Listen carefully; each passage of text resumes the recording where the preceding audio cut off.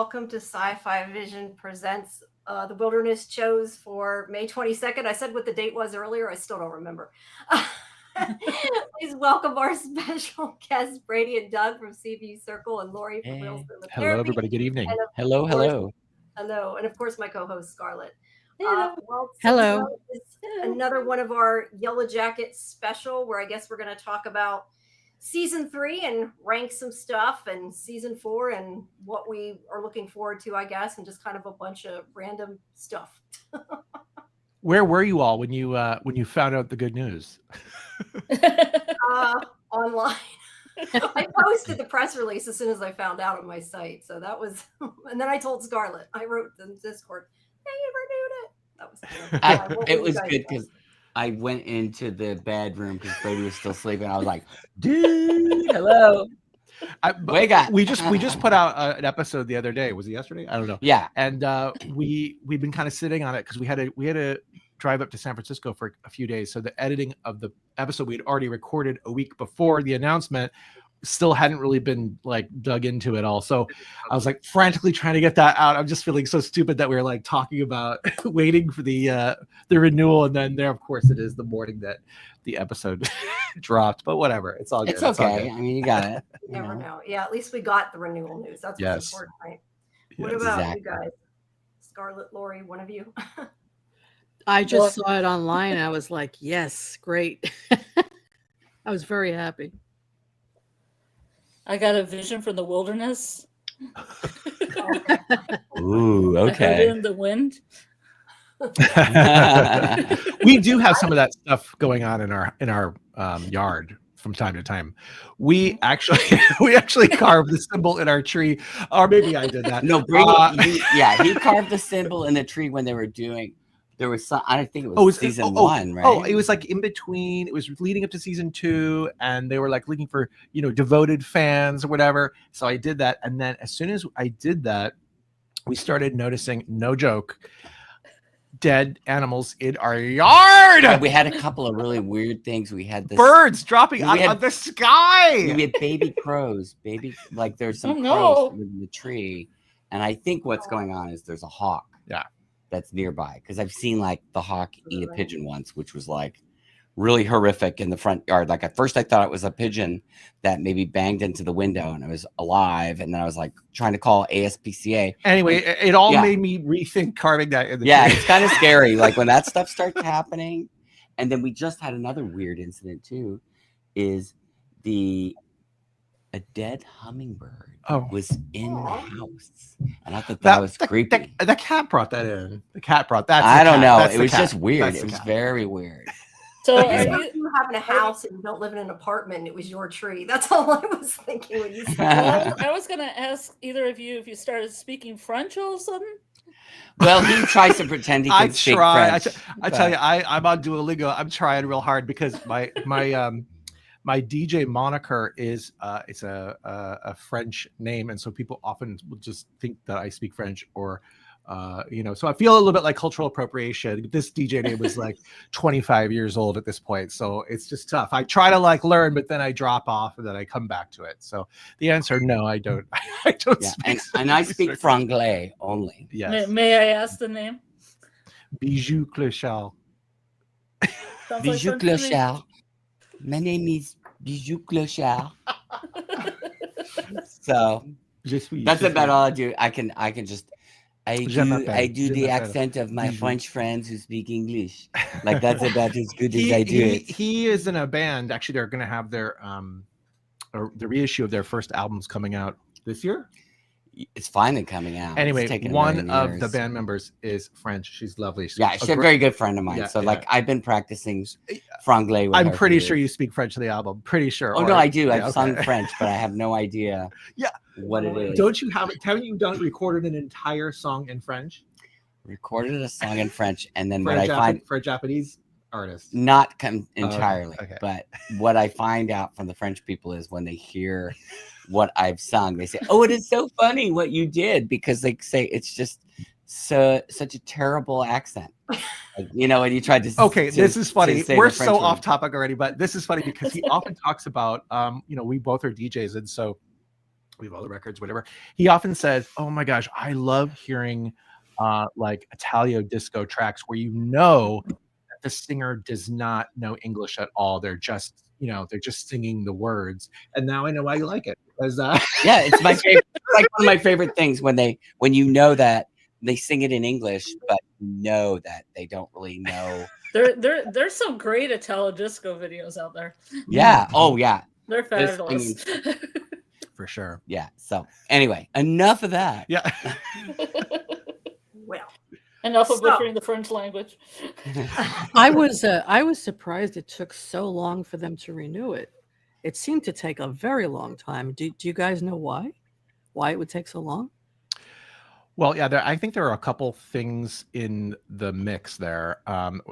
We actually got to meet Ashley Lyle the night of the screen. Like they did a screening for FYC for your consideration the night that it officially aired, right? Like whatever that Friday was. Friday. Right. So we had watched it on the Thursday. So we watched it on the Thursday, and then we got to go see it on Friday on the big screen, which was like a really great experience, I have to say. Because and with the audience, I mean, it was like hardcore young fans, like, old fans, but everybody just like people were dressed up. And we kind of like did like a poll, live in person, like, have you already seen the episode? Have you not seen the episode? And it was like 50-50. So it was really fun to hear everybody's reaction there in the theater. And it's just weird because Ashley Lyle, like Ashley Sutton, Ashley Lyle, and like all these other people from production of Yellowjackets were sitting right in front of us. We didn't like plan that. It just kind of happened. So then afterwards, I was able to talk to Ashley Lyle for a while. And at that time, she was already feeling pretty confident that the season 4 renewal was coming. So we were like just trying to like keep it chill. But we do know that there's like a they had like a big merger. There's like a merger in the works, or whatever, selling off Showtime to Paramount or something like that. So that was one of the things. I think there was that lawsuit thing too, which got settled, right? Right. That movie. What was the lawsuit? That the movie what's it called? Someone will know. I forget what it's called. Somebody's going to be in the chat and talk about it. That there are elements from this movie from like maybe 2015. I could be wrong, even on the year of that. But elements. Society of the Snow. Or is another one? Not that. I forget. But what was stupid about that, I think what they were trying to say is that they were trying to say that my story had a story about people crashing in high school people crashing in an airliner and like in the mountains. Well, I think there was also like a supernatural element or whatever to their story, and so that's what they were picking up, that there were similarities. So that's been like going on for at least a couple of years, that lawsuit. So that was resolved in the last month as well. So I think that's part of it. Yeah, the ratings were great. I mean, they said it had the highest ratings. That's why I said, well, if it had high ratings, what are they waiting for? Right. Well, I just think it's generally like it's also a kind of a weird time, with like the tariffs and all this stuff. And like there was that whole thing about, tariffing foreign movies or whatever. And I don't know how that affects TV, but obviously the production's in Canada. So I don't know. I have no idea like if that factored into any of it as well, but. Okay. Makes sense. Lately, so many things have been renewed so early, like even before they air. I think people are getting used to not having to wait, and then they freak out when they have to. Yeah, too. Yeah. Like The Last of Us, they renewed it right away. Yeah. As soon as this last season dropped, they renewed it already. Yeah, I think it depends on the network and the show. Yeah. Well, what are you guys hoping to, I guess, see in season 4? What are you expecting to see in season 4? One or the other, whoever wants to. Well, I definitely think, what I want to see and what I don't want to see. I mean, I have a feeling we're obviously going to see more murder. That's a given. Yeah, but I would say that was probably one of the biggest surprises for me of season 3, actually, getting it as close as we did to the rescue, was that there's still so many people left. I just thought, I thought the Pit Girl thing was like, I thought there was going to be very few people left. Like I thought it was going to be just those 8 people and a 9th, so to have still another 4 or 5, I don't know the exact number right now off the top of my head, but that was a surprise to me. So I think that's interesting. And I think for me, what I really do want to see, like the rescue, and I want to see like more people make it home than we ever imagined. And then I want this is so demented for me to say this. I want to see these Yellowjackets, the ones that have survived. I want to see them deal with some some loose lips out there that come back, and they have to like figure out how to like, that's gonna be interesting. Well, and I want to see that mention that they said, "Oh, we did terrible things when we got back home." Right. So I want to know what those terrible things are. And I You don't think Shauna's going to be the one that's loose-lipped? And write a yeah, I guess. I mean, she had fun out there, so her idea, what was out there might be the, the tone everyone reads. What about though, Natalie's, arrest too? I want to know more about that. Like after she got back. I mean, I want to. We saw that that mugshot in the first episode of season 3, and we didn't really pay much attention to it, I think, when we first saw it, and then we were like rewatching it or something, and I was like, "Are we looking at this? Are we looking at this?" And then I don't know if it was actually Sophie Thatcher who posted it. Someone posted it after the season, the actual photograph. It's so funny. That's the date we started dating. Her mugshot is the day we started dating. Yeah, 2003. So we just celebrated our 22nd anniversary. So like, it's kind of like a crazy one. Wow! Congratulations. Yeah, we made it. We made it. Yeah, I'd like to see all those timelines, like 1988, and then 2001 is when Jeff and Shauna marry, and then yes, 2003 is when Nat gets arrested. 2004 is when Callie's born. They could do all those. Yeah. I'd be so happy. Yeah, I wouldn't mind if they don't show the. I still keep starting to say the island, the wilderness. The island, I love it. If they move the teen timeline into once they've been rescued, even if we don't see that anymore, I think I'd be okay with that as long as we're still seeing the teens, because I want to know what happens between them getting rescued and how they became, what they are now. More of that. I have my own view of how they're going to start the show. We're going to start a show fast forward to them already being back in civilization and the trouble they have adjusting to life back home. And we're going to see a lot of flashbacks to the wilderness. And they're going to show us what happened to the frog scientist and what happened to Aquila, and what happened to a few of the others. It's going to be probably the first 2 episodes. They're going to show a lot of flashbacks, I think. While the main storyline will be the rescue storyline. And I think the future timeline, which is the present timeline, they'll probably show a little bit of that too. Yeah. Now, we're finally going to see Britt, and who's the other one that's still missing? Robin. Oh, Robin. Yeah. Those are the new girls that nobody really knows. I can't even remember. And there's still one other unaccounted extra jacket. We're telling you from season 2 at the card draw. There's 3 people on the side that number are shrouded. 15? Yeah, we're saying it's number 15. I call them the Greek chorus or the Fates because they're always in 3. Because they're outside the cabin when it burned, and I'm like, who are those girls? Right, exactly. No, I'm intrigued to see what their intent, what these 2, Britt and Robin, what their intentions are during that whole hunt, whose side they were on, because that was very unclear. It was left up to our own imagination. We have no idea, so that'll be interesting. And then I was going to say regarding Aquila, we love her so much, and I just think it would be a shame for them not to have her be like a survivor. And so this is really where I don't have a lot of hope, really, to be honest, for that, because the way they left it was,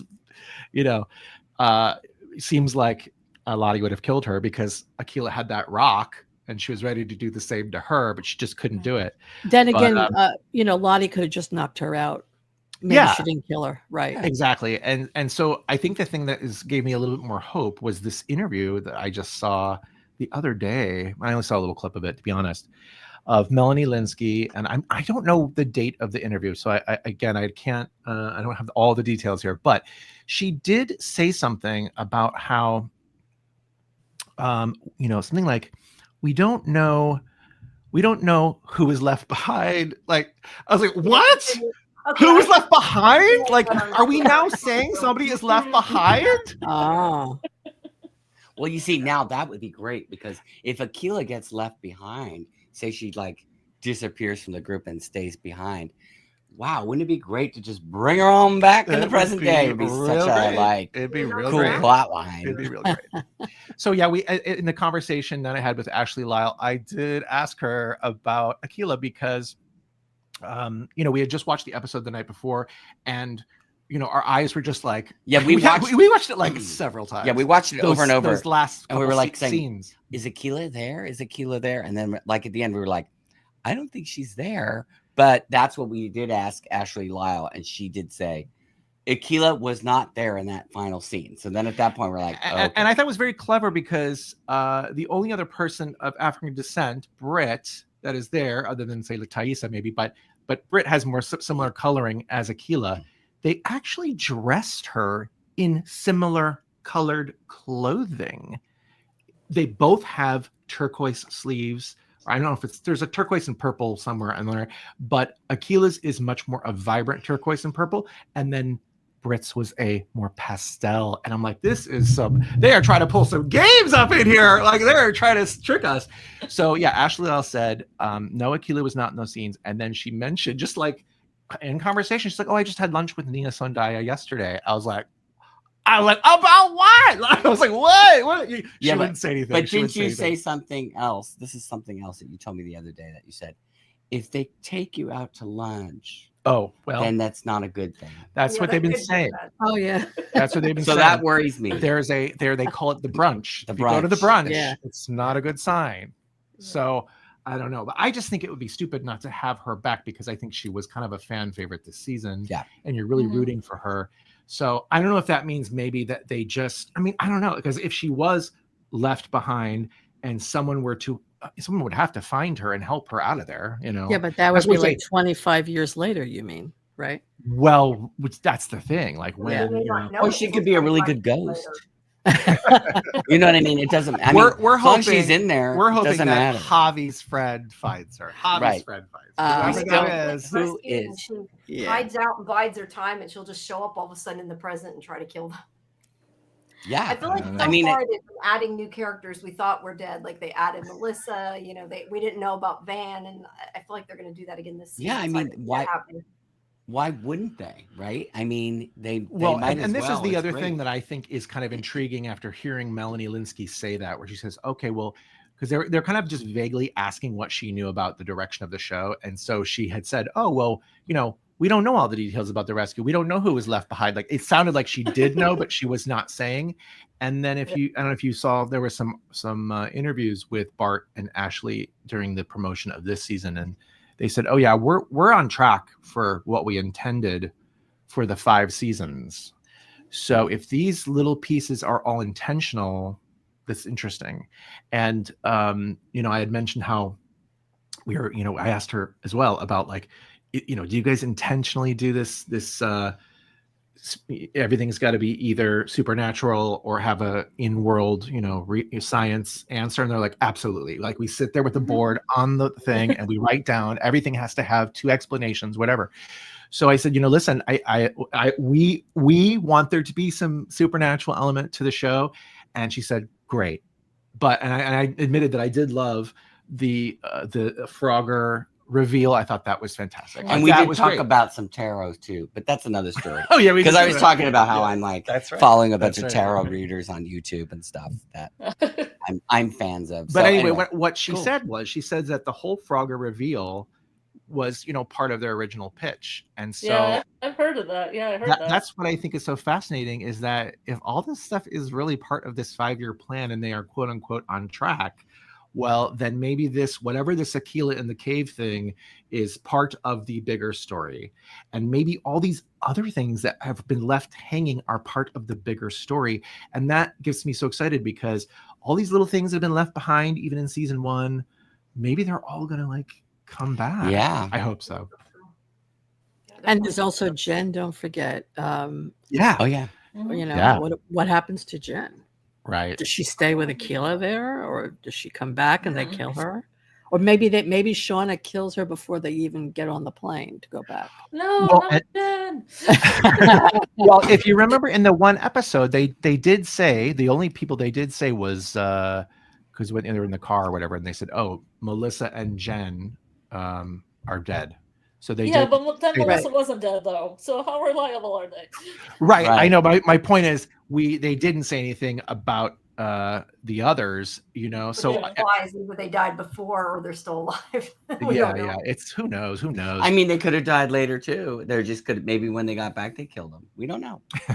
They're just saying they're not going to talk. I'm just really curious how that's all going to come out. Like who's going to talk? Because you can imagine if a story like this, you know, really were, you know, in our world, people would be hounding. Well, as we saw, even 25 years later, people were still hounding them.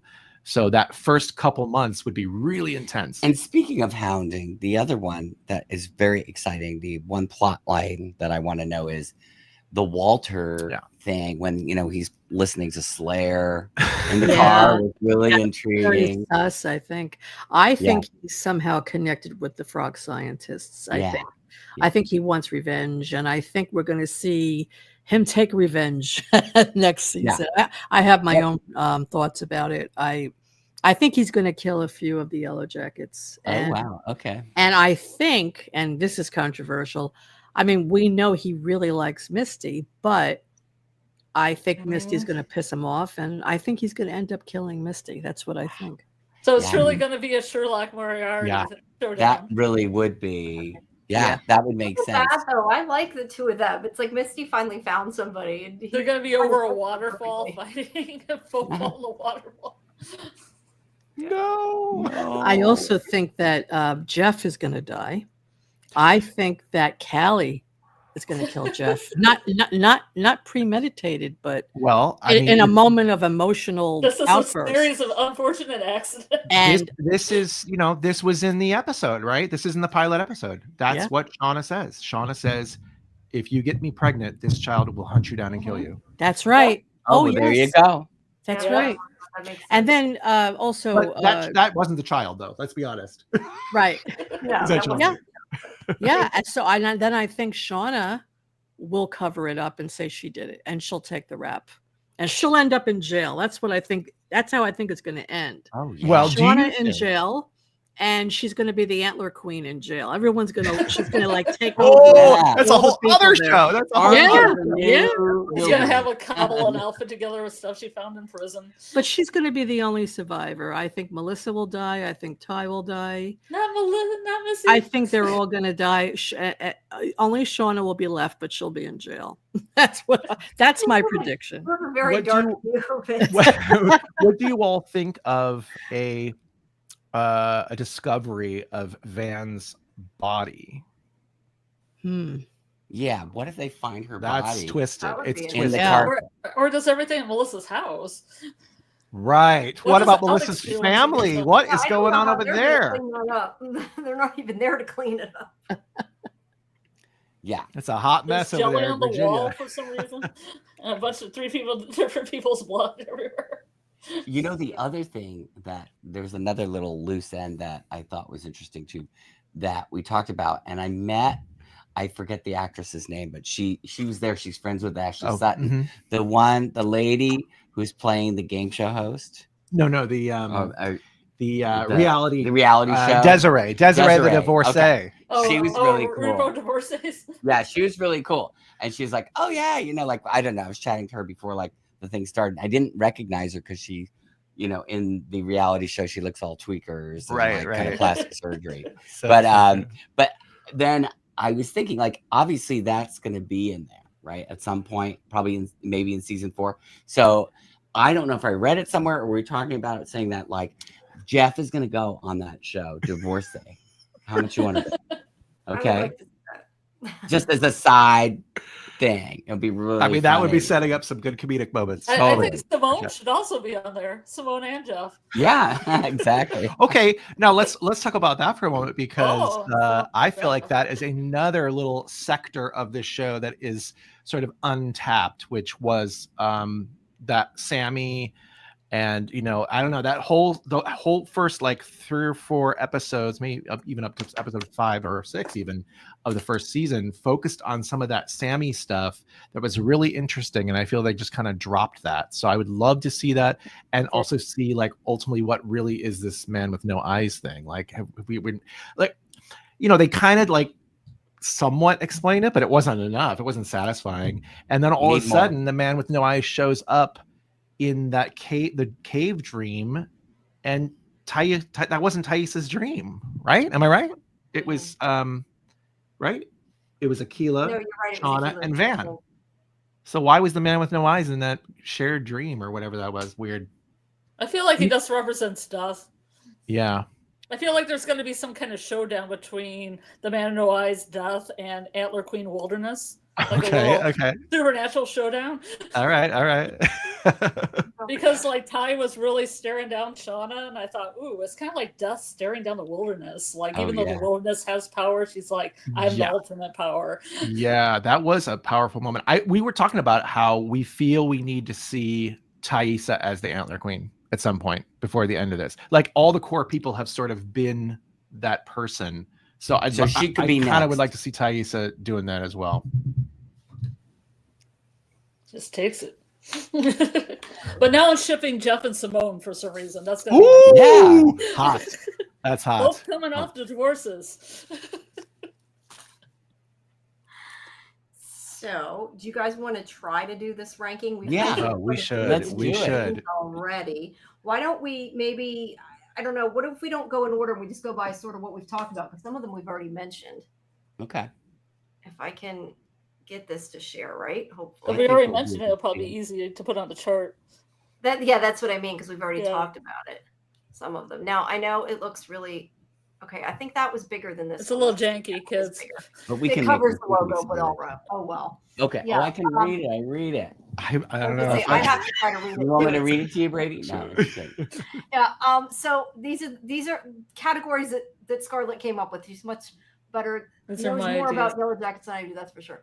But we have Emmy winning, The Heart, Axe in the Head exciting, Frog released from jar. Now what's Frog released from jar then? Is that sort of like in between good and bad? Yeah, it's like a frog and you're like kind of like, it's okay. I'll let it go.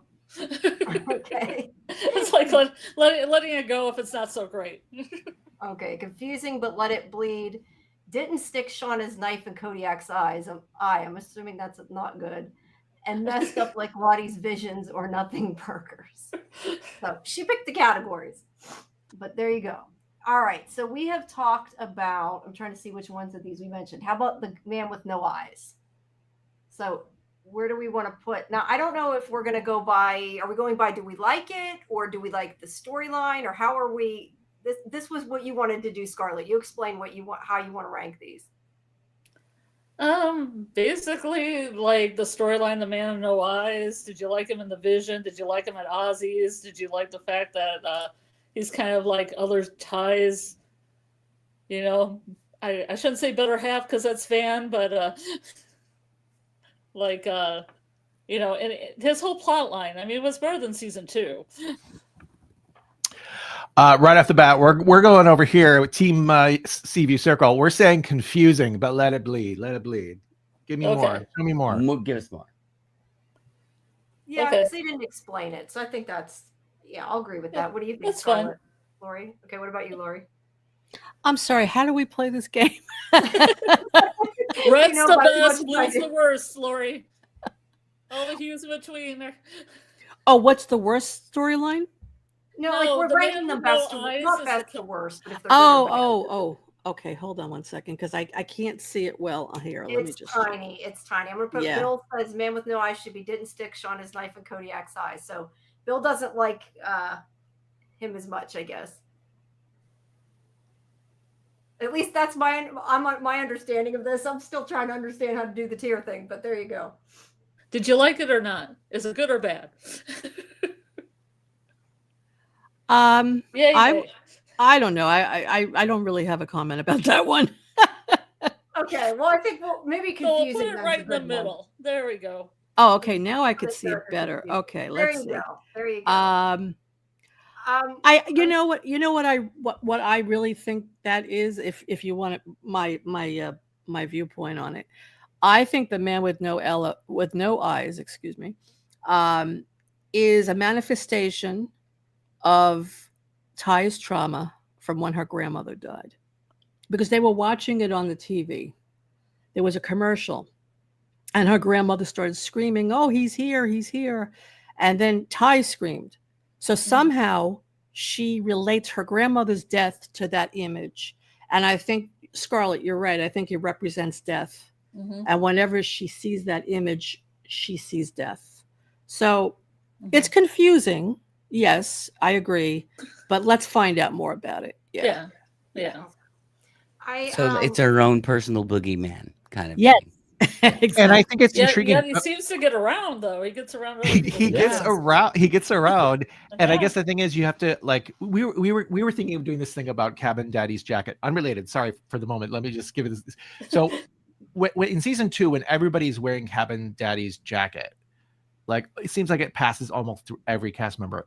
I want to know why. Like, I want to see if there's a connection. Well, we why. definitely And so, that's we're gonna do that for our podcast. Cabin Daddy. But It's a really warm, cozy jacket. It is. I want one. It I want smells one. good. So, but you and make you speak the same question could be asked about the man with no eyes every time he appears. If that is a representation of death, it's interesting because I think the last time we saw him, I could be wrong though in that. The last time we saw him was, well, yeah, the last time we saw him was in the adult timeline, if you will, was when they were kissing outside of the restaurant. Mhm. You know, I don't know. It's we saw them on the TV with Van and right, Ty. They were right, watching. and then they went to see that whole thing. I feel is just not explored. Like that was left hanging. That whole thing where they go to the ice cream parlor. But I don't think Van saw him. She went along with pretended what Ty she said. I agree. Right. I think I would agree. I also think that scene in the cave where they all had their delusion, right? It was Aquila, it was Shauna, and who was the other person? Van. In the classroom, that was part of the classroom scene, right? Right. So that was Aquila's manifestation with Ty and Shauna. They saw the man with no eyes. So they had like a shared delusion, like a shared hallucination, I should say, a shared hallucination in that state of being in the cave, of being overcome by those fumes. I think that's what that was. I think it was just a feeling of death is coming upon us, and they all saw him, you know. And it ended up being a death for Van in the adult timeline. So that is interesting. And I'm not condoning drugs, but I have had a shared hallucination. Not with you a long time ago, but you know, I mean, it does happen. I hope it was more pleasant. And it's like, it was way more pleasant. But yeah, you know, you have that. Nobody was getting sliced with those little slap bands. It was way happier. Trust me. Those things are dangerous. Way more lighthearted, I guess I should say. All right, let's see. I'm sorry, I'm looking at the little tiny pictures and trying to figure out what they are, remembering which ones we've done. Okay, what did we talk about? We want to talk about Melissa. How about Melissa? We talked a bit about Melissa. How about the reveal of Melissa when she showed up? I think everybody knew it was going to be Melissa. So I don't know. To me, that one didn't land as well. What do you guys think? When she showed up in the adult timeline, I mean. Yeah, I think people suspected it was her. I don't think it was a big shock. Yeah, we're gonna say over here, didn't stick in Shauna's. What is that? That's what it feels like. Shauna's knife and Kodiak's eye. Yeah. I mean, let's put it this way too. That was out of all the spoilers that were coming out. I mean, they kept talking about Hilary Swank joining. So obviously, we were all just trying to figure out, like, well, who do we think she embodies as the character? I was like, oh, she's gonna be the adult Melissa. I mean, I don't know. Yeah, it was pretty. I mean, especially once that kiss happened in episode 2 at the end, that was like, oh, well, here we go. Yeah, here we go. We're good. Yeah. So yeah, not really a surprise. Now, where they take it, God knows. And I will say, I think that Hilary Swank did an amazing job in that one episode where there was like the showdown. I thought that was great, and I would be happy to see more. I am pretty peeved that she unalived our dear Van, because I do feel like there was just absolutely not enough of Lauren Ambrose in the show. Yeah, Lauren Ambrose is amazing. I agree. I'm going to post the link. If I did this right, you guys should be able to vote on the live version. I think it's going to be like empty, if I understand how it works. Like our list look at that. Different than the live. But you guys should be able to hopefully fill it out. The people in the chat, I mean, you can vote and tell us what you think if we did it right. It's the big thing.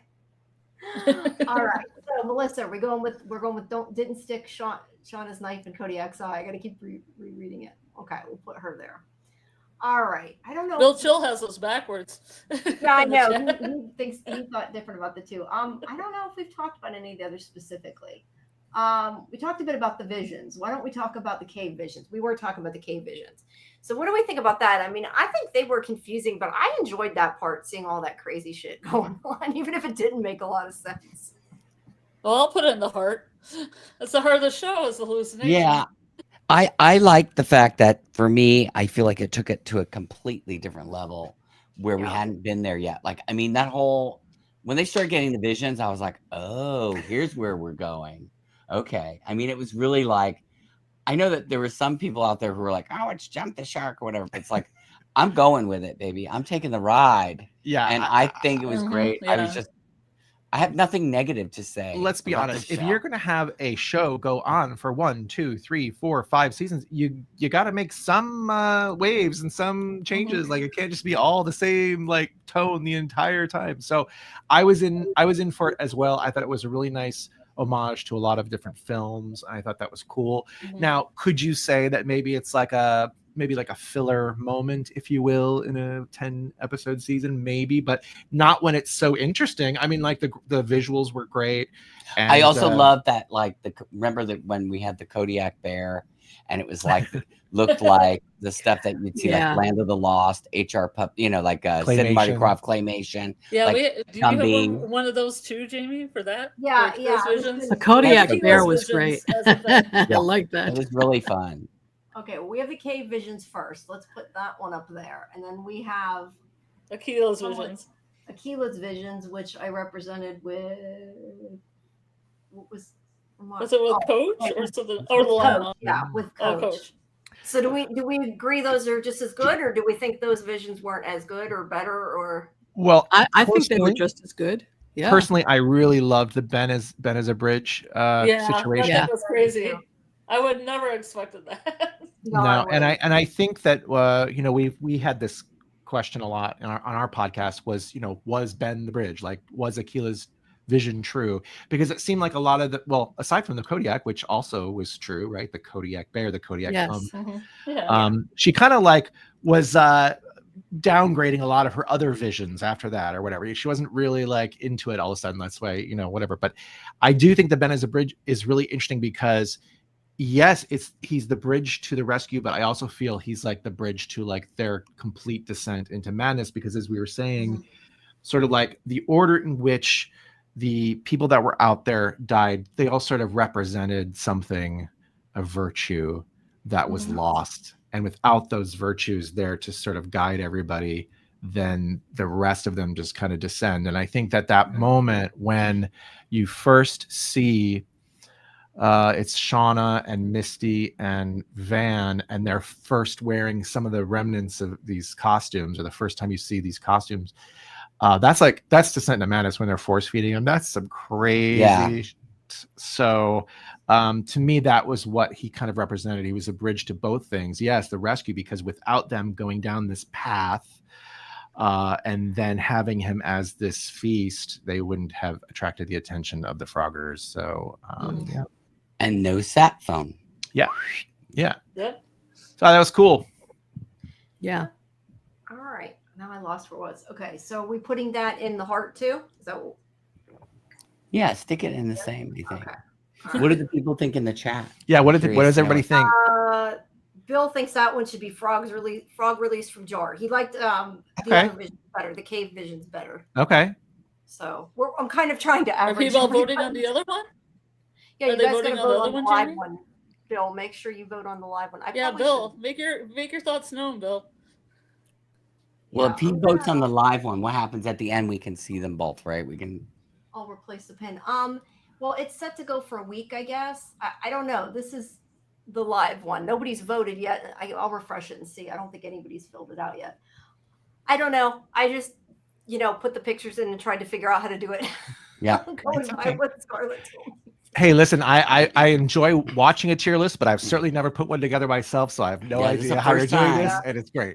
I think it probably works better if you're not trying to do it live. That's what I think. Hopefully it I'm won't glad be you're our doing own it, and we're not trying to do We've it. talked about doing it ourselves, so this is why this is fun to join in. Yeah. Okay, well, we talked about their descent into madness. We have a few involving that part of Coach's storyline. We have, and we kind of went together and cut these down. We had a lot more. Yeah. We got it down to 30. So we have the trial, and we have them cutting his Achilles tendon after that, and then also Nat killing him. Those are the three related to that part of Ben's storyline. I feel 2 of those are Emmy winning. Yeah, I was just gonna say I'm going Emmy. I'm going Emmy. The trial speech there, really the performances. Well, I mean, I would say both Sammy Hanratty and Steven Kruger, but particularly Steven Kruger, that was really great. What about Misty's? Emmy winning. And what about Misty's? I'm sorry, Misty's time with him as well. Oh God. Yeah.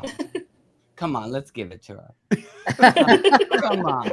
Give one to her. Give one to her. My girl Misty. My girl Misty. Yeah, every time she cries, I cheer up. We got to meet her at that. We were so excited because we did. Well, you know that Q&A thing when they did the final episode. It was a zoo. It was such a zoo, and we were like, and we actually met quite a few of the actors like during the season 1 when they did a Q&A, but it was very small and like there was just it was a different vibe. Well, it was before the show really took off. Before it really took off. But we were so stoked because we were like, let's just go meet Samantha Hanratty because like everybody else we tried to meet Courtney. Yeah, we hadn't really wanted to Courtney meet her, before, but we almost got to meet her, and it was getting too crazy, and it's like they had to get them out of the theater. So you know, we didn't get that chance. But anyway, we got to take. Sammy was lovely, and you can just tell from all the she's a interviews groove. and stuff. Such good energy. Yeah. That's awesome. All right. What do we want to do with the other scenes? We have them cutting his Achilles tendon, and also when Nat killed him. Sophie's Badger wins the Emmy. Well, cutting the tendon is messed up, like Lottie's vision. That is messed up. That is messed up. Yeah. I agree. Yeah, I agree. It's messed with that up. one as well. Okay, what do you think, Lori? I don't want to. Yeah, I agree. Messed up. Okay, we'll put that one there. I totally agree. I told Scarlett earlier. I actually kind of hate this whole episode, but that's because I liked Ben. It's not. Yeah, because it's not writing or anything. I just don't like all the stuff that went down. All right. So what about Nat? That she gave him mercy. Award winning Emmy award for Sophie. Yeah, that's kind of what I was Emmy. thinking. Definitely made me cry. That's for sure. Yeah, that was incredible. I would also say when she's sitting on the log crying too. That's acting. Oh my God, that scene is like, that's gut wrenching. Yeah, put that in the Emmy too. When the snow starts falling, the snow is falling. Yes. Yeah. That whole episode was hard to watch in general. Yeah. It was really like, I swear I was so stressed after all of that. Like, you could see her transformation at that moment. Oh yeah. The snow is coming down. You're like, this is her decline. You see it. Yes. She just lost all hope. I thought that was really interesting about this season. They were doing these sort of bridges between who we know of the young, teen character and then the adult character. You could see the bridges. I really love that, especially with you could see it with Lottie, and you could see it with Natalie and Shauna too. There was Shauna moments as well. And Natalie's acting the Sophie. She channeled Julia Lewis. Julia Lewis so beautifully. I was watching her and I'm like, I'm looking at Juliette Lewis. Her acting was so great. Yeah, really, really, really good. Yeah, I mean, that's why I still like, again, well, that's probably where we're all watching. I mean, it's just that their acting is so great. And that's why I'm still kind of fascinated that we'll meet people who we know who are like, who were saying, oh, yeah, we're doing a podcast, Yellowjackets. They're like, oh, I haven't seen it. I haven't heard about it. I'm like, well, where have you been living? I think there's an element where people get really freaked out about like the cannibalism. Like they just get really freaked out about it. I'm just like, you just give it a try. Just give it a try. It Like, barely even happens in the first season. Yeah. There's some Yeah. flashbacks. I keep on telling them it doesn't even rev up till the second season. I think the thing that it's not the whole season. It's just parts. It just right. And I think the thing that shocks me the most is that people that are like, say, my age, I went to high school in the 90s. This feels very familiar to me.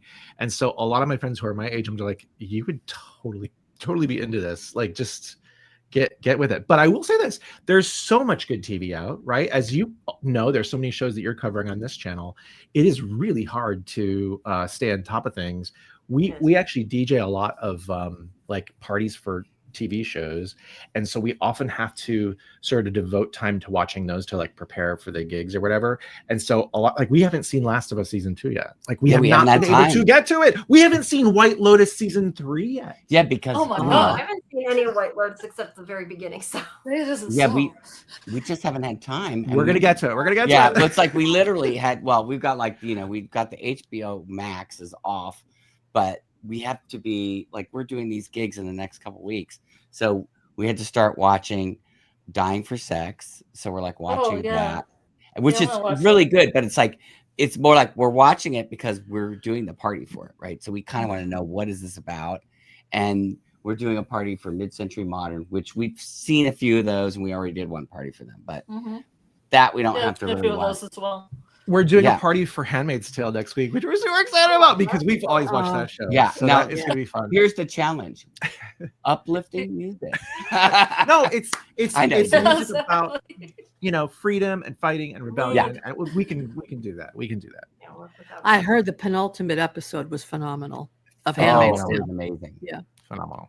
Yeah, and I think that's what we just found out, that what they're going to do that night that we do this thing. They're doing like 2 episodes. They're showing this last week's episode and the finale, and they're going to do 2 Q&As. So wow, that should be really interesting. Hopefully we don't get to see the Q&As. We don't get to, we won't. We're like in the other room setting up, but like, we'll miss that. We might be able to sneak in. I don't know. We could go. I would like you guys should do a report on that. Yeah, I know. It's funny because the timing of shows is like, when we found out that White Lotus and Yellowjackets were airing pretty much the exact same schedule, we were a little upset because we definitely wanted to do the Yellowjackets, but I know we would have really enjoyed doing this season of White Lotus too in real time. So it is what it is. And then we kind of needed a break once Yellowjackets was done, and just whatever, had a lot of stuff going on. And there's day jobs involved too. Exactly. So there's a lot. We would have loved to have done Handmaid's Tale, to be honest, because I think it's been a really good season. And we've watched it all. Yeah. I mean, we're diehards. So we're also doing Andor too. Did you cover Andor on Sci-Fi Vision? Karen and AJ, my other co-hosts on the other show, they did. I did not watch it because I'm not a big Star Wars fan, to be honest. Fair enough. So I never got it, and then I just didn't have the time to catch up and get into it because Andor's pretty good, I have to say. It's definitely has like some sophistication to it that is you don't often see in Star Wars stuff, and it's particularly like the sets and the costumes are just insane. Oh, it's unbelievable. Yeah, I mean, it's crazy. Yeah, so we're looking forward to that. Yeah, there's a lot on. Sometimes you can't cover all of it, unfortunately. Yeah, it feels like you want to. Sometimes you just can't. The Bear is coming back in June. I know. I can't that would wait be a to see really it. good one. And Jamie Lee Curtis is going to be in it. I saw that trailer. Fantastic. Yeah. Did you see that episode of The Fishes? You must have seen that. No. The Bear? The second season? The Bear with the Fishes. Okay, I'm sorry. The Fishes. That's the one with Jamie Lee Curtis. The dinner. The dinner Christmas party. dinner. Yeah. Oh yeah. I remember that. My favorite episode. I love. If no one ever watches The Bear, you have to watch that one episode. Right. It's unbelievable. It is so funny. You have Sarah Paulson. You have John Mulaney, the guy from Better Call Saul. John Bernthal. You have everybody together for the scene, and Jamie Lee Curtis is this narcissistic mom who's like losing her mind trying to make Christmas dinner. It was phenomenal. I remember that was so good. I think that was such a standalone too, wasn't it? Yes. Like, and then she was in the last season too, right? When her daughter was giving birth. Right? That was a great episode too. Yeah, but the one with the fishes was so funny. It was it was just outrageous. It just out of the park. Yeah. So I'm looking forward to that. I may cover it. I'll see how it is. Yeah. Oh, that would be great. I mean, when is that starting? Like in a couple It's months? it's a month from June now. 25th, I believe. Oh, geez. Okay, Mhm. we got a lot going on too. We could fit that one in at least. We haven't even watched. Another favorite show of ours is Hacks. We haven't seen the current Yeah, we season. haven't Oh, watched Oh, it. Hacks. Yeah. Yeah. Yeah, I want to see. Hacks is a good show. I'm surprised you haven't seen Love Last Gene of Us. Simmons. That's what I like. We're covering that right now. Actually, we covered that earlier tonight. We did that a couple hours ago. So Scarlet does not watch it. She hasn't watched it yet, but What? Which one? that you don't watch Last of Us, I said. I played the video You games. played the video game, but you don't watch the show, so Yeah. you need to watch the show. I The just video wanted, games kind of like freaked me out and were kind of depressing. it is. It's not a happy show. I just wanted to. We had a couple comments in the chat I missed, and I'm not sure what it was about. Quiam was saying earlier. Maybe you guys can figure out what it was about because I don't know what we were talking about at the time. About wanted them to be sisters. I'm not sure who that was in regards to. I do not remember what we were talking about at the time. So I am sorry that I skipped your comment. But There could be maybe you guys sisters know. on here. Yeah, I don't know. Theory about somebody being sisters. Sorry, missed that. But I love Chris Orlando's comment. I went from "Damn it, Shauna" during the season to "I really miss Shauna" the last couple of months. Shauna's the worst. Shauna, go, but don't go. Yeah, that's great. All right. So what do we do? What you Scarlett, you know what scenes are in here. You pick one. You know which ones you picked out. I don't know exactly. I can't remember what scenes. We have Okay. Eat It. Let's do Eat It. I see. Eat Eat it. it. That's good. All right, yeah. Eat it. Eat it. No, Don't no, you make me repeat it. Yeah, No, eat it. I don't know how I feel about that one. It's so bizarre. Heavy wedding. I mean, I'd say axe in the head exciting. It's Axe in the Head exciting. Come on, it is Axe in the Head Come exciting. on. At least. Okay, Eat it.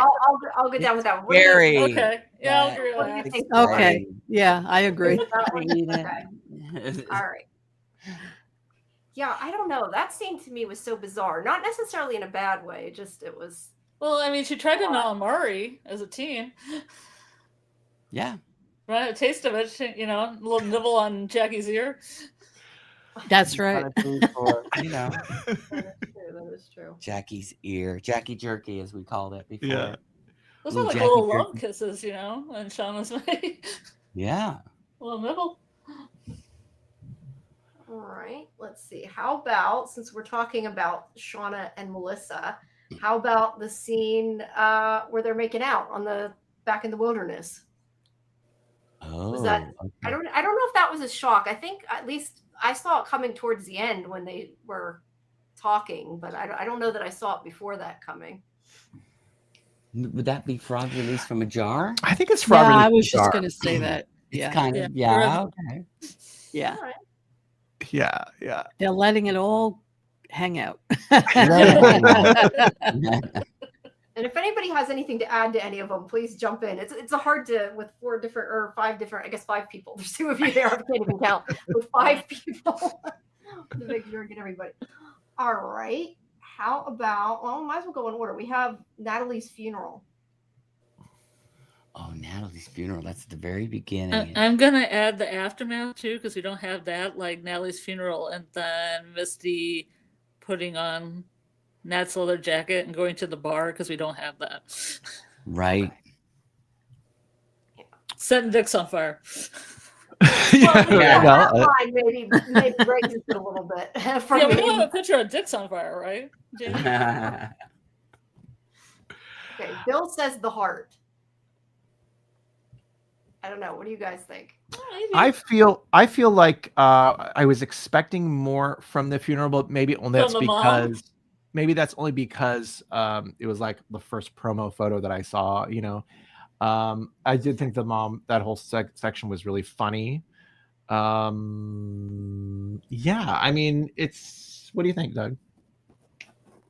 I mean, I might go for frog release from a jar. Oh, really? No, I don't know. It should be better. But is it I would say action the and heart. exciting? No, It's no. not. Yeah, I don't know. It's that exciting. Maybe it is the heart then. The heart. The heart.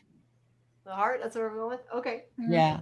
Okay. It's All right. There we go. Oh, I let's see face it, little. it's cute. Her wearing Natalie's emojis jacket. from Yeah. the- Oh no, that's good. Channeling I like her. her It wearing is the cute. jacket. Did you hear the backstory of that? Is that the jacket is was actually Christina Ricci's jacket, her own jacket, and they just pretended that it was Natalie's. But and the reason why she wore it was because it fit her so well and she really liked it. But then after this season wrapped, it was in her car and someone stole it out of her car.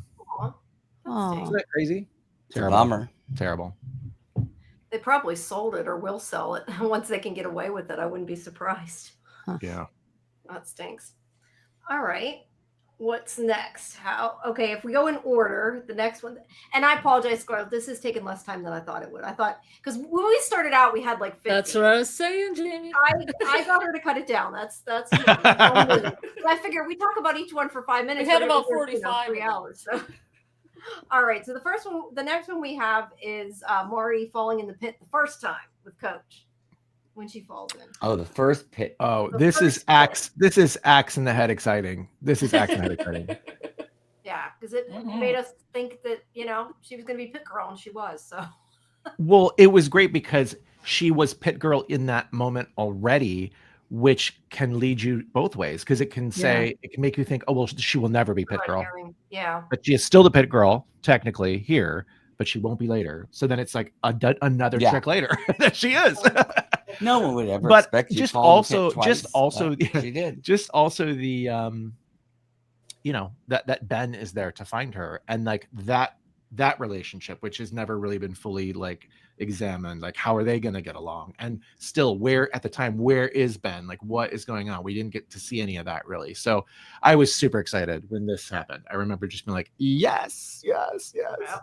Yeah, I did have a photo of the bear spray incident, but we don't have it now. Of the bears? Oh yeah Because I feel that's pure comedy gold. Oh yeah, that was a great sequence. I loved her singing. I'm too sexy. I have it right here. I'm too sexy for my. Look how quickly I can pick that out. Wow. Hello. Okay. That was such a great moment. I was like, oh, this is so funny. And of course, to come from Mari, it's the perfect song. All right. So we would say axe in the head, exciting, or axe in the head. All right.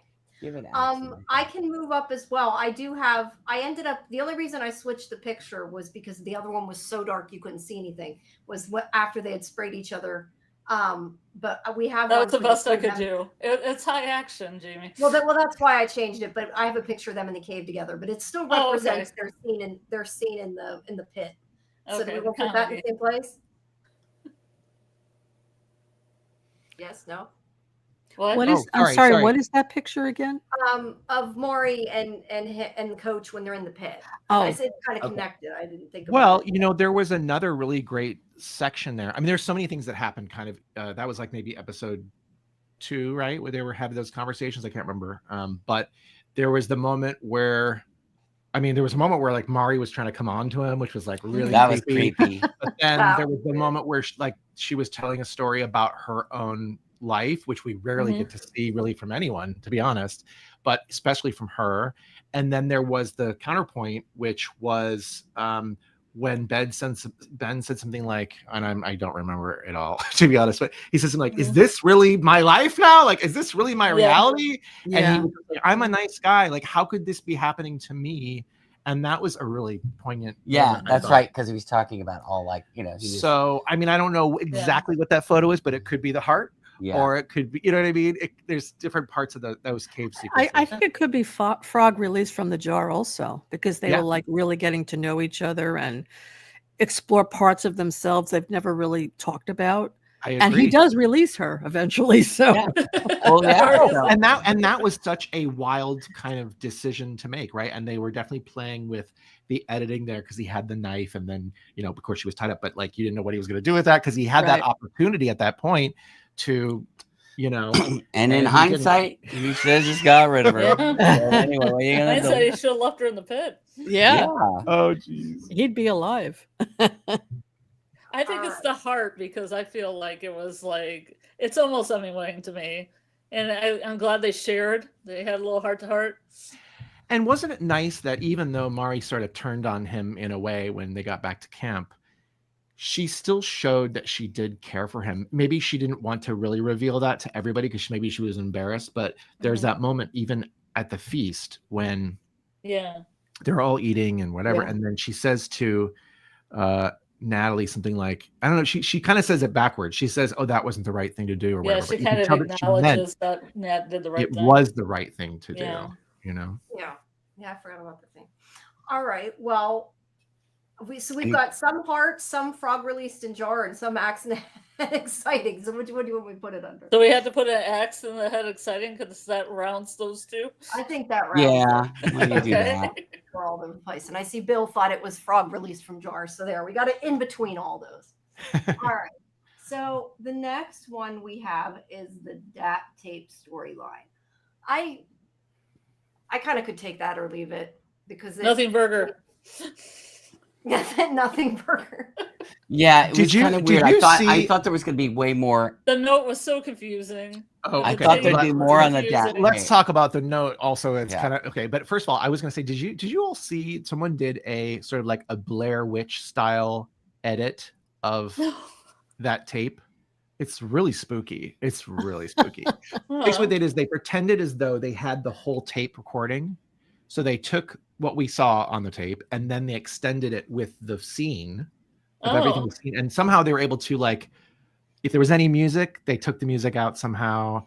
And then they added in like the sound of somebody running, Hannah, I guess, running. I don't know if she had the recorder on there or not. I can't remember, but whoever was running, it had to be Hannah. Yeah. And so then it's like the other sound from the camp is kind of muffled, but you hear all the things that happen. It's so spooky. And of course you don't see anything, right? It's just like gravelly, whatever, you know. It was good. I saw it on TikTok. But anyway, I would say the DAT recorder was definitely interesting. And I think we kind of all maybe had hoped there would be something like that. But I don't know how well it was executed in the adult timeline. I don't know if it was used to the best of its impact. And I definitely think the letter thing felt a little weak. The letter was a little bit of a letdown. because I don't think we thought there was a letter. At least I didn't think there was really a letter. And then it's like, really? You just lost it under the fridge? Is that right. kind of right. Weird? I mean, we saw Callie pick up the envelope with Shauna's name on there and the symbol. And I thought, if you're Callie Sadecki, you are going to open that up like immediately. And if you did, and like right there on the porch. Right. And if you lost it under the fridge and you went into the fridge. Well, no, she didn't know she lost it because what happened was in the flashback it was that like, explained it, Jeff walked in and she dropped and it like dropped. Surprised her. Yeah. Well, I mean, if and it fell in a for way that's, scientifically impossible underneath the fridge. yes. And then of course we have the whole other side of this, which is the Lottie death, right? And so how the DAT tape factors into that is a little wonky. So I would say, again, the idea is great, but the execution, I'm not for sure. What about didn't stick it? How come when they found the envelope, when Shauna saw it, she pulled it out, how come it wasn't covered with like lint and gross stuff? Because let's face it, if any of you have a cat that play with the toys, do this. Like if you clean that fridge every now and again, you find all the cat toys, the weird balls, and like all this lint and stuff. It's disgusting. So yeah. And that envelope went really far under the fridge. Yeah. Did they end up giving the Karma Cat, or did they give that to the people? I thought they kept it, but I don't know why I think that. I think it's for lever foraging wild in their house. So of course the thing that's really unfortunate about that letter is that if the letter had been given to Shauna, then Van would still be alive. Let's be honest, and maybe Lottie too. I mean that's just it. I mean it's a real. And again, like I say, the plot point, it falling under the refrigerator is, I don't know, it's a little frustrating for those big events to happen, in the wake of that.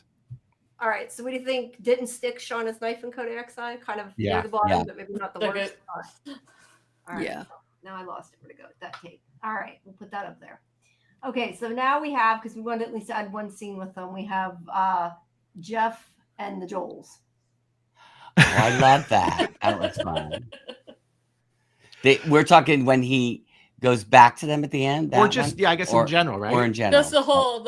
Yeah. plot We can't even with really that. The whole I thing. think in episode 2, I was like, what is this? Like, it was like, this is a lot for like no payoff. But then in the long term, I thought it was really good. And I did say, though, I remember saying when we covered that episode, that it felt like, oh gosh, this felt like the end of the character to me. It felt like a really like closure of Jeff. Like he kind of overcame this relationship with his wife, and he's now going to do something on his own.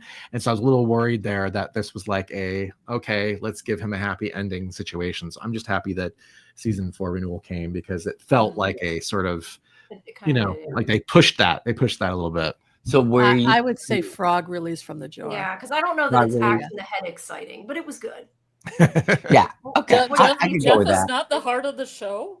Oh, According to me, yes. Yeah, but he's metamorphosizing himself. He's transforming, right? He finally said, "Listen, my wife is the problem. It's not me." So he's the frog released from the jar, I think. All right, we'll put that one right there. Okay, so now we have Callie and Lottie's relationship that was, I guess, through a couple episodes, actually. We sort of combined that one. Not enough. Not enough. Combined excitement of shoplifting and singing in the kitchen while making sauce. Yeah. We need a little bit more. I needed more of adult Lottie this season. I needed more of adult Lottie. It wasn't much from the cult compound. I loved seeing her on the loose. I thought she was so much fun. Yeah, it was nice seeing her out of the her performance. garb Her performance was just like, I was just like dazzled. Like, I really missed her, I have to say, for the second half of the season. And I did enjoy the scene when she first came to the Sadecki household. It was so much fun. Oh my gosh. She's brushing off the chair before she sits down. Oh, and just the dynamics between everybody. Like, it was such a really good scene. Now, again, we've talked about this even here on Sci-Fi Vision, right? About Lottie maybe having a child or whatever. What is this whole like obsession she has with these children, like Shauna's child or whatever?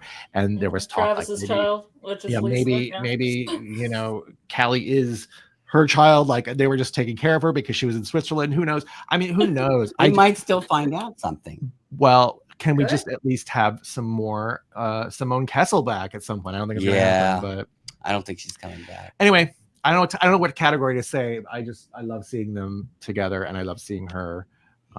So I would say axe in the head, exciting. Yeah, I could go with that. I can go with that. I can go with that. Give me more. Yeah. Oh, how about that scene? How about the scene with the necklace around Callie's neck? That was like, whoa. Oh yeah. So that was, I was reading somebody's theory that they think putting the that the necklace had more to do with the person doing the killing than that the person was going to be killed. I thought that was kind of interesting, but I don't know. I have to. So like Shauna is always putting the necklace around her victims, but then she'd be angry because she was like, "I wanted to put the necklace around my daughter." Oh, well, I don't know. Did she want to put it around her daughter, or didn't want her to have it? I thought it was more she didn't want her to have it. Yeah, that's what I thought. Yeah. Well, that's very interesting, though. If that's someone's theory, that if you put the necklace on someone, that means they're going to do the killing, because obviously when Natalie had the necklace around her, you could say that she was responsible in a way for Javi's death, and then Callie is responsible for Lottie's death. But that doesn't really explain, Mari. That's not the case for Mari, but I don't know. No, I just had back from the grave. I thought that the last scene before Lottie died, when Lottie said Shauna's jealous because she sees the wilderness in you, I'm like, oh my God, what a thing to say, right? Oh, that was wild. I just loved that. I loved all of her like dialogue. It was out there and it was wild, and I just wanted more. Yeah, she really does play such a great cult leader. I've seen the interviews where she's just speaking normally. I'm like, damn, I wish you were still the cult leader. I mean, I love her cadence, she's just plays it really well. Well, and it was just fun to see her. Like, she always looked fantastic at all she's like the only one that really gets to play with like glamour, if you will, out of it. Velvet Yeah, Velvet she's suit. very elegant. She's beautiful. Yeah. She's a beautiful woman, and Yeah. she's very Beautiful velvet elegant. jackets and long Yeah, flowing that dresses. long jacket is like, Yeah. wow. Yeah, I'm gonna miss her. I hope she comes back as a ghost. I hope she so haunts too. somebody. Flashbacks. There's no reason we can't see flashbacks. Oh yeah. You know, but I Yes, have a question about the fact that she wasn't on the plane, because everybody else was on a plane when they because she died. got that great song. She got sleepwalking, and that's her way out. Mm. She got a beautiful, Right. a beautiful, elegant song. I don't know, but do you guys feel that way, that there's some kind of misconnect that she didn't get on the plane at the end?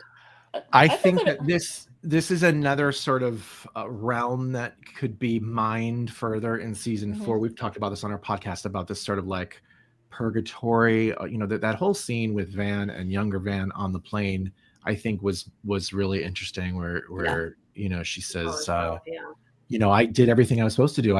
We saved Ty, and the reward is that I'm dead. And she's like, well, yeah, surviving this was never the reward, which means that dying is the reward. Yes. So they can be out of this like, you know, Hell. this hell of like tracking down all these people, like, you know, whether it's Adam or whoever. So I don't know. I wonder. But Natalie was also on the plane. Right. Yeah, I thought the plane was for people who cheated death.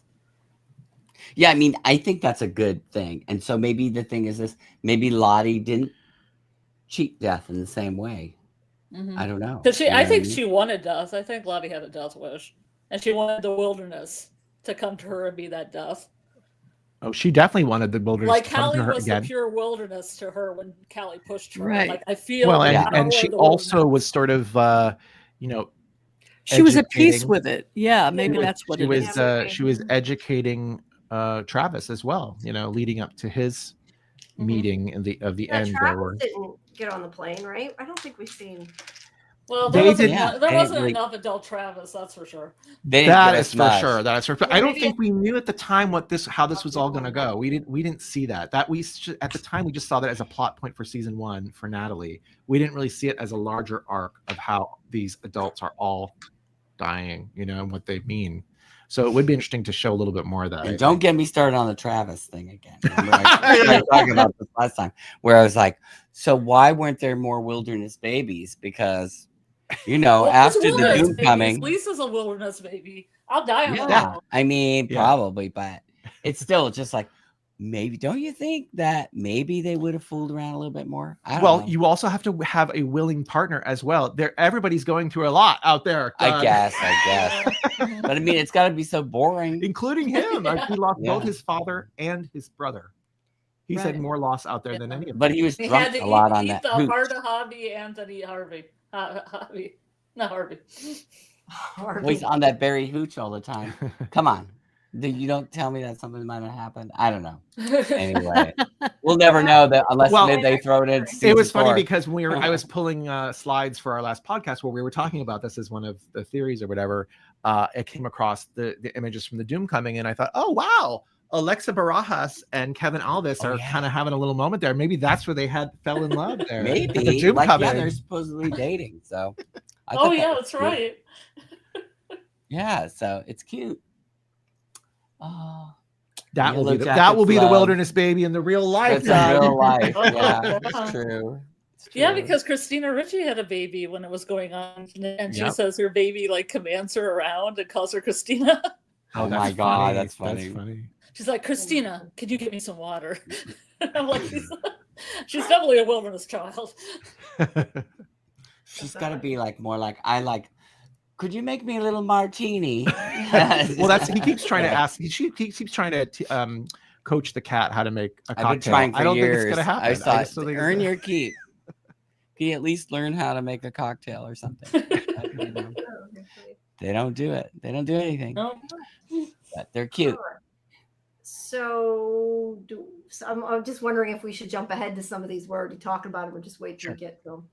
Because we have Lottie's death. Well, Lottie's murder first. Because we have separate from Lottie's death and from the reveal of Like the murder mystery aspect. the murder mystery aspect of it, of Lottie's murder, Lottie's death. That That was pretty good. At least I for thought me. it could be axe in the head exciting. Yeah. don't you think? I there was definitely some fun moments that produced, right, with the Elijah Wood and Melanie Linsky. That Do we was a have them really separate, Jamie, or not? The murder and the reveal, yeah. I have Lottie's death, and then I have. But you don't have Shauna and Walter like I had it. Oh yeah, I have Shauna. Wait, I have Shauna. Yeah, I have Shauna and Walter. Oh, So we have Walter. the we madcap have that queen. separate. Their antics are separate. Yeah. Yeah, that's separate. I enjoyed the Shauna and Walter moments. I thought that was really fun to see. It was cute. I think that the inclusion of Lisa was really fun too in this investigation. We were really happy. Do you to have see Lisa? Jamie? No, on there. Lisa I didn't put. Damn it, Jamie. But I will say overall, and maybe it's the Lottie's death. I would say overall, much like the Melissa reveal, we felt pretty much all along that that Callie was going to be sort of the one responsible for Lottie's death. Yeah, I thought So, that does too. that make it less exciting? I'm trying to look at pictures while you guys are talking, so just ignore me. I'm seeing if I can find the one you're talking that we have. Which one are you looking for? Small. Now, would you consider her pushing her as an act of like self-defense? I mean, it certainly isn't like premeditated murder. It's not premeditated. But is it really? I mean, technically, it's not self-defense. Sorry, I shouldn't have tried to do that. Who's getting a cough thing? Oh yeah. It seems like an accident territory until she frisks the body for the tape. Right. It seems like an accident. She's going to run away. She's scared. No, she's running to the body. I knew she might still be dying and frisking her body for the tape. Right. I just think that her emotions just took over her, and she was angry, and she pushed her, and without realizing the consequences that she's going to die. The power of the wilderness. And then when she realized it, she ran and got the tape. So she was very lucid of what she had done. But I think it wasn't premeditated. I think she just can't control her emotions. She has no emotion regulation. She can't do it. And what a scary, little moment that must have been for her to walk in that area with all the candles, and then everything that she said, not only just in general, but like specifically about her and her mother, like that would have freaked Which she me was out. proved by killing her in a way. So, well, like you said, I think she wanted to get away from her. Don't forget, also Lottie was grabbing her arm, so she may have felt trapped, right, and frightened, and she just acted out and just pushed her. That's what I think. Well, happened. she also said she was just like her mom. That's always and then she got angry, and that's when she pushed her. Nobody wants to hear that. A person who has trouble regulating their emotions acts out, and sometimes they do things that are not, acceptable or not good because their emotions just take over, and all reasoning goes out the window. And I think that's what happened with her in that moment. I think she just reacted and didn't think about the consequences. Wilderness instinct. I was going to say she gets that from her mother. Right. All right. So we have Lottie's murder, and we have Callie being the killer. So where are we putting each of those? We've kind of talked about them all together.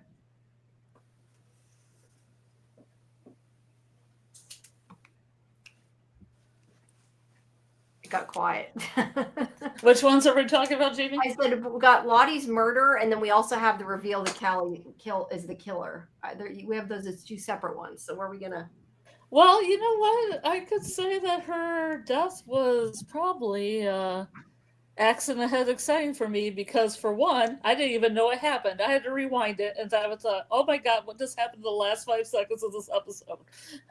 Well, and I will say that the initial shot of her in that moment when Misty is discovering that on the internet is definitely axe in the head exciting, but the final scenes I'm not sure were as exciting. It felt all very well in the content. When you look at the whole episode, I felt it felt really rushed. Like, okay, we're just going to close this all out in the first 10 minutes. Yeah, it's true. And then everything else. So that to me, the execution wasn't as good there. But I still, again, absolutely love seeing Simone Kessel, and I think that Sarah Desjardins. Did I do that right? Desjardins. I think she's a That's your fantastic phone. actress too. So you know, All right. So we will put the murder then under Axe in the Head exciting. overall, yeah. Okay. That worked for me. So then do we Yeah, I want to can put understand what you mean because there was no police people and there was this flash with a light. It looked. Maybe they just did that because they didn't want people to know she died. all right, so do we want to put the Callie reveal then a little lower? Because I feel like that maybe that was the part that wasn't as good. I know it. I had already been saying at that point it's got to be Callie. So I don't know. I think that part was a little The low. Callie reveal on the stairs, you mean? Yeah, at that no, moment? she was the one that killed her. Yeah, I think that was a little less exciting than the actual murder mystery part. I would still say Axe in the Head. Okay, Because what do it was More. very intense. Yeah, and it had that crescendo with that song with the sleepwalking. Yes. Yeah, I that- like that's Her that I falling that I like. backwards. And she didn't have a plain moment, but she had that moment in the morgue Yeah. where she sees the Yeah. younger. That was kind of Uh-huh. her plain moment, I think, and I thought that Yeah. was beautiful. Now I have a question about this, and we still have no real answer to this, and I'm curious what your thoughts are. This basement of the condo or the hotel or whatever this is, she had that vision back in season 1, and it's the same location, obviously, and we didn't know what that was back then, and Yeah. now we know what it is. Do you think that was when she was having the baptism with Laura Lee? Was that a memory at that time, or was that a vision of what would be her death, but she couldn't envision, I guess, what she looked like as an adult? So that's, I don't know. It's just really been intriguing to me because obviously she had to have known that location, or maybe she didn't. I mean, we have dreams all the time where we've never been there. No, we talked about this before. I'm pretty sure she knew that location. Like, as a child, you have places that you go to that, whatever it is, like, whether it's in your basement or it's in the garden or whatever. So investigate, you hang out. She grew up in the hotel. That would have been that was probably her happy place. Yeah. So That makes sense. But I guess when she has that moment where, because it's all connected, right? It goes from the sleepwalking storytelling. I can't remember the name of the song, but it kind of segues through those moments, and then she's in the vision or in the dream or whatever, and then the dress kind of drops to the floor, and then she's walking in the water, and then she sees the candles, and then remember she wakes up and she's just in her normal pajamas. So it is then when she then decides to recreate that vision. Yeah, that's like a self-fulfilling. Right. Yeah. Self-fulfilling prophecy. Well, it's like you were saying, I can't remember who said it earlier, that she was sort of courting death. Yeah, she has a death wish. Yeah. Mhm. Well, and again, we know that from the very beginning, she always had like that gift of being able to see something of the future, even if it was just a minute. Remember when she screamed in the car? So again, she could have seen her death. I mean, there are people out there. She also was depressed, I think, in the beginning as well. So that added to it. Mm-hmm. Yeah. Mm-hmm. All So right. she had a death wish. Right. She might have had a death wish, and she'd kind of seen what it was, and that's, All right. So we putting this under Axe in the Head exciting then? Yeah. You're off track, but okay. Yeah, I was going to eventually do a video on Lottie's death wish and all the different scenes that kind of lead up to it. We've always said that we think that Lottie really is one of the most fascinating characters of this show, and I feel like in season 1, I wasn't even really paying any attention to her really until episode 6, and from then on I was just like, wow, and it just gets deeper and deeper and deeper. So I just I really appreciate that character. All right, cool. Now I don't know why I added it twice. It wouldn't do it the first time. We now have 2 of Lisa, but we'll pretend we have 1. We mentioned Lisa, where do we want to put Lisa in the middle of all this? I don't know. See, to me, I don't think Lisa's character was really utilized enough. Not I in agree. this season at all. I agree. But I was just happy to see her. I was happy that they Yeah. just didn't completely disregard her and like, not have that be part of the show. So I was happy with anything, to be Well, honest. would you Mhm. consider that messed up, like Lottie's visions, or nothing, Bert? No. When I they were consider it frog and jar. Frog and Jar. Okay. I think so. I'll I think accept so. it. I would have wanted more Lisa, but I accept what's there. I wanted more Lisa. You It agree, would have Lisa, been nice. Lori? It would have been nice if they were to have shown that meeting between Yeah. Lottie and Lisa. That would have been nice to see. Yeah. I would agree. say, I don't know. To me, it didn't stick. It's like we don't really know what her purpose was. She didn't really. She was kind of an outcast in a way. She's Travis's baby. Well, I think in the context of this season, she was really just there to provide like a red herring. Like they were, because didn't she say something like, "Oh, Ty was there. I saw Ty with." Yeah, we Lottie." never saw that scene either. That was always Yeah. confusing. In the cough again. All right. So do you want to do confusing Let It Bleed? That's in the middle, because I heard it didn't stick and a frog released from jar. So that's somewhere in the middle. Sure. I'm definitely gonna say. Well, yeah, I would say. I mean, ultimately, I would say it didn't stick but I still was happy to see it. that's my opinion. Okay, so you want Yeah. to put didn't stick then? Okay, I can do that. I'm just making sure I got it right. Doug has severe allergies right now, so he's coughing. Let me Sorry. mute. Let me mute. Sorry.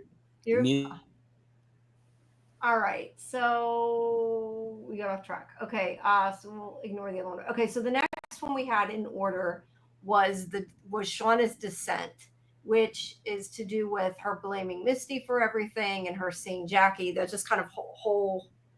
She kind of went a And little paranoia. And this is like paranoia, everything else. Yeah. Yeah, I don't know. Shauna annoyed me this season, so I don't know. It might be lower for me than it is for you guys. Wait, I'm sorry. Can you repeat? What is this scene? Shauna's descent, like kind of overall her paranoia, like blaming Misty. Then she starts seeing Jackie, just kind of that whole descent into.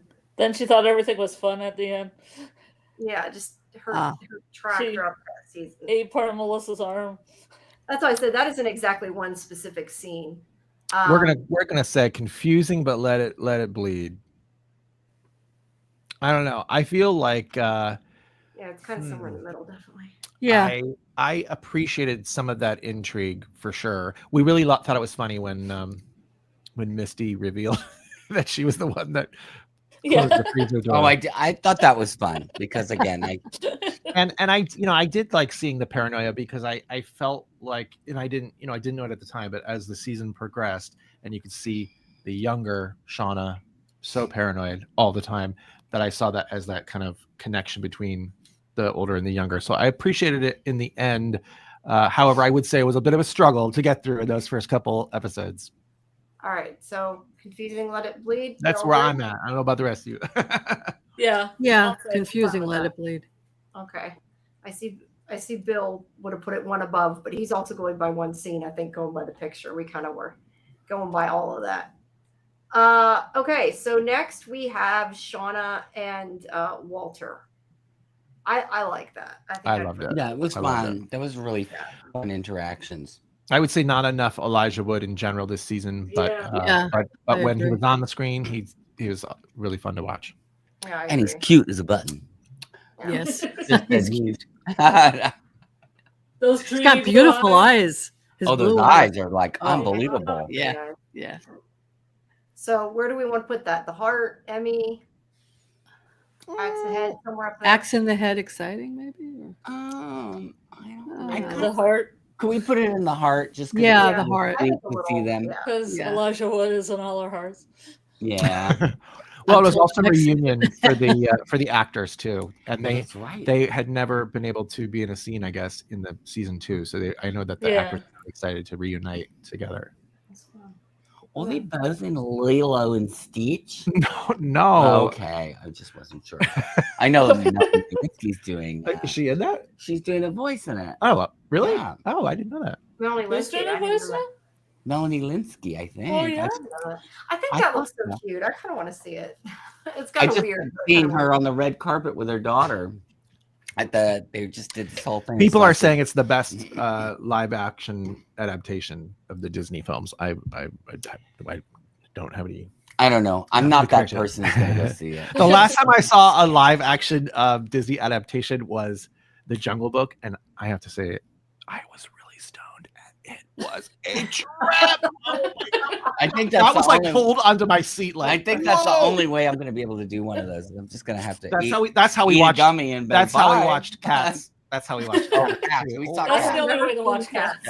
No desire to see cats. That was really funny. We were screeching. I mean, everybody was laughing Yeah. in the Yeah. movie theater. Like, oh my God. Which is funny since I don't think it was supposed to be that I fun. don't- No, think it I know, was. but it was comedy gold. It was so fun. Yeah. Don't think it came out quite as they expected. Yeah. All right. It's probably going to so- be a cult classic. It will be. Yeah. Probably. All right. So next we have Van and Ty, and this was I think. Tell me if I'm wrong, Scarlett, but I think this was like right before they started making out to make the wilderness listen or whatever. I can't remember exactly what that scene was about. Oh, I just thought it was a whole plot line with them as teens doing Okay. that, rigging Okay. the card game. Okay. Yeah, well, I then- think it's going to be there- that. Don't you think it could be Emmy? I'm down with these two. I love I love I don't know it. if it's Emmy. I don't know if it's Emmy, but Well, it was very. When they talk about what it's going to be like when they get back.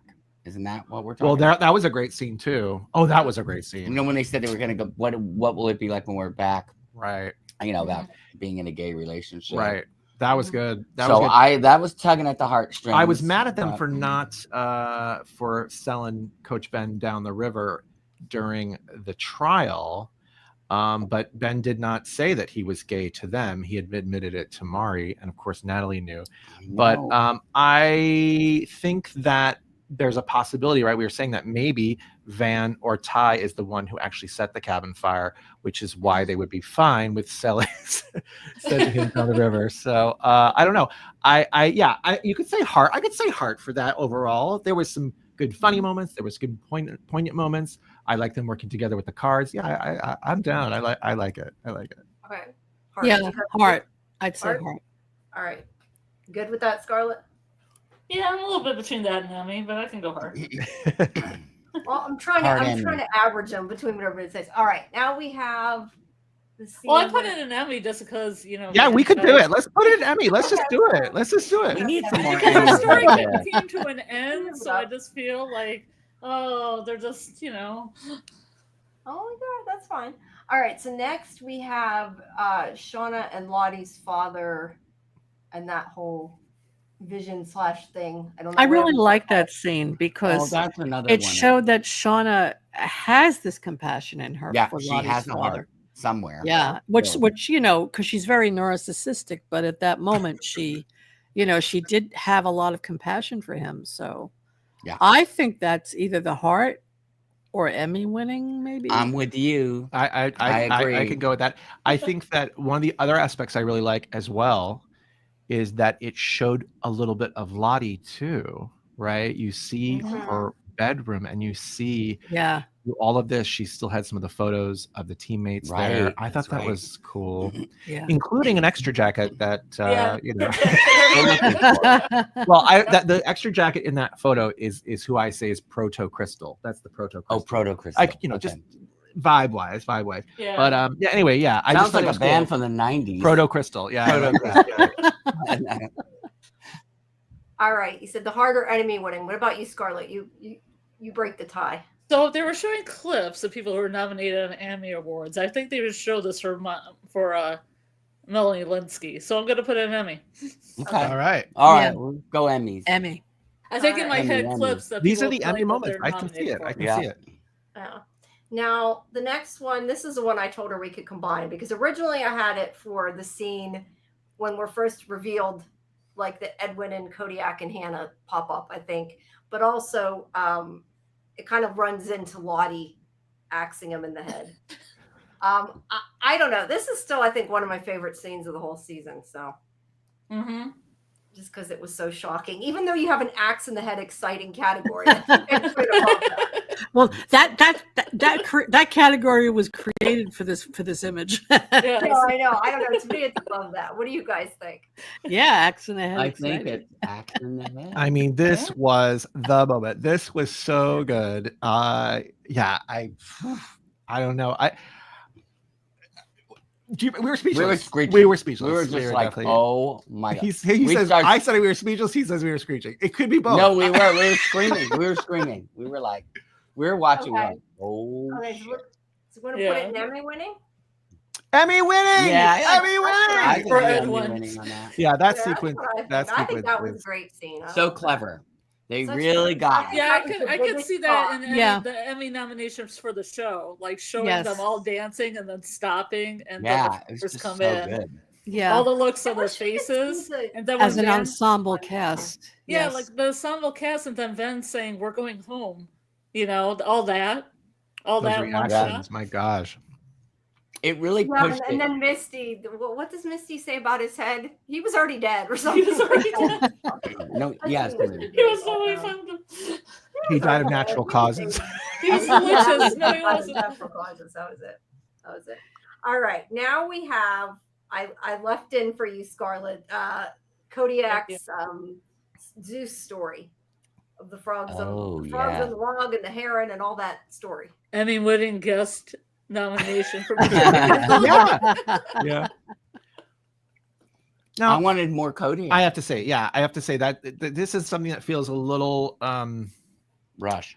well, just again, he's a guest star, so that he's probably not going to be around for a lot. But I feel like you want to know a little bit more, like how much is he really responsible for out there in that wilderness if he's coming back? Where and did forth? that scar come from? Did he do Scar. anything? Yeah, that I Eric- would say it's messed up because we don't have a full picture of him, of what they could have done with him. Yes, Yeah. if Kinda that's messed all up. we ever see of him, it is messed up. Yeah. It is Yep. messed up. Yes, But absolutely. you see, here's the thing. Now that Cabin Daddy episode that none of us have seen too. I'd be curious. Wouldn't that be interesting if we kind of get any more reveals about? Like, I know people talk about maybe he's the child of, the Cabin Daddy or something. I don't know. So It's maybe sorta like the character will come back. This whole thing kind of boggles my mind, just like from timing wise. Like I haven't sat down to do the timeline of all this, but because there's the plane and But he knew his way around. So I mean, he'd been there before. I think. oh yeah, That's no, my, he said he'd been right. there So before. I mean, maybe we'll get somewhere down the line they'll give us something. We hope. I hope. All right. It would So be where do I nice. put it? I heard all over the place from you guys. Where do you want me to Emmy. I don't know if it's Emmy, but Messed up.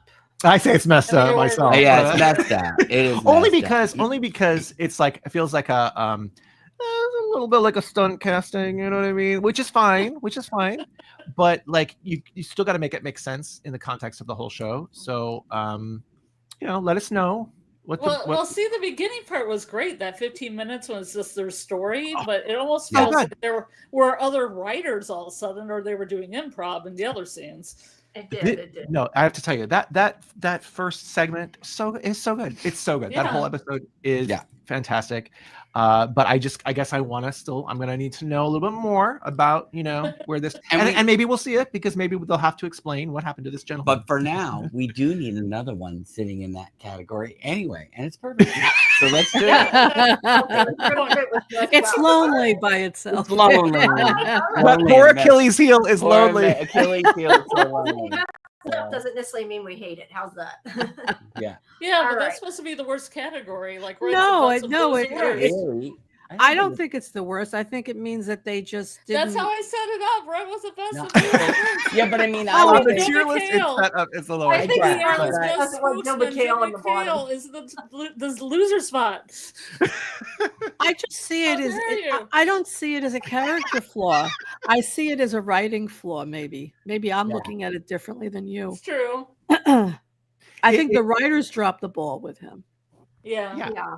I think don't the think- thing is That's the why tier it's list messed can be seen both ways, right? It can Yeah. be seen in the order in which the tiers are, but it can also be very specific to what the title of the tier is, and that is what has happened. This character is messed up that they have left Definitely us. was. Yeah, all right.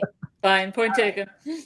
Now, next we have this one I added. Scarlett you didn't even have this. I was surprised, which is Shauna's visions with the moths that she has in the end. Oh, yeah. So where do we put She that? becomes a moth with the ball cap.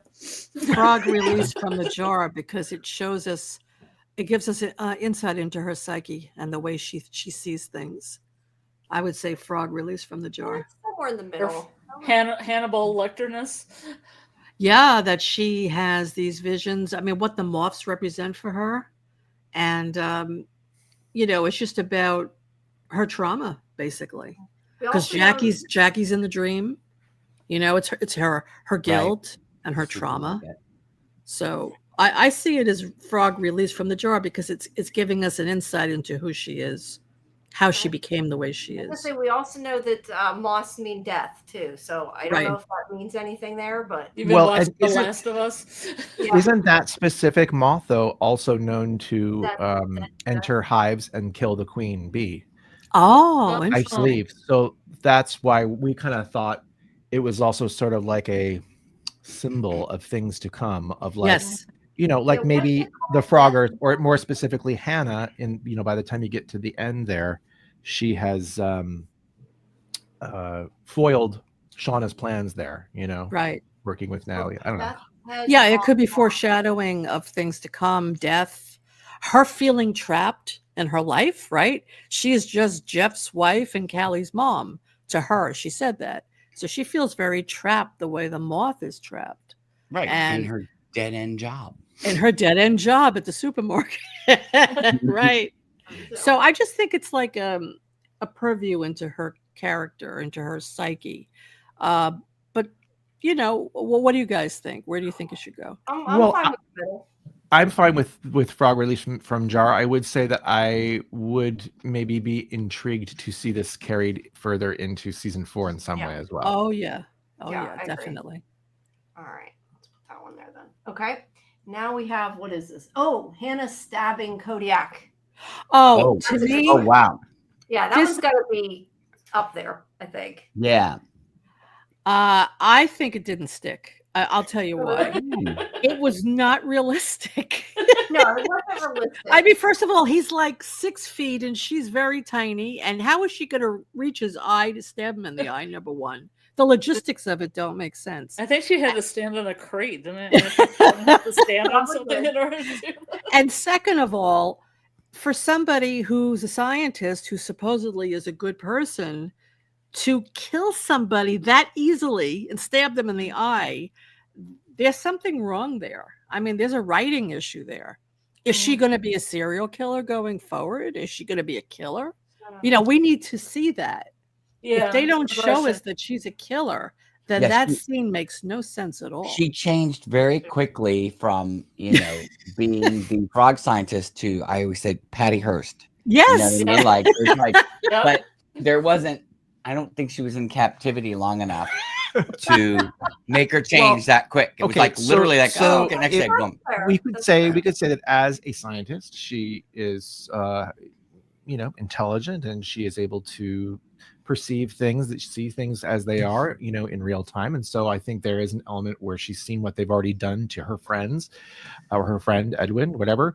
And so maybe it's that instinct of like survival just comes right into it, and she can see that there's definitely it's almost like Survivor, right? Where you see like there's cracks in this group. Even if you're like an outsider, you can see, oh, these two aren't getting along, or these two aren't getting along. So you have to sort of align yourself with the majority group. Otherwise, wouldn't you stab him in the stomach or the leg? Yeah. No, I agree. It's much more. It's like something a serial killer would do. Yeah, I see what you're saying. Yeah, it's like a real showy, violent way to do it. Yeah, that's true. Always makes an impression. Doesn't she say something though? I don't know if it's the next episode. I can't remember. Maybe it's earlier in the episode when she's talking to Melissa, and she says something like, "Oh, you guys are the most fascinating group of people." So I don't know. I think there's an element where, like the Patty Hearst, where she very easily wants to fit in with this group because for some whatever reason she finds it fascinating. And she definitely looks. Maybe she wanted to impress. Maybe she was trying to impress. Yes. Whoever. I mean, I think she does want to get on their good side, as she knows that's going to win Shauna over. But I think there's a part of her that likes it, and I do think that if she never killed before, which I think she probably has, but let's say she never did, she wants to be a killer. Let's put it that way. All right, so where are we going to put it? Confusing or Then stick it. Didn't stick.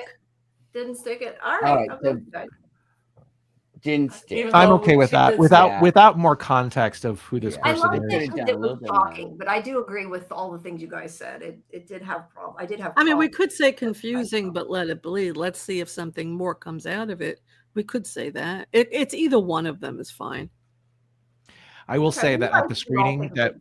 We can at do the that. screening we were again sitting in front of Ashley Lyle and Ashley Sutton, and they seemed like real tight. Seemed real tight, those two. So I wouldn't be surprised if we see, her around for a while.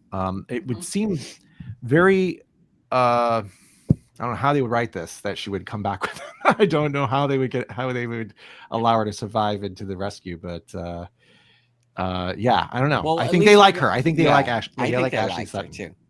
I don't know though. I think Shauna is going to try to kill her though after her switching places with Nat and everything. Oh, I would Yeah, imagine. I would imagine. she's not taking Yeah, that. I just want to have to see how that goes. All right, now we have Van's vision / death. Well, vision of her death. I don't know, on the plane, but that whole scene and everything. Emmy. Yeah, I would be okay with that. Yeah, I would say Emmy also. If either of the bands are nominated for Emmy, this is the clip they would show. I love young Van. Yes, I yes. think she's amazing. Yeah. I mean, I would love to see her nominated. Yeah, Yeah. it would be great if Liv would get nominated. That would be so cool. Yeah, you guys agree then, Emmy? Mm-hmm. Emmy. Let's do Emmy. I also Let's do it, let's like do it. Lauren Give Ambrose Liv an because Emmy. she's not Yeah. coming back. Yeah, I Yeah. like Lauren Ambrose, Oh, but yeah. but Yeah, I love something about Liv Houston, she's just amazing. She I just agree. every scene she's in, she steals the scene. I think. True. Yeah. True. Yeah. All right. Now I kept this separate for you there, Scarlett. Oh yeah. Lottie. I was gonna say Lottie. Lottie's death vision of Antler Queen, the thing at the Oh, that was beautiful. morgue, all that stuff. I would say That's at Emmy. least the heart. That's at least the heart or Emmy. Yeah, at least the heart for sure. Because Emmy, the music 'cause- and everything, the music, the visuals, the editing. Yeah. See, I'm telling you, seeing that in the theater, Yeah, that was Wow. so chills. great. Yes. Chills. Yes. I will say that, in hindsight, thinking about that scene, here she is kind of envisioning this ultimate, her vision of the Antler Queen, that she ends up dressing Shauna as.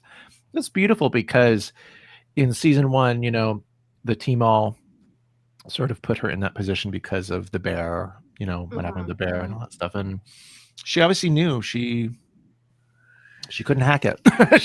By the end of the season, she didn't want to hack it. So I think it's kind of beautiful that she does that. She sees that in her friend. And that even though it's totally screwed up, that everything- composition as well that Yeah. was Yeah. done by the Craig Wedren and Mhm. Anna. Yeah. I watched the video too.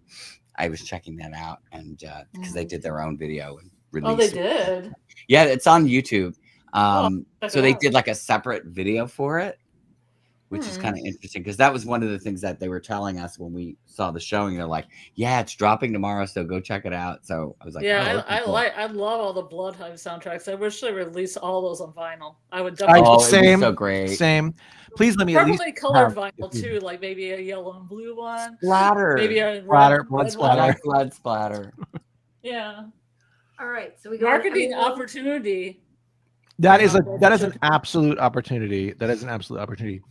Name your price. I'll buy I have a one. splatter We, vinyl we should right we behind should me, talk. We too. should talk about to some people that press vinyl. Yeah. To be honest. We'll bring you a splatter vinyl if you want one. Oh, yeah. It's weird. All right, Emmy then. So we're going Emmy. Give it an Emmy. Give it an Emmy. Let's give it Emmy, an Emmy. definitely. Song of the year. You guys had said earlier, I hadn't thought of. I think it is very similar to them being on the plane for her death. Because if you think about it, like Nat saw a young version of herself, so did Van. So really, so did Lottie. It just wasn't in the same location. So I Yes. do think that it was probably supposed to represent very similar, even if it wasn't on the plane. And the Emmy goes to All of them. All right. all of them. So They might win an ensemble cast Emmy. I could see that. that would be cool. That'd be very I cool. would. That would be so great. That would be cool. I don't know that something in this genre usually wins the awards, but it would be nice if it did. All right, so now we have the True Pit Girl. True Pit. Now we got The the second real. Pit girl, second who was pit, a whatever you little want to girl. call it. From her pulling the card to her falling in the pit. Emmy that winning. whole thing, yeah.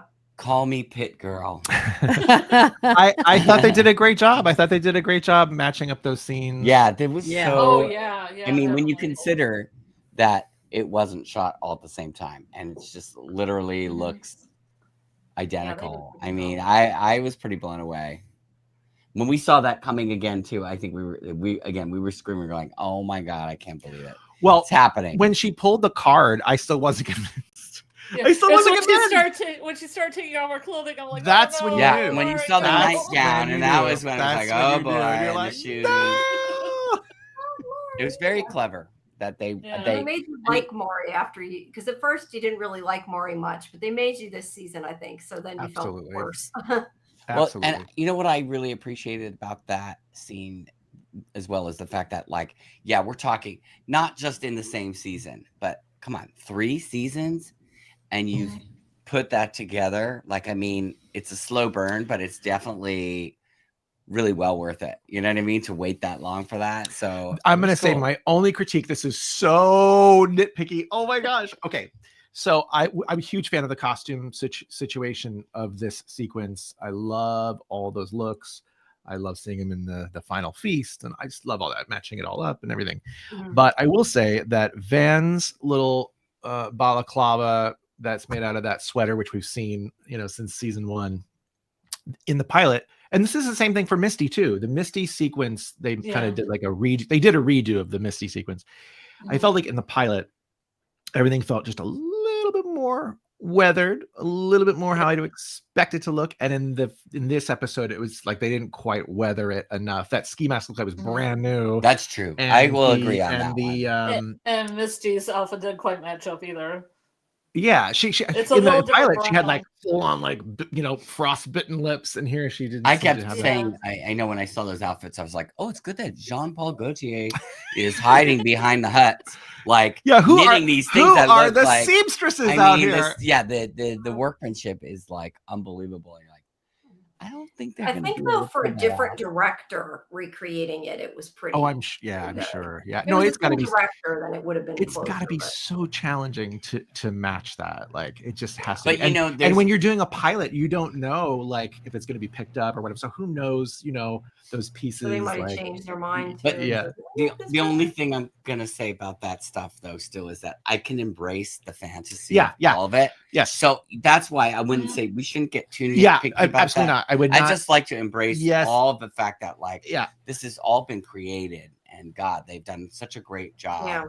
creating it, and so Yeah, I just agree. appreciate And it was again thrilling to watch this in the audience with people who hadn't seen it yet, and they were all just like The the gas. mouths were dropped. Yeah, Sometimes most of them didn't like watch it because they didn't want to wait till they got there. If it was me, I would have watched it already. Well, the thing I kept trying, I was just like kind of not trying to look too much, but because they were like all literally like in front of us, like here. I mean, it was just really weird because they're like screaming and you're just going like, oh my God, it's like so weird to be watching this with like the people who created it. yes, I mean to see bizarre. their reaction reactions. of the audience's They're reaction. seeing the was audience so reaction. beautiful to Yeah, see. it was really that was good. like the big takeaway for me, to see them all seeing like, oh my gosh, we really did something with this. Like, Yeah, and I mean, you think about it, you're never. I mean, and for us, it was great to see it in that same. I think everybody there enjoyed it. Like everybody was just on such a high to see it together in a theater, which is such a treat.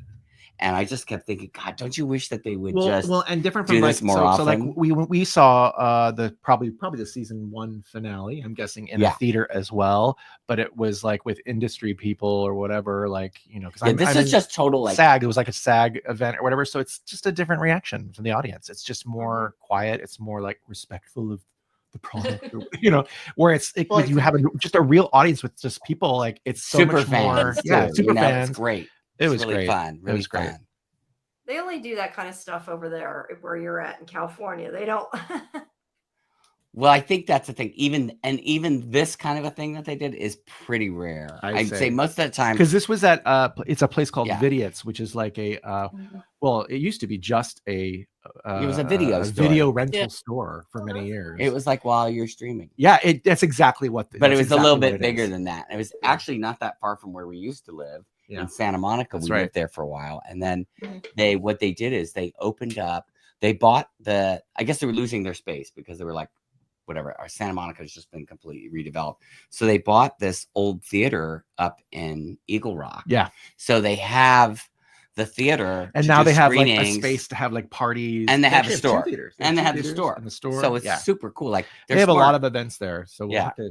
We didn't even. We actually hadn't been members. So No, we're not we even just members. got a pass, but we'll have to become. My members. friend's a member, so Yeah. she got us Nice. tickets. So we got. Yeah, in West California. I lived in California for 20 years. Totally. Oh, you missed it. did? Oh Yeah, yeah. where- San what part? Diego. Oh, San Diego. Oh yeah, It's beautiful.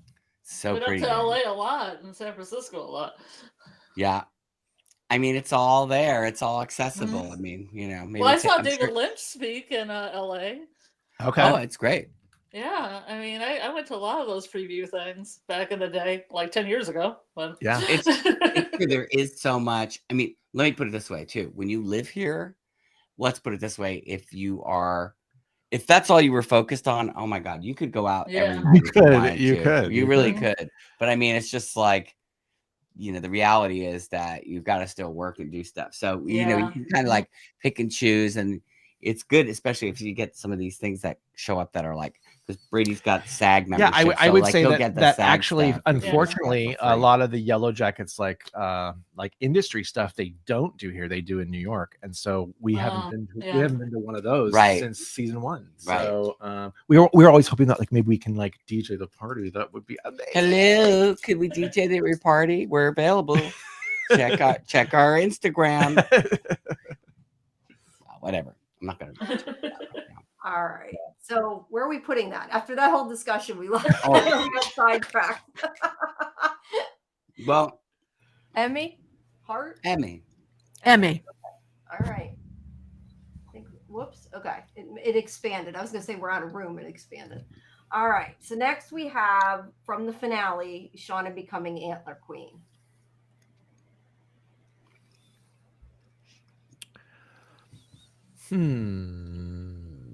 Yeah, Shauna's the worst. So I don't Frog know where, released from the I jar. don't know where I put that. I was a Frog- bit annoyed by her. So there Frog was a jar. heron released from the Frog jar. released from the jar. Heron released from the jar. all right. Sound good to you guys? He's gonna eat the frogs. We knew that was happening. So yes, All right. frog released from the jar. All right. Now we have Oh my God. left Nat getting, using the sat phone and getting rescue on the way. Oh. And then I my also God. have in the picture from the soundtrack, Scarlett, you wanted to do about the music. So let's do And Nat Emmy first. for Sophie Thatcher, please. Oh yeah, please give her an Emmy. She's Emmy. so Yeah. amazing. And Emmy I goes just to was so Sophie happy. Thatcher. For Yeah. Yellowjackets. Yeah, I think that scene was pretty great. I was excited to watch the scene. Well, we were You wanna- screaming. you wanna see We the were after- doing screaming on that one too. Did you guys see the there's like a behind the scenes video that came out like a day or so after, and they showed the crew bringing Sophie Thatcher up to the mountain in the helicopter, and it's just really Oh, cool. wow. Crazy. Yeah. Oh, that's cool. Yeah, I'm sure she didn't walk that whole distance. Imagine. I mean, just being in that location. Yeah. I mean, that I don't know how did they find that place, but That's awesome. geez, All right. So Emmy, then I guess Emmy. Put that up there. All right.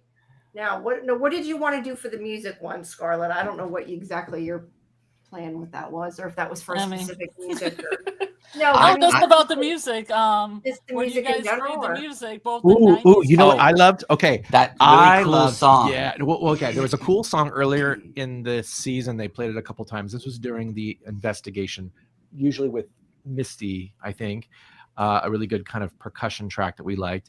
And then my favorite was the music in the finale during the hunt, but I don't know if it was like Oh, all so that throughout the weird, hunt, but weird like Was it the one that Yeah, it was was very like kind of like mystical? electronic, like Yeah. crunchy and Mhm. blippy. I thought it was really, really good. I want Emmy. Yeah. Emmy. I And mean, you know Actually, what? Grammy. How about also- Grammy? Grammy, also- Grammy. Grammy, Emmy. No, but Grammy, also the Grammy. 90s music too. I threw in the 90s, the Oh. cuts like yeah. Cure the Cold, Oh, Cocktail always. Twins, Blood Bitch. Yeah, I mean, come on, they PJ played Harvey. Wax and Wayne by the Cocteau Twins is a deep cut, and they Yeah. played it. I was very impressed because I'm a huge Cocteau Twins fan. Me too. Yeah, we I gotta like talk, the girl. Cure too. I was surprised with the Cure. Yeah. And that Always. crazy song they play after the froggers come. Mm-hmm. That like that thing is like great. That was like Melt Banana. I thought it was Melt Banana at first, but it wasn't. But it was just great. I like No, the I mean- sleepwalking song. Oh, I love that. Yeah, that was good too. Anybody Yeah. like Nookie? Any thumbs up for Nookie? Which one? For Nookie. Nookie. Do it all for the Mickey. Oh, do it for the Nikki. Okay. It was the one where they were in the car. With You know what's funny is that okay, so I'm just gonna say this as a DJ who's been DJing for decades. One of my least favorite songs of all time. I'm sorry, there's just certain songs, you know, they're just certain songs, and it's not actually anything about the song. It's just for whatever reason it bugs the hell out of you. So one of the songs is in Yellowjackets, and one? I don't want to say it because it's such a fan favorite. Everybody loves this song. Say it. And but I will say it. this. I will say this. In the way that it was used in this show, it really redeemed the song for me. Montel Jordan, This Is How We Do It. Like I just never liked that song. I couldn't stand it. Oh, And yeah. people asked for it. I'm like, no. So That's Yeah, I so- agree Is with that you. I season never 3 liked that too? song. but used in this remember dancing context, to it. it was really good. Well, you know, it's funny because for me, Brady and I have these discussions all the time because we're working on a 90s. We're doing a 90s DJ set, vinyl only, this summer at this event that we do here. So it's very interesting because my 90s experience is, you know, I lived the entire 90s for the most part in the UK. So I moved to the UK in like August of 1990, and then I returned to the US in 2012. I'm sorry, 2002. What am I saying? So what's weird for me is my 90s music experience. There's so many things that just like, yeah, there's a lot of stuff that like made it on, you know, both countries, but there's a lot of stuff that didn't. So this is where we have to sometimes like get in sync because it's like, I'm like, want to play all this like really hard ass techno shit.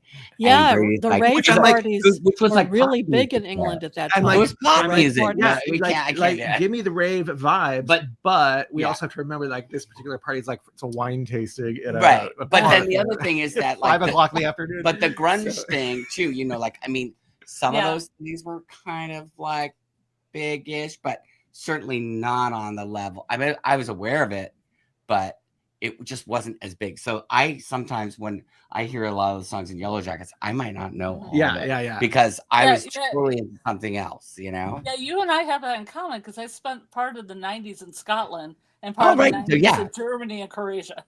Oh, wow. Right. So you know, then it's the same Yeah. kind of weird thing. It's like different stuff. It was What's techno. popular? Yeah. You We're know? different bands and nobody's in America's heard them.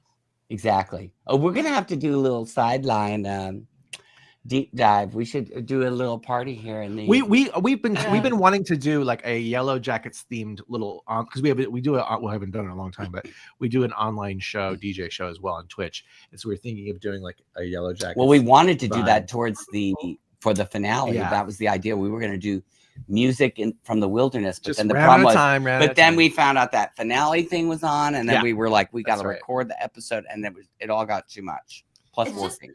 A side question, because I'm curious, how do you do that though online and not get like blocked for it? Or is it like okay when it's on Twitch, but you can't do it on Very you tricky. cannot do it on YouTube. Yeah, cannot do it on YouTube. When we first started doing it, we were doing it on Facebook, and then after a while, they started shutting us They down. shut And you down. all you the would time. notice that it would be certain artists in particular. So like there are certain artists that definitely have people out there like, you know, whatever they're doing, they're like checking the, you know, compliance things like all day long or something. I don't know. But on Twitch, they now do a thing where you have to sign up specifically for DJ shows, and they do actually give some sort of payback to the artists. But I do think that maybe they let you play songs that like live. But when they like, Yeah, you know, when you yeah, record it at the recording, end, you have to take it off they of. might mute things on the Mhm. like on the playback. You know, it's true. kind of weird. But at least they don't shut you down, because that's the problem. It's like you do like No, a that's Facebook. cool. I just was curious because I was reading about, I know, turning it off for the recording and that kind of thing. Because yeah, when I was, because I haven't really done much Twitch, but I was curious about it. Yeah, it's like, but I guess, and I think there might be some other platforms that people are using too. Well, but yeah, it's just- Mixcloud now yeah. has like a totally official thing where you can do live DJ sets. It's and just stuff. frustrating though too, because it was, I will say this, during the pandemic, it was just so fulfilling to be able to do a live DJ show from your house, right? And then you have like friends all over the world being able to kind of check in and appreciate. So the fact that you can't do it because of the copyright, I mean, I just wish that, you know, there'd be a way like with YouTube. It's like, come on, just you can find out who's playing the song. I mean, they've got a way to identify who the song is by. So why can't they just let you do that and then you guys figure out giving them something? I don't know. It's just a pain in the butt. C'est la vie. Maybe French. Sunday. That's French. That's That French. is French. Oh, I very think. nice. Muy bien. interesting. Oh, wait, Bernays muy bien in sauce. Spanish. Sorry. Très Très bien. bien. We Carry got one more on. slide, don't we? I know. What is that? Who's hiding there? Oh, that was the Back extra up? picture of. Oh, the extra Lisa. Oh, okay. Extra Lisa. Lisa. I do want to see more Lisa. Bring on Yeah, extra get rid Lisa. of the extra one. I don't even know how to get. Now it's not showing me the extra one to get rid of her. Oh well. We'll just leave her. To, Now, what about on the live one? Is there any more action on the live one? well, now I can't get back. Go back to edit page, Okay. man. Oh Uh-oh. crap! I should have done Oh that. shouldn't I? no. No, this is for the edit. I don't know how you get back to the view. Go to view, damn it, submit. Go to Uh-oh. Okay, I screwed it up. I suck. Sorry. Don't worry. Like, don't screw it up. Don't screw it up. On I me. know. I'm just not there. Okay, There you it's go. fine. There you go. There we go. Yeah, it's fine. And it got rid of the extra one somewhat for some reason. So, but the live one, I don't think I'll reload it. But I don't think anybody's. There's a Well, couple I'll there's play- right. There's a couple. Oh yeah. Oh no, yeah, there are some. There's Yeah, some okay. votes. You have a couple votes. That's good. Yeah. Okay. It just doesn't show here, I think, because it's not finished. I guess. So we'll Maybe. Yeah. have to. But yeah. So how long? So do they get to vote? Like they can vote for like how long can they vote for? I think it says a week, 6 A week, days, okay. 21 hours. So almost a week. Yeah. Since I set it Okay. up, it's been a week. I set it up before we started. So yeah, about a week. So That's good. I just left all the default settings since I didn't know what I was doing. But Well, I would say you did a great job. I never would have been able to do for this. for first time I would be like, what? Okay, yeah. So just and wanna, we like, really go take the time enjoyed to this like, because we were overlay always it wanting to do it too. and Something hit and like that. hide all the ads, but didn't have time to go that far. So and I'm too picky, but I would have. Oh wow, they got free promotion there. Yeah, Because of exactly. Aldi and whatever the heck that is, Photoshop. And, Window World. I Window see World. hacks down Yeah, at the Window bottom World. and Max. That's and right, Vice that's right. principals. We got They got- HBO Max. HBO Max. HBO Max. HBO Max. you know HBO what I Max. didn't think of though? I hope that it isn't going to block this for like from a monetization point. or Yeah, I something. was wondering about that too, Jamie, but we'll see. I'm going to What do you cry. mean, Oh, Big because of the ads. yeah, Really? yeah. I hope not. I But don't they're know. also really small and not. They're so direct side. small. I don't know. Well, no, it's just sometimes I think you might have to like it might not block it, but I might have We've to. been click giving a something 2-hour ad for Window World here. Yeah. They should be paying us. They should be very excited. Yeah, I don't know. I need some Hopefully. windows. I need some windows. Yeah, we need to get sponsorship from Window World. Yeah. Especially in this, And from this Adobe. room right here, which has Window we're in a with the room with no SciFi. windows. Okay, do you know what that's like? Oh, we won't even tell you. But we just right. happen to have a very strange room with no windows. Yeah, but it works perfect for recording perfect for podcasts recording. and our DJ sets. Yeah, but I think that came back from the fact that people were taxed on bedrooms and a bedroom was qualified if it had a closet or a window. Well, Right, see, that's true. right. But you see, That's what's true. weird is this room has a closet, but no windows. Windows. But it's technically like on paper, it's a 2-bed, 1-bath, but you know, when you really, I guess, when we bought this place, the person, there was a family living here. They had somebody lived in this, you know, they had somebody was in this room. The daughter. So I don't know how they did it. They were like a mother and a father and 2 kids, and it's small. The access to get to the rooms is really yeah, weird. it's like circular. It's like a railroad. Very tight family. A very tight family. Yeah, I don't know. I would probably kill my family if I lived in a house. You would. I mean, come on. Yes, the Sadecki's live in a house this size. They would kill each other very quickly. Especially waiting to get into the bathroom. And I feel bad that there was like a fire or something. How would you get out of there if you were sleeping in there? Oh, I know. God. It's just a death trap, I guess. Yeah, I guess. I don't know how they did it. It's kind of weird. But I guess there's plenty of access to get out. There's doors everywhere. Oh, yeah. So it's the style. It's like this place is like 1910. So I guess that's is it a Craftsman? It's a Craftsman, yeah. Sweet. Yeah, I rented a Craftsman house, a really nice one in San Diego. Oh, see, we wish that we had some of that nice like wood interior, but unfortunately whoever lived here ripped all the nice stuff out of it, like in the interior. So I mean the outside looks cute, you know, it's got that it looks Craftsman, but when you get inside there's a couple little features that are okay, but we do our best to put it back in, if you know what I mean. Slowly. Yeah, but you can't put it all back in. So it doesn't, you know, whatever. But, you know, if I ever see some of these houses because that's my day gig, that's what I get to have fun geeking out on, like the old architecture or whatever. It's really fun. So. What do you do during the day? I'm a real estate agent. Ah. Yeah. You know what I have coming up, what's really fun is Brady hasn't seen it yet. I showed you a couple pictures, but I've got this condo coming up that the lady was 101 years old. And so she bought the place new in 1974. Not 1972? 74. And so she bought it in 74 and she died this past year. And so we were clearing, like my broker was working on getting stuff cleared out of there. So of course I got actually quite a few. I got a few things I bought. Well, I have to say this is like a what do you call it? A guilty pleasure of mine always is when you see you know, these houses. They'll post them from time to time. You know, the house that's been untouched since whatever, you know, all the decor. Yeah, I've seen some of those walkthroughs. They're great. Yeah. So this one's kind of like that. The bathroom is great. The bathroom has that wallpaper, that total 70s the wallpaper. Bathroom is orange and yellow psychedelic, like with the and even the curtains are like the pendant lights, curtains over the bath, and then it has like the bath is like avocado or like kind of maybe more golden color, and it's got like mushroom stickers like all on it. And she had like a matching hamper, and then there's another room that's also like stripes, you know, like lime green and yellow stripe wallpaper, and then they have a really cool. I didn't even show you. They have one of those, you know, those like Tiffany style lamps, but they're like the 70s ones where they're just like kind of see-through glass, and it's like green and blue glass. It looks like there should be a pool table there. So it's like all original. Like she never changed anything, and it's in pretty good shape. So I mean, I'll get photos this week. We're gonna take photos and put on the market. So. But, I'll have to come stop by. Yeah, but I would hope that somebody wouldn't change anything. But you know they're gonna rip it all. Yeah, and then they make everything beige.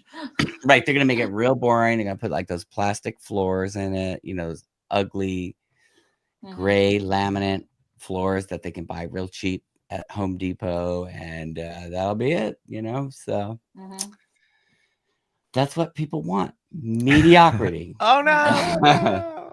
I don't know if people even want that though, but there's so much color in the 60s and 70s. It's like, why don't we get back? Even Memphis style 90s. I mean, let's go back.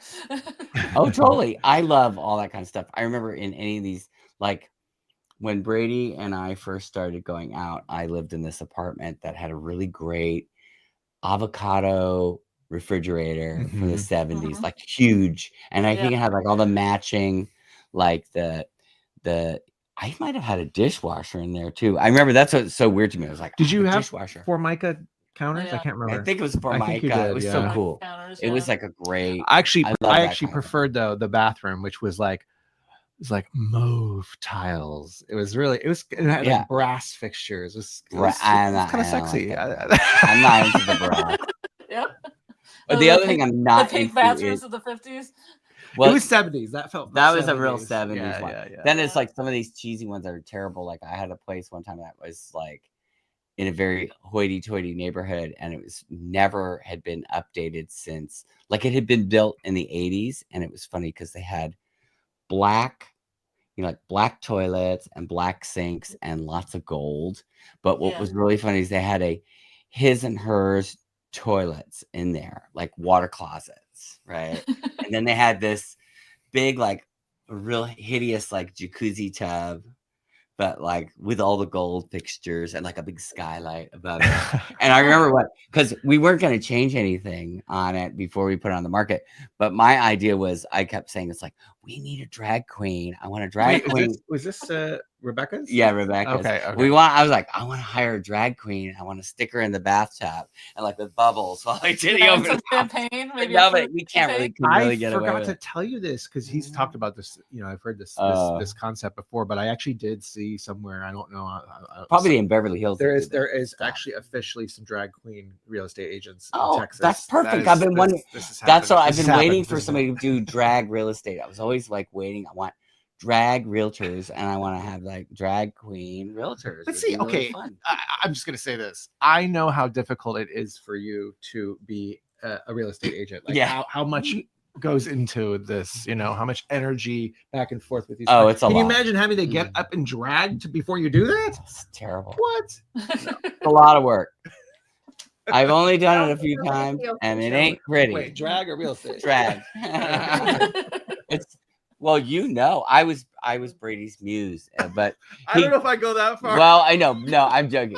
We did this thing. We did it a couple times, and it was very difficult because it is Do you want to tell the story? No, I don't want to tell it right now. But it's very difficult to make this look pretty.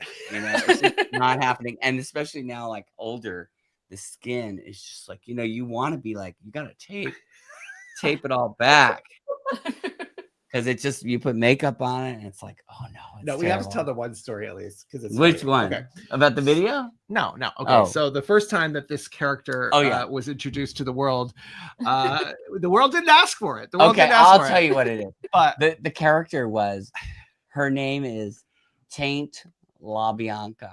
Okay, so I was doing this drag for Halloween. And it was like that was my thing. I was like, I'm Taint La Bianca. But wait, okay. So the funny part about this is that we were in New Orleans for Halloween that year, and so we were with a friend as well, and so we were all like, what are we gonna do? Like whatever. We have to do like 4 outfits. You have to have 4 outfits. We were there for like Halloween is a week long in New Orleans. Right. Like, I think we were there for like 4 nights. Yeah. So we're like, we gotta have 4 different Halloween outfits. Right. And so some of them are like more impromptu, and then others are like more like okay, I think we did bring a couple, Yeah. and then we were like, while we're there, we got to go out and buy gear and like figure it out. Right. So for this particular look, since I had never put anybody in drag and you had never been in drag, although I am a painter, so I have definitely painted faces before with color, and so I felt somewhat able to use a brush. I did bring some stuff with me because I know I had some. But I will say, painting on people. skin with a powder or whatever is totally different than paint. But anyway, the really funny part about it is that we were staying in an Airbnb in New Orleans, and we were in the attic, and you have no idea what it's going to be like when you get there, right? You don't know what the lighting is going to be or whatever, or the layout of the room really. So we get up there, and the lighting, and it's an old New Orleans house. Like it's why we're in the attic, and there's very little light, and there's no lighting, and like a mirror like this big, and like, and it was not too expensive. So like the bathroom was actually on the next floor down. So if you like wanted to like whatever, wash your hands or whatever, all this stuff was like you had to go downstairs. There was no good lighting, and so we had to do your lighting, do your makeup separately depending on the lighting. So we had to turn them around. You know what I mean? Because the lighting was only coming from one side. And so unfortunately, she had like one of the eyebrows was way higher. And you know, we did the whole like, you know, when you glue the drag queens do, they glue the eyebrows with the glue stick. You know, we did that. We did all that. Okay. So like, you know, you flatten it so that you can make the higher eyebrows. Yeah, right? So you don't see it and you cover it all. But we did all of that, and it took hours. It took so long. Okay, regardless of that. So when this creature was finally released into the public, when she came out, she had the wig on, but then unfortunately, no matter what, the one eyebrow was always very higher. surprised. So she just always looked super like, she's always like, you know, like it was just really weird. So I will say Tate LaBianca definitely got attention all night long.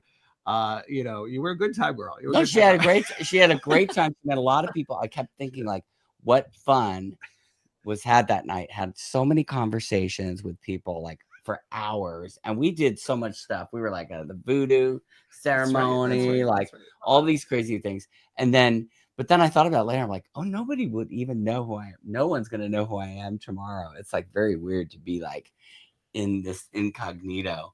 But it was definitely like New Orleans was a really good first drag experience for me. And then she did come out a couple other times. She's been out like, you know, she did a video. She has a video. I don't know if it's available on YouTube. It is not available. It's probably not on public. It is not public, but it was done for a benefit. That's right. That we did during COVID. We did this thing. So we came up with this concept. So we did the filming here over 2 days, and it was that was my film degree finally put to use doing a in-home music video with only him and I, and the only extras that we had were the 2 cats that we own. Yeah, because the neighbor's cat because that the we character gave food to because come the into character the video. had to be a crazy old cat lady. Okay, that was and so we only had 2 cats at the time, so we had to lure other cats. Needed more cats. You know, and it was a very quick shot. You know, we just had them there for about 10 seconds. It was great. It worked. We threw a lot of threw dry food like all over me on a blanket, and then all the cats came up. That was funny. Yeah, you got to be creative. It's just like on Yellowjackets when they're doing all that crazy stuff. They got to get the shot. They got to get the shot. So you guys don't have any photos or video footage of this we can watch? We do, but we don't. maybe we have to blackmail you. It doesn't get released into the maybe there might be one that we can send privately. It's really funny. We had to do a photo shoot for this character as well because we needed to promote the benefit, and so we needed to show all the performers, and so we did do a photo shoot, and I will say that was the best that the character has ever looked. Yeah, and I wouldn't mind showing that. And this is my work too. You have to imagine. So I feel embarrassed. I want to show my poor workmanship on this. The other thing is she has been threatening to come out for a very long time. I didn't threaten it. No, I'm but not threatening she is threatened. But the problem is she really needs a makeover. makeover. Like she needs a new wig. Really, that's number one. And she's been talking about going blonde for a while. But she's like very much. Jamie, she has your hair color. Yeah, normally. like she had red straight hair. Yeah. She looks good red. Yeah. But she wants to go gold. She's always been wanting to go gold frap. You know, like gold kind frap? of Allison gold frap. You know, kind of like she wants Goldilocks. So she's got to find a wig, and she's too cheap to buy one. The motivation just isn't there. Yeah, I don't know. Just isn't really there. Tough. It's really tough. I gotta tell you something. Getting in makeup, even just those few times, I'm just like, what an ordeal. I don't know how women do it. It would drive me nuts. It really would drive me crazy. It's so much work. It really is. So kudos. You know what I mean? It's like I could never do it every day. I would be When like, you do it, the quicker you get at it. it's a lot of work. I mean, you know, it's just like, I don't know. But I guess maybe if I did it every day, I'd get good and get better at it, get some good tricks, you know? So anyway, enough of that yes, talk. I don't know how we got into that. I don't know either. I'm sorry. Don't want to go on a tangent about drag. I was gonna say, is there anything else Yellowjackets wise? here's just a question, just a fun little question. When do you think we'll see season 4? Just in general, what's your take? What are you placing your bets? 2027. Wow. Just because of all the stuff with Canada, trying to figure it all not out. till fall, but probably longer than. Maybe they could go back to Mammoth. Yeah, well, Yeah, I was thinking about that because so the high school is here. The field, if you will, is here. Wait, in LA or in New Jersey? Los Feliz. Oh, I didn't know that. The filming location. Oh, right, okay. And then the pilot that was filmed in Mammoth, whatever. So technically, I suppose they could do that. But I mean, I think they're going back to Vancouver. I mean, I already saw like some Vancouver post saying like, we're so excited to have Yellowjackets 4 back in production, and the production schedule will be released soon. So I could imagine they probably put a billboard out. So they're close to starting, it sounds like, but it's still going to be at least a year, probably longer. Yeah, for sure. I mean, I think the thing is, if they do show any more from the wilderness, I imagine it'll still be snowing, and so they will need that weather. That is probably not, well, maybe right now there might be snow somewhere up there, but so you would imagine that maybe they're going to be filming in the fall again, and then it takes them a while to get that stuff out. So it will. Well, until then, there's, I guess, rewatches and everything else, find new stuff. Well, like I said, we're going to try to figure out at least we're going to work on a couple little podcast ideas. We're going to definitely do a couple little episodes for sure. The Cabin Daddy jacket. You gotta follow the jacket. Yeah. That's and I want to do, and I kind of want to follow, like, say, that sweater, the sweater that was used in Van's little costume there. Like, I want to see those moments everywhere. And there's been some articles and stuff about that, so we'll look into that. So we'll eventually get there, but it takes time to do that research, because you got to go through like episode by episode, seed by seed. And I know, and this is going to be a busy month. Luckily, I'm curious where you pulled your screenshots, because I found a website where someone has posted screenshots, but only for seasons 1 and 2. So season 3 has been a little bit more challenging to. Yeah, I made the screen. I mean, I took the screenshots. I went through and took the time to take them all. Yeah. That's the hardest work. Laborious process. It is a laborious. I started doing that. We've been doing it for all the shows, kind of showing the images. It makes it easier, I think, to remember what happens as you go without having to have as many notes. And plus, some of our lives are getting pulled when we were showing clips. Yeah. Oh, absolutely. Absolutely. You Oh, cannot show the clips. You cannot show the clips. We tried that once.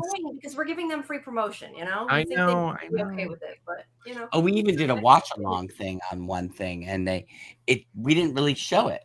Did we not show it? It was like it picked up some of the audio or something, and then they shut it down. You can't do that on YouTube. Yeah, you cannot do it. You cannot do it.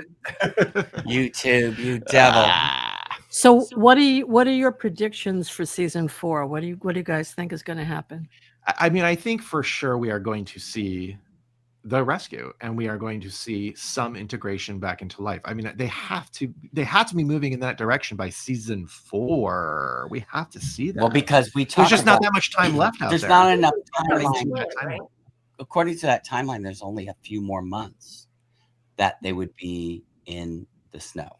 So it's going to take a few months for them to be found, right? So we know that, like if they decide to go down that. Yeah, they cut off that scene real quick there. It's just like a hello, right? It's a hello on the side.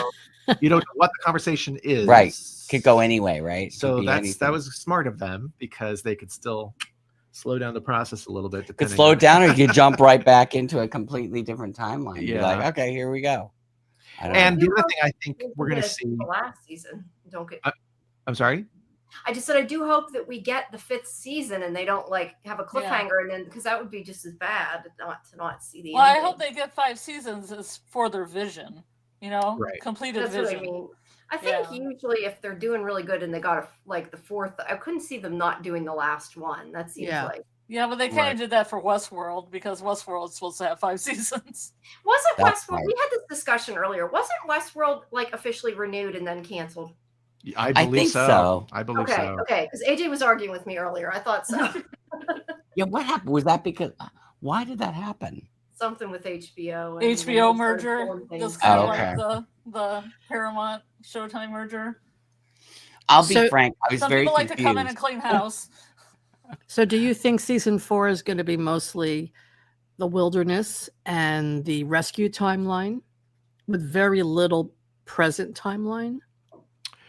Well, I think in the timeline, I envision that Thaisa is going to be on a warpath here with Shauna. I Right. think that is going to happen. That'll be the main storyline with the And present. I don't know really where again, Misty's kind of been flailing a little bit, let's say, with a something here. So I hope there's something meaty for her. And then I think the Walter thing will be a big storyline. I think it would be smart for Van's body to be found. And instead of it being this kind of like, because we had the murder investigation in season 2, which a lot of people did not respond to well with the Syracusa. So I don't want that vibe, but I think we got to see like the actual truth of what happened be exposed in some way, shape, or form for these remaining survivors. So I don't know if that happens in season 4, because, that's kind of an end of the line kind of thing. Even But this Melissa's house, she's gotta come, somebody's gotta come in and be like, what the hell, Alex? Yeah, I mean, that's going to be a real Yeah, hot mess to clean up. What do you guys think happens to Melissa? What's her arc? Is she just gone? She coming back? Okay, so you had said that you were trying to tie some things together, like maybe Melissa kidnapped Callie and Jeff, or Callie and or Jeff, or whatever. That could be something that she might do as retribution once she's eaten the flesh and she's back on this kick or whatever. Who knows? Because remember, that was something. I think I might have read that somewhere. Somebody had said, I think that they've been kidnapped by Melissa. And then I thought about it. I thought, well, yeah, that would be kind of clever to make it like, remove all their clothes and it's like they left town, but they've really been kidnapped by Melissa. But I don't know. I mean, has anybody? I know there was some interview or something where they asked Hilary Swank if she would return for season 4. I didn't read the article though, or does anybody know? Yeah. No, I didn't see it. I mean, I think it's an interesting hanging thread to follow up on for sure. So hopefully we will see some of that. And again, I think as we were seeing Lottie and Van,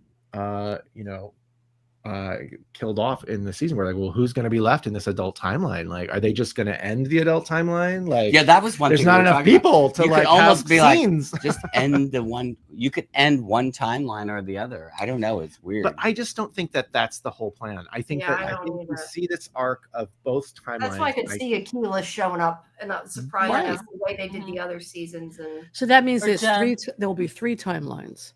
Yeah, I mean 3 timelines. Yeah. Well, I mean, technically, I think like you had mentioned, wouldn't it be interesting if they just jump to post-rescue and then you see flashbacks of what happened? Then they don't necessarily have to deal with 3 timelines. And that might be... It's really still just 2. Right?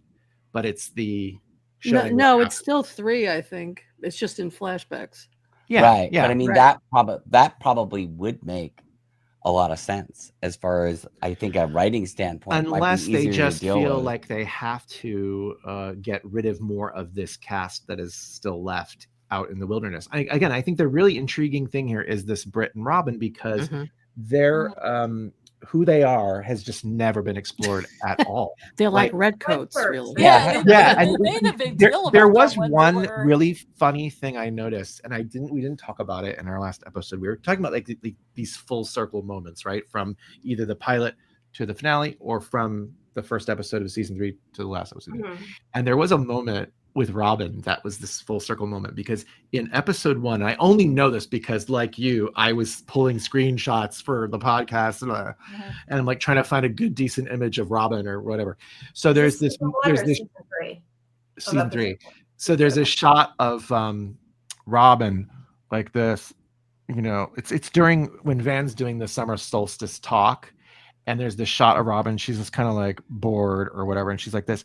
And then there's a similar shot in the episode 10 where she's all dressed up in the costume or whatever, and she's like this. So I thought it was really funny that was a moment that you could see that this is an element of this character, right? Right. What does that say? What does it say about her? She's bored when this is all going on? I don't know what that says, She's but ready to go home.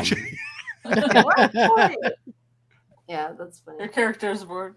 Yeah, I had a like shot of the like yellow filter too that we were gonna judge. So what did you guys think of the yellow, the solid day hue, the golden hour that never ends? yeah, I mean, I think I probably wanted to see that be a ruse, you know. I wanted, we thought it was going to happen in that shot, that scene when they're doing the, we called it the last day of the real world house, where they're all packing up their things, and then you see Akila at the river, and she's laughing to herself because she's recalling what Travis had said to her earlier, like, oh, I just made that up. I was just trying to get Lottie off my back. And then Akila's really like laughing to herself. I can't believe that, you know, whatever.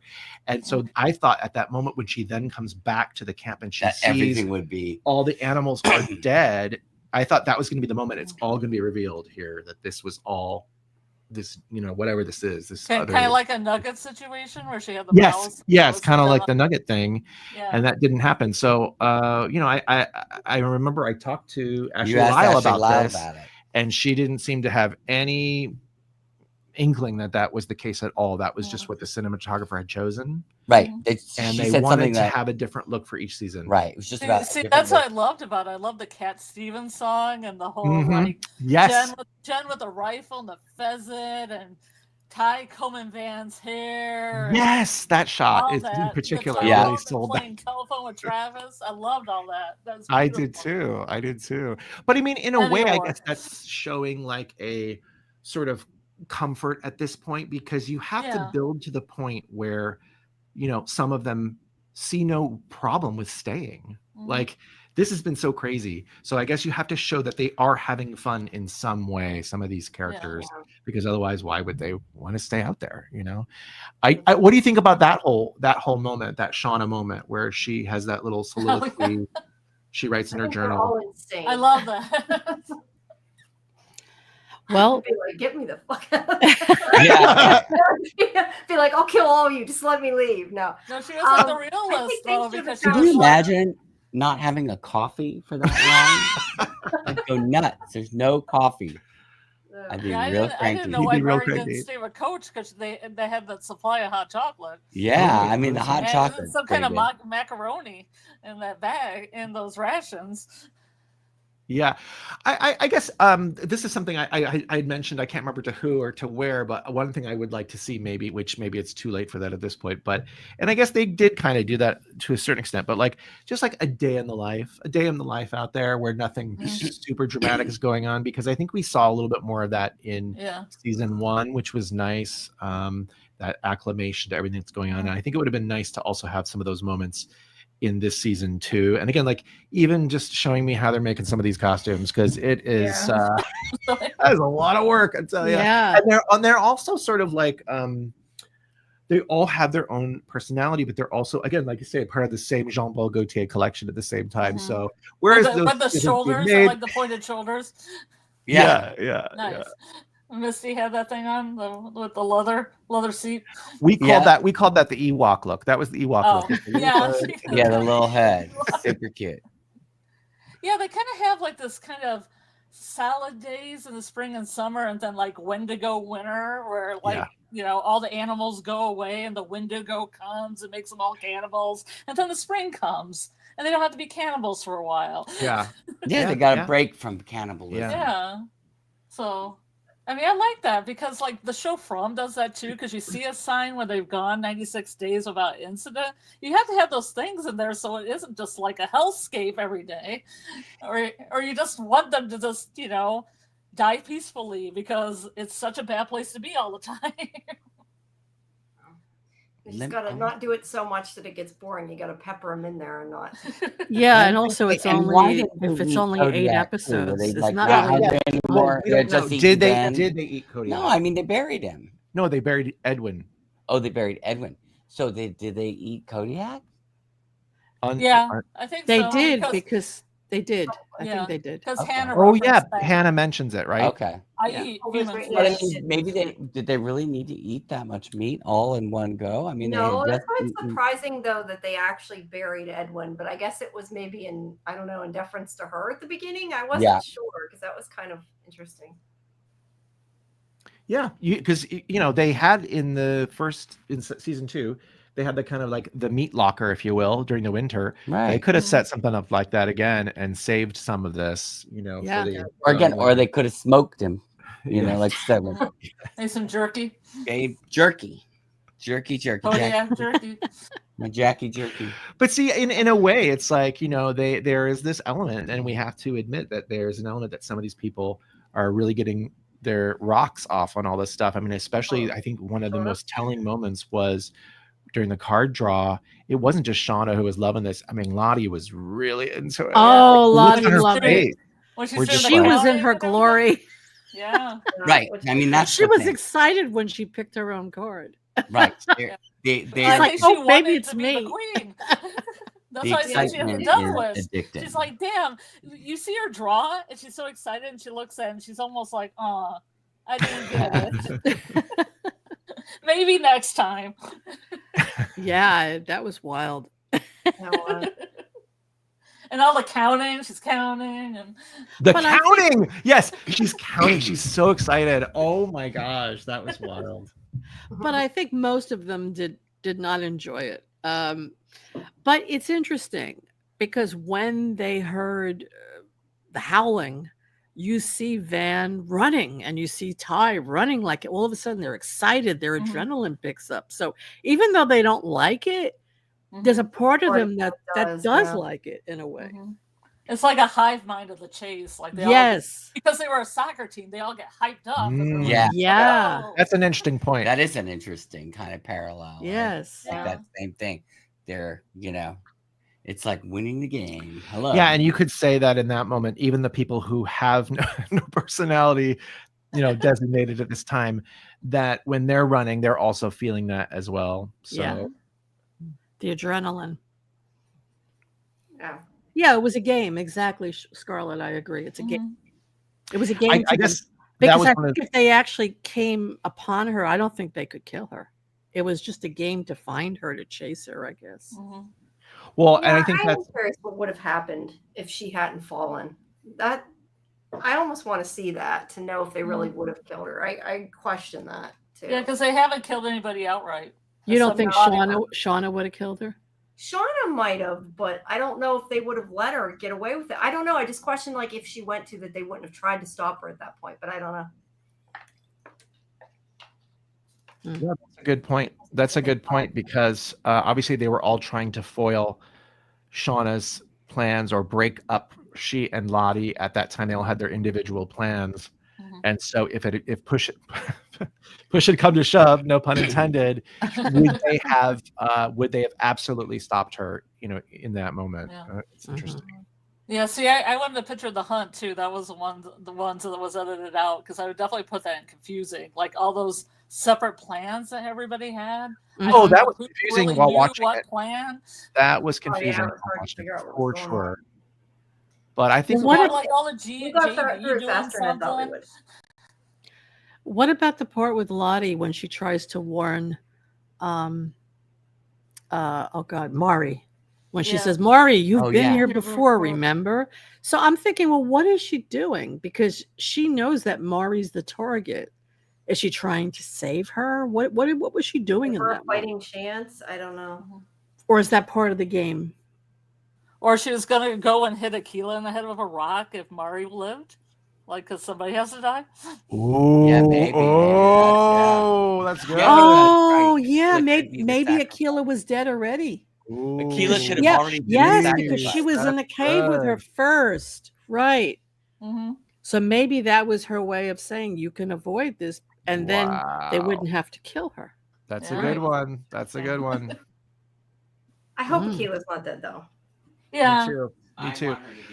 I was saying earlier, right, on the thread of our podcast about how we had been hiking one time and in the snow, and we could not see the trail at all. Oh, it's so frightening. And so it doesn't surprise me that in that moment when there's so much going on that Mari wouldn't have recognized where they were, especially since like that night, that initial night when she fell into the pit, it was dark, right? Mm-hmm. So, and when she's pulled out of the pit, isn't she blindfolded by Ben? So that explains why she wouldn't know exactly. Right? Remember, she was blindfolded right after she got out. He blindfolded her to take her back to the cave. And even if she did know there was a pit there, and if she did think in her wildest dreams she could fall in there again, she didn't know there would be spikes in there. Right. Right. They added those I was also going to put a picture of Travis and his attempt to kill Lottie. I didn't know why he thought of that. That did not work. No. Well, yeah, I will say that Jesus walk over the that was weird, kind of fascinating moment, and it was like that pulled us back to our supernatural because we were so like now on the other side for a while there, and I do think that building of that kind of side storyline was very subtle, right? That whole thing was very subtle, and then it finally had some meaning. And because that whole thing with the cave and the visions and Lottie pushing ultimately is also what caused Mari to die, because without that pit and the spikes, who knows, she's got the wilderness on her side helping her out. But yeah, you can explain that away because there's certain architectural things that when you put sticks together, they'll support weight. Right. And maybe she's just very, very skinny compared to Mari. Mari looks pretty petite, though. She was skinnier than she was in season 1. Right. Lightweight. Let's go back to Travis. Do you think, because Travis, I feel, was a little checked out throughout the season, dealing with his brother's passing. Yeah. Do you think we will see a reconnection of the teen Travis and the teen Natalie to kind of re-solidify that relationship? I think when they're rescued. Yeah, I think that makes sense. Yeah, they would have to, will Travis fire another wilderness baby with Lottie? It's gotta be another Lisa baby. might be Nat's and Travis's. I don't count that out. Because they do have that. She does have, when she's an adult, she has that Polaroid of her and Travis, and they said it was off again, on again. So they might have been like just having babies and just putting up for adoption. But they showed Lisa's mother, though. They showed her. They went to her house. They showed her. Yeah, that's but right. She could have been her adopted mother or, other relative that took her in or something. Well, wasn't it interesting when Lisa says to Misty, I can't remember the exact line. Oh no, this wasn't in the show. This was the actress Nicole Maines on her Instagram the day before that episode aired. She said, "Can you imagine being in a dead-end job and being accused of murdering your mother by your other mother?" So it's just fascinating that the actress, yes, that's right, didn't even consider the real mother to be the mother, right? She considered Natalie and Lottie to be her mother. Yeah. His mother. And like I was saying before, they have that like the in the pilot where Teen Natalie sees Misty, there's a PJ Harvey song playing saying, "Little fish, big fish swimming in the water, come back here and give me my daughter." Yeah. No, the whole thing is that she's trying to save Lisa when Misty stabs her with a syringe. Right. I mean, it's so interesting how those little moments keep perking back up throughout the series, like stuff that's embedded into the pilot. Like, it's wild. I think that could be like the glitter thing, though, that it was like a happy accident. Jamie. So, I don't know. Yeah, I heard about that glitter thing too. That was like perfect. Like he runs in clouds of glitter, and it's Jeff, and later in the season he runs through clouds of glitter. Yeah, I mean, it'd be nice if it was all pre-planned, but sometimes it just works. Yeah, I think that's the thing. It's like they can't plan every single second of it. I mean, it's just too much. You know what I mean?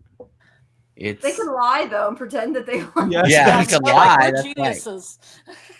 I said they're probably just.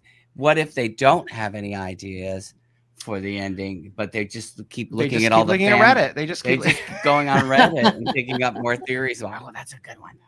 Okay. I hope they show more of Travis back in the rescue timeline.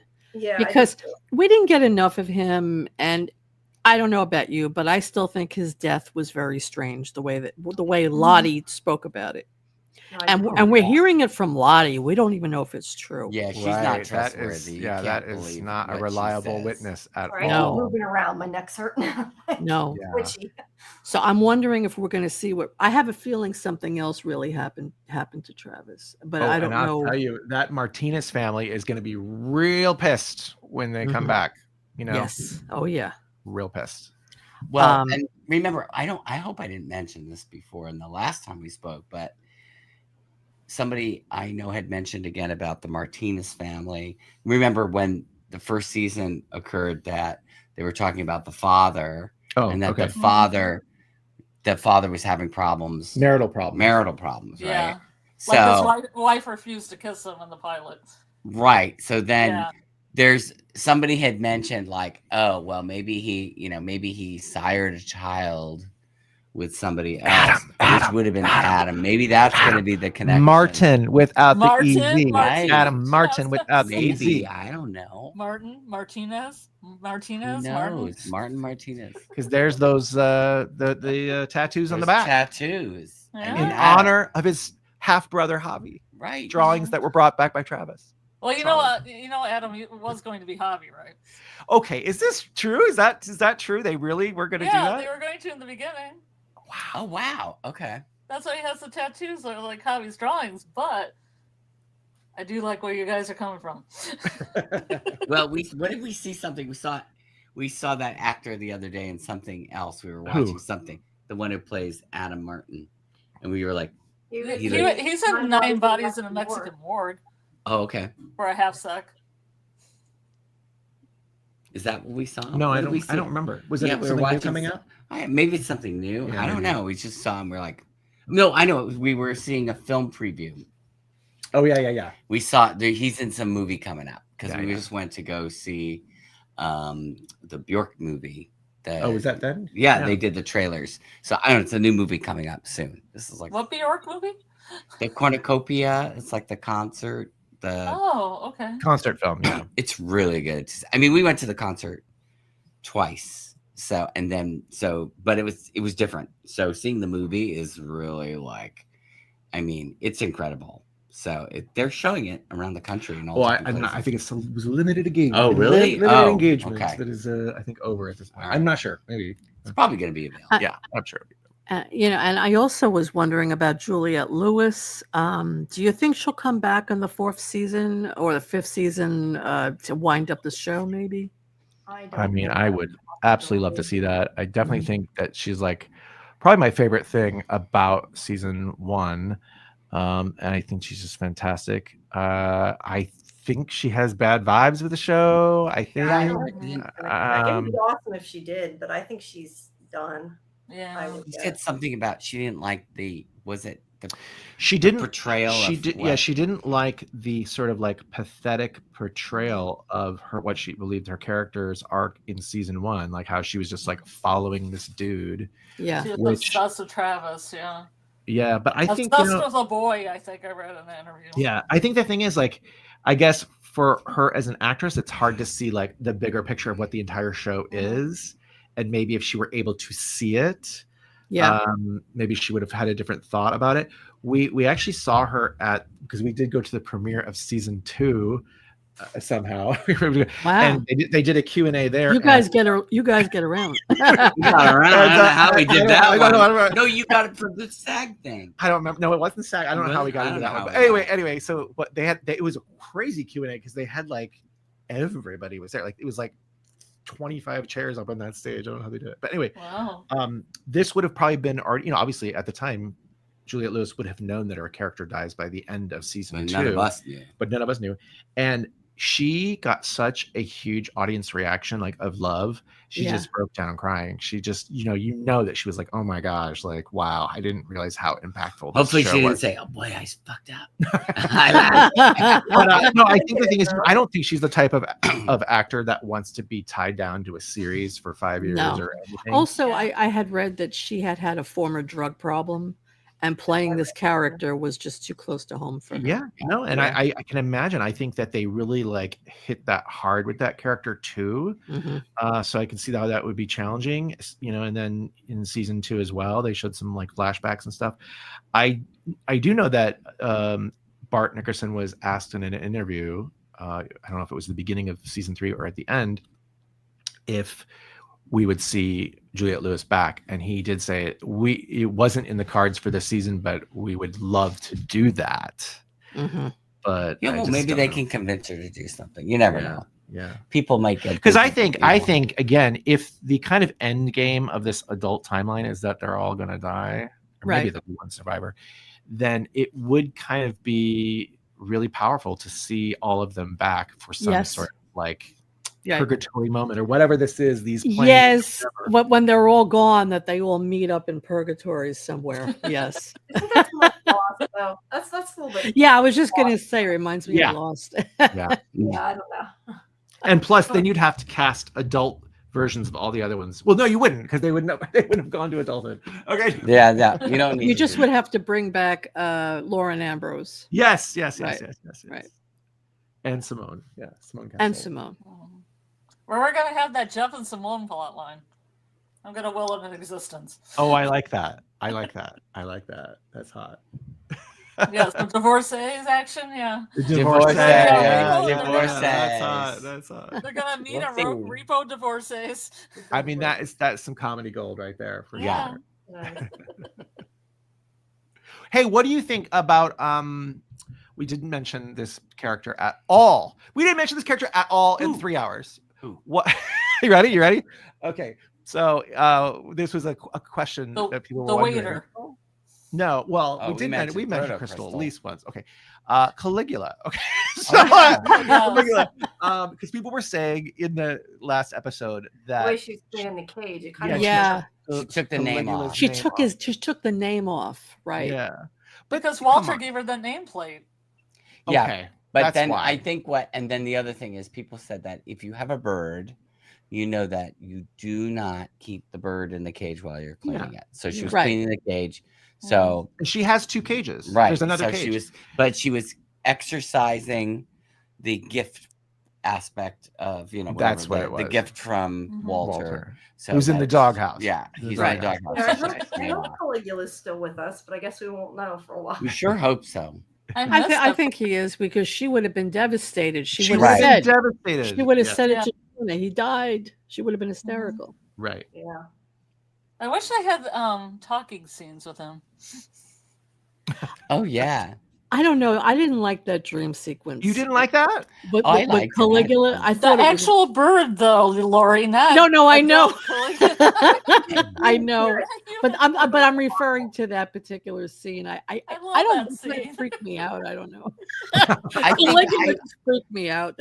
I think that was that first time where they really went into that tripped out world, right? The fantasy stuff. Yes. So I don't know. That worked for me. It was so weird. Inside Misty's head. Yes. I will tell you, rewatching it like a year later or whatever it was, because we rewatched all of season 2 prior to watching season 3. We did a podcast of our thoughts about it, and I would say it aged better afterwards. Oh, okay. Yeah, I could see that. I could see that. Yeah.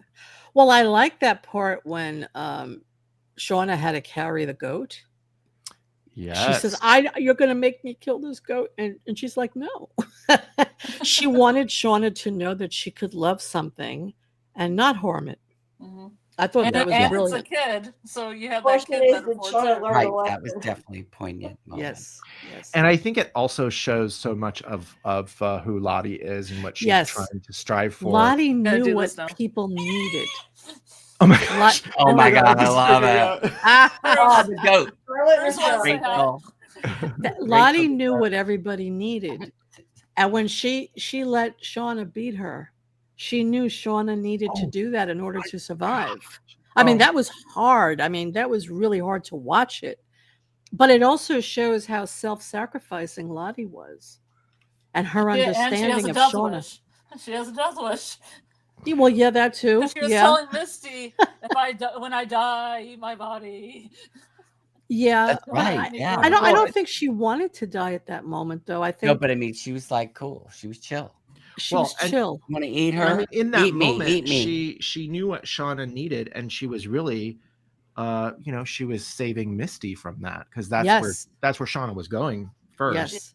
and so that was a very selfless thing to do, Yes. and yeah, I think that gave her some time to think, and that's when she realized, wow, what have I done to these people already? That was an interesting reveal too. Was it episode 1 of this season when they're doing the screaming trees and she sits down with Travis and Travis is like tripping. He doesn't know what she's saying, but but she says, she goes, yeah, I have mental illness and I'm off my meds. Hello. Yeah. Just like, that was interesting. I have a question for everybody. Do you think the person that Lottie saw when she felt the wilderness come back to her when they were all dancing and before they started screaming and before the Froggers came, the person that was at the gate that I thought was Joe McHale, do you think that's Cabin Daddy? No, I thought that's Joel McHale. No, because Joe McHale was with them when it revealed. He was to the right of them, and there's no way he could have gone all the way over there that came to the right. Here's my take on that. Okay. This is Okay. my take on it. This is probably an expensive get, Joe McHale. So, Yes. It was if they extra. can save, paying him for the episode, because he did 2 episodes, I guess, right? 2 Yeah. or 3. I don't know. Then they want to have that reveal at the end of the episode. They don't have to show him. They can show that there's another person there, and I then agree. he comes around the It side. was I think weird, that's though. what it was. It was but weird, though. I remember agree. it being really weird. Like, who is that? I agree, know? because some people also thought it was like maybe like Coach Ben appearing again or whatever. But no, I just want William Vaughn to come back, because William Vaughn has a great interview. I need to see it. I haven't. Who did the interview? Do you remember? I can't remember. I'll look it up for you guys. I'll send it to you in email. I would love to see that. I also thought that Lottie saved Natalie's life when Natalie was the queen. And then when she realized Shauna was going to kill Natalie, she says, okay, the wilderness wants Shauna to be the queen now. So she did that to save Natalie's life. Yeah, So Lottie always kind of came through when people needed her to. Mm-hmm. I think it's so tragic in a way. Like, okay, we're huge like fans of any show or movie or documentary about a cult or whatever. We love this stuff. We love it. When at the end of season 1, that was like hinted at that was going to be the case, we're like, yeah, we're so excited. And I think we kind of on the first watch, we're sort of like, in a way, I don't know, making fun or mocking like the cult aspect of it. And of course they do too a little bit, right? But that episode where Lottie is trying to teach something to each of these people, and just in general, the whole idea of the intentional community and her trying to recreate elements from the wilderness as a childhood, because that's where she felt the most connected to her true self. Yes. It's really beautiful, actually. I mean, it's not beautiful for maybe some of the people that had their money taken, that maybe didn't want to have their money taken or whatever. But for Lottie, like she was really getting something out of it. That was like her life's purpose, I think. She says in an episode at some point, like something about that, right? I can't remember what the exact words are, but she's, I'm actually helping people. She could see that. Then the other Yellowjackets came and destroyed all that. But I do have a spoiler. Kind of like what Lisa said. The reason why we're not going to be doing any more podcasts right away is we actually have a retreat. We have a retreat with the cult that we're joined, and we'll be gone for 2 months. This is really... who's going into the Izzo tank? Well, I think we've already been in those before in Venice. We've done those. Okay. Here's the thing. Been there, done it. Okay, this is fascinating to me, and I have not rewatched this scene. I did pull a screenshot from it, but I didn't actually watch it, and I'll have to go back and watch it. Isn't it fascinating now to remember that scene in season 2 where it is revealed that Lottie, when she's going to her therapy sessions, is revealed she's talking to the allergy. Oh, that was chilling. So is that now, should we say that that's Shauna? She's speaking to Shauna? or is that still just her sort of envisioning of whoever that was, like from her dream, or what this? Yeah, ideal it's from her spirit? dream. It's from her vision. I'm just curious if yeah. if you could recolor that scene talking to Shauna Yes. as well. I have to go back and watch But okay, I got one more thing. Barbara. it. Yes. You're reading my mind. I was Oh, gonna say Barbara. Barbara. What? Who's going to be Barbara, Barbara? the coach. Right. Barbara. Who is going to be Barbara? Who does not have patient confidentiality? Right. Right. That'll be interesting. if they Wait, bring so that. wait a minute, Akila Barbara. But Melissa's the one that mentioned Barbara's name. Right. But we Yeah. didn't Jen? see, we never saw Barbara, and no one else mentioned Barbara's name. Right. Except for Maybe Shauna. it's Jen. She because they're said, good well, all friends. Barbaras are like that, right? Right. All All Jen- Barbaras. All Jens yeah. are like this. I mean Barbara, not Jen. So Not you're wondering who Barbara's going to be? Well, if I they're guess, gonna bring around? what did you think about that mention of this person, Barbara, who's a therapist, but not really a therapist? And like, Well, maybe a you know, therapist, but just not officially licensed, Right. having to deal She's with not that. she said she's not a licensed therapist, more like a So coach. It's Yeah. Walter in a wig. Walter's in a wig. Yeah, it could be Walter. Is Barbara? Can you imagine? Interesting. Maybe. Somebody knows something. Well, Adult let's just put it Akila. this way. In regards to Barbara, Shauna is not going to let that loose thread dangle. That's what I'm saying. Right. He's going to be out We're to gonna go kill. find Barbara. That's What true. makes me think, Yeah. I was thinking of, could it be one of the other girls or whatever? Did you guys think in the I think it was in the finale, whenever Misty is talking to Ty at the I don't know, it's a restaurant, diner, whatever it is, Mhm. that was going to be Akila? Oh yeah. Absolutely. I remember us Yeah. talking about that. Yeah. That Yeah. was gonna be the cliffhanger of all cliffhangers. I'd be like, That yeah. would have been awesome. Because they had that scene in the beginning where the teen versions were like Ty was like holding on to Akila's hand when the animals were dead, and I thought Yes. they're having this connection, and then they're gonna bookend it with the connection at the diner, and then it was Misty. And then it was Misty. That would have been so good. Yeah. That would But that's interesting about Barbara. You know, I didn't think about that. Yeah. she's That so- is a loose end that Mhm. Shauna's going to want to tie up. And who is that going to be? That's a good question. I don't know. You think it could be Walter? Maybe That's it's what right we were with saying, somebody maybe- because they don't even know who she is. You know. Well, Could you- if he's online, it might be him. Like one of Yeah, I mean, if those, it's like you an know, online online person or somebody with a voice changing mechanism, you know, he would be so Yeah. quirky. He would be the kind of person who would do like, you know, the old school, you know, throw his voice through a vocoder and pitch it up. Right. You know? So she thinks it's a woman named Barbara. I don't know. Maybe. What's the age difference between Walter Tattersall, and I put that in quotes because, like, is that really his name? You know, what's the age difference between Walter Tattersall in current time, which, let's be honest, it's still 2021, okay? Yeah. I mean, or 2022, Yeah. maybe at this point. 2022. But what's the age difference between that character and Hannah Finch in 1997? What do you think that? I'm Oh, trying to you figure think that's her child?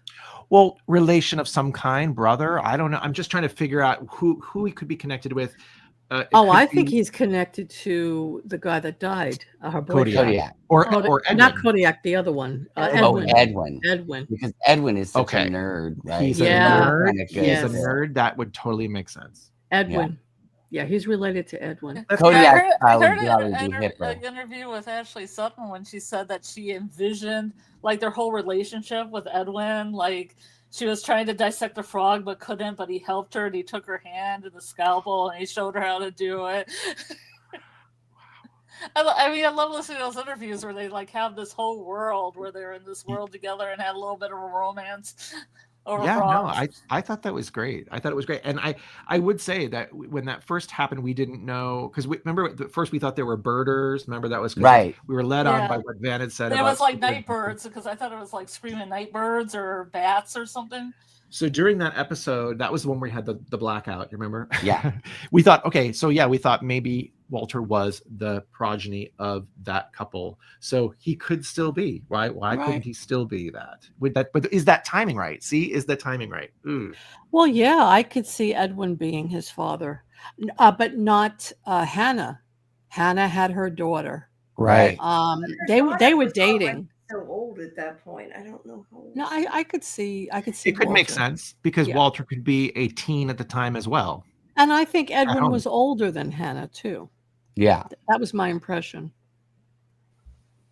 I'm still confused about Alex because I'm confused about the adoption thing with Alex, unless somebody in Hannah's family. Yeah, I really also don't understand that. Usually, when you can keep the name of someone, it's usually because a family member is adopting them.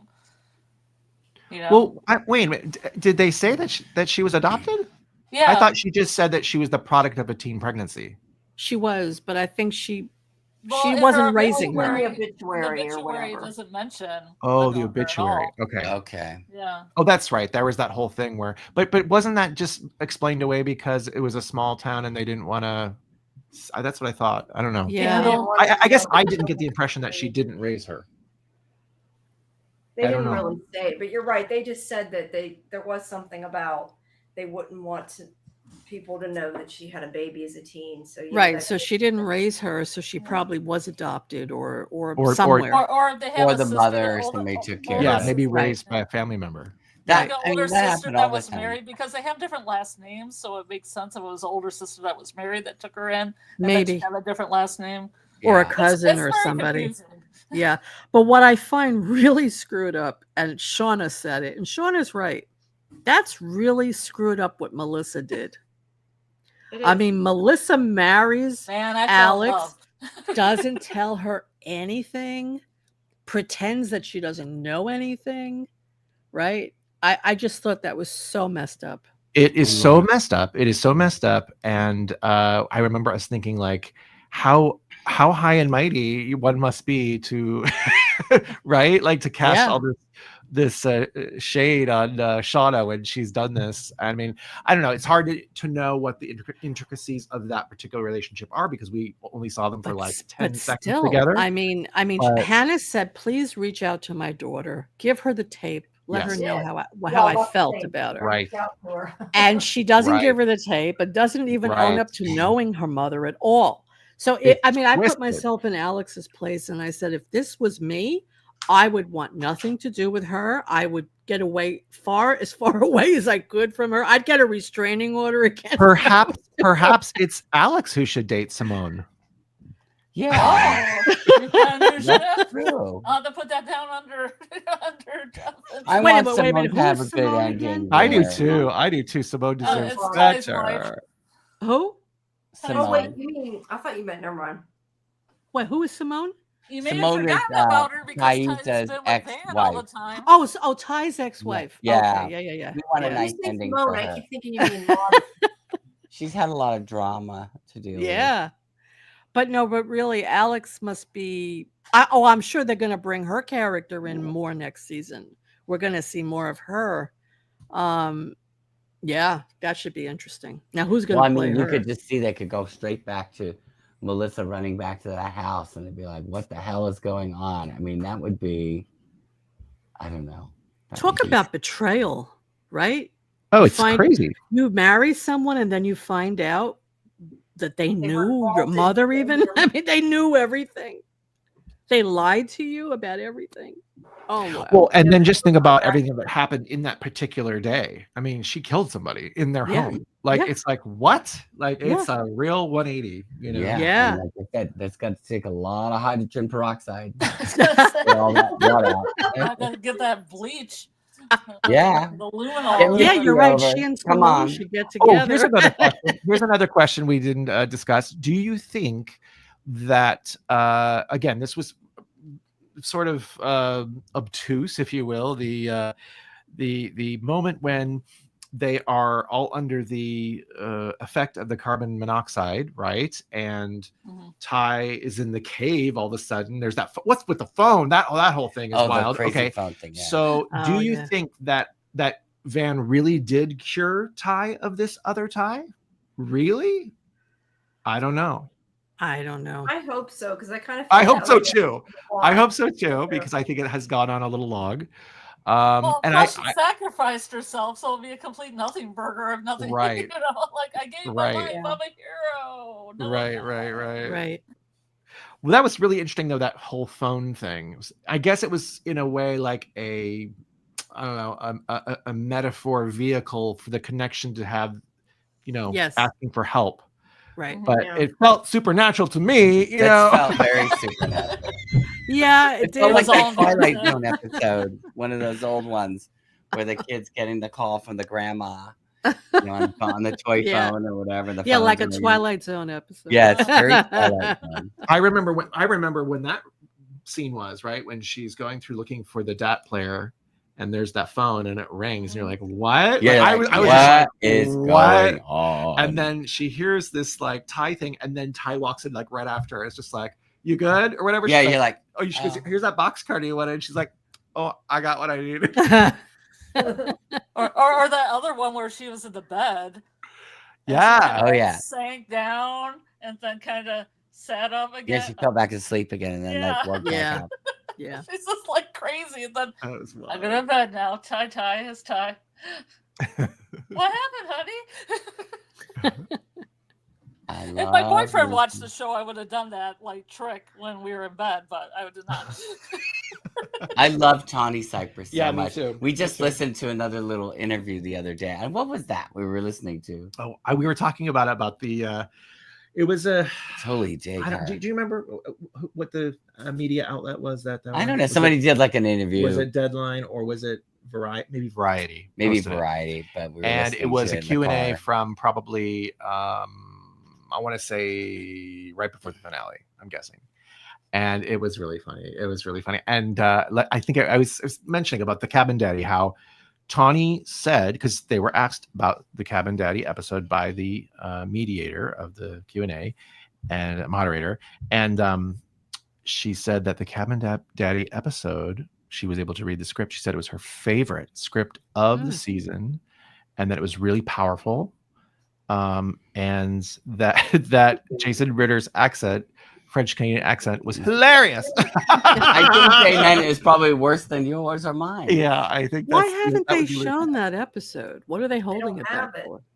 They don't have it. Do you think that's the case? Do you think like it's like lost footage or something? Because that happened, right? That happened with the whole Shauna giving birth. The whole footage was lost. Episode 6. Yeah. Oh. So it's lost? I wonder. No, we don't know. Do you think? That would be interesting. How does stuff get lost? Well, because it's digital. It's filmed. Oh, it gets digital and that's what happened with the whole all those scenes when they were filming season. So it's the same season. Yeah. How did that happen? I mean, that's like unusual. They're shooting something. Well, maybe the supernatural can wipe. That's it. The wilderness did it. Happened all the time. Or maybe they were watching back and they just thought that Jason Ritter's accent they shouldn't have been on a DAT tape. That's what they had on a DAT tape. We did a whole thing on the DAT tape. I was going to say my trials and tribulations of working with DAT tapes are a nightmare. They're so bad. I mean, they're so obsolete, and I mean, it's crazy. They are, but back in the day, though, too, even when you used them, they were so they're really delicate. Glitchy, yeah, they're super glitchy. So you have to be very careful because it's like I had some stuff that I've been trying to get off of. I have a DAT player, like somewhere. A proper one. It's up in the attic with Cabin Daddy. No, but I have to say our attic does look eerily like the one in the cabin. Yeah, it's very creepy. Are there symbols on the floor and candles? There are not symbols on the floor, but I tell you, I wanted to put a big pentacle up there, but he wouldn't. No. If we really wanted to have a good setting for the podcast, that is where we should do it. Yeah, but it is so darn hot up there. Oh my god, can't do it. It's not like weatherproof. But that would be perfect because there's the window, right? Yeah, it really would be same place, like with the. We could only do it in the winter. Yeah, that'd be the only time. And forget it. Spring and summer. It's just like unbelievably grueling up there. But anyway, DAT tapes suck. So that's why I was even saying like they'd be lucky that any of that stuff would have been like audible. You know what I mean? Because it's just like I don't I know. believe the official glitch, word glitch. though is that they according to Ashley and Bart, they absolutely want to show it. They absolutely want to show it. But I just don't understand why they're not showing it. Well, they better. I mean, maybe they had something in that storyline which they've now like retconned so much that they can't really use that. I'm guessing. Because they have a deleted scene where Van found it's in the script. It's in the episode 7 script where Van had a scene where she found a page from a diary about somebody who lived there before. Oh, okay. Wow. And she also was pregnant with a baby on the way. Oh wow! Van? I didn't know that. Yeah, if you look up the season 2 episode 7 script, you can read those things. There was also a deleted scene where Nat fished a fish because they were so hungry, and she shared it with Javi, and they ate a raw fish together, which I thought was interesting because that coincided with Nat putting Lisa's fish in her mouth and spitting it out. Oh, wow, cool. Okay. So that was season 2, episode 7. Wow. Okay, that's really intriguing. That is, and again, because that would have been obviously the 10th episode or one of the 10 episodes of the season 2.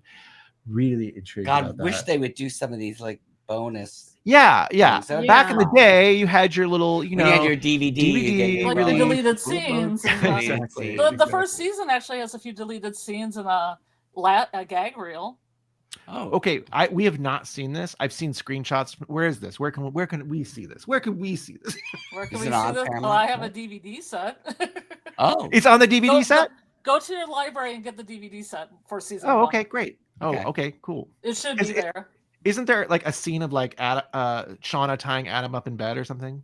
No, that's not in there, but I understand what you're talking about. Oh, okay. Because there is that deleted scene because it's like where she's strangling him, kind of a deal. Okay, yeah, maybe that. Yeah, because they have flashes of that when she stabs him. That's there's a right. flash of Right. That's her right. Strangling That's right. him because they have that kind of,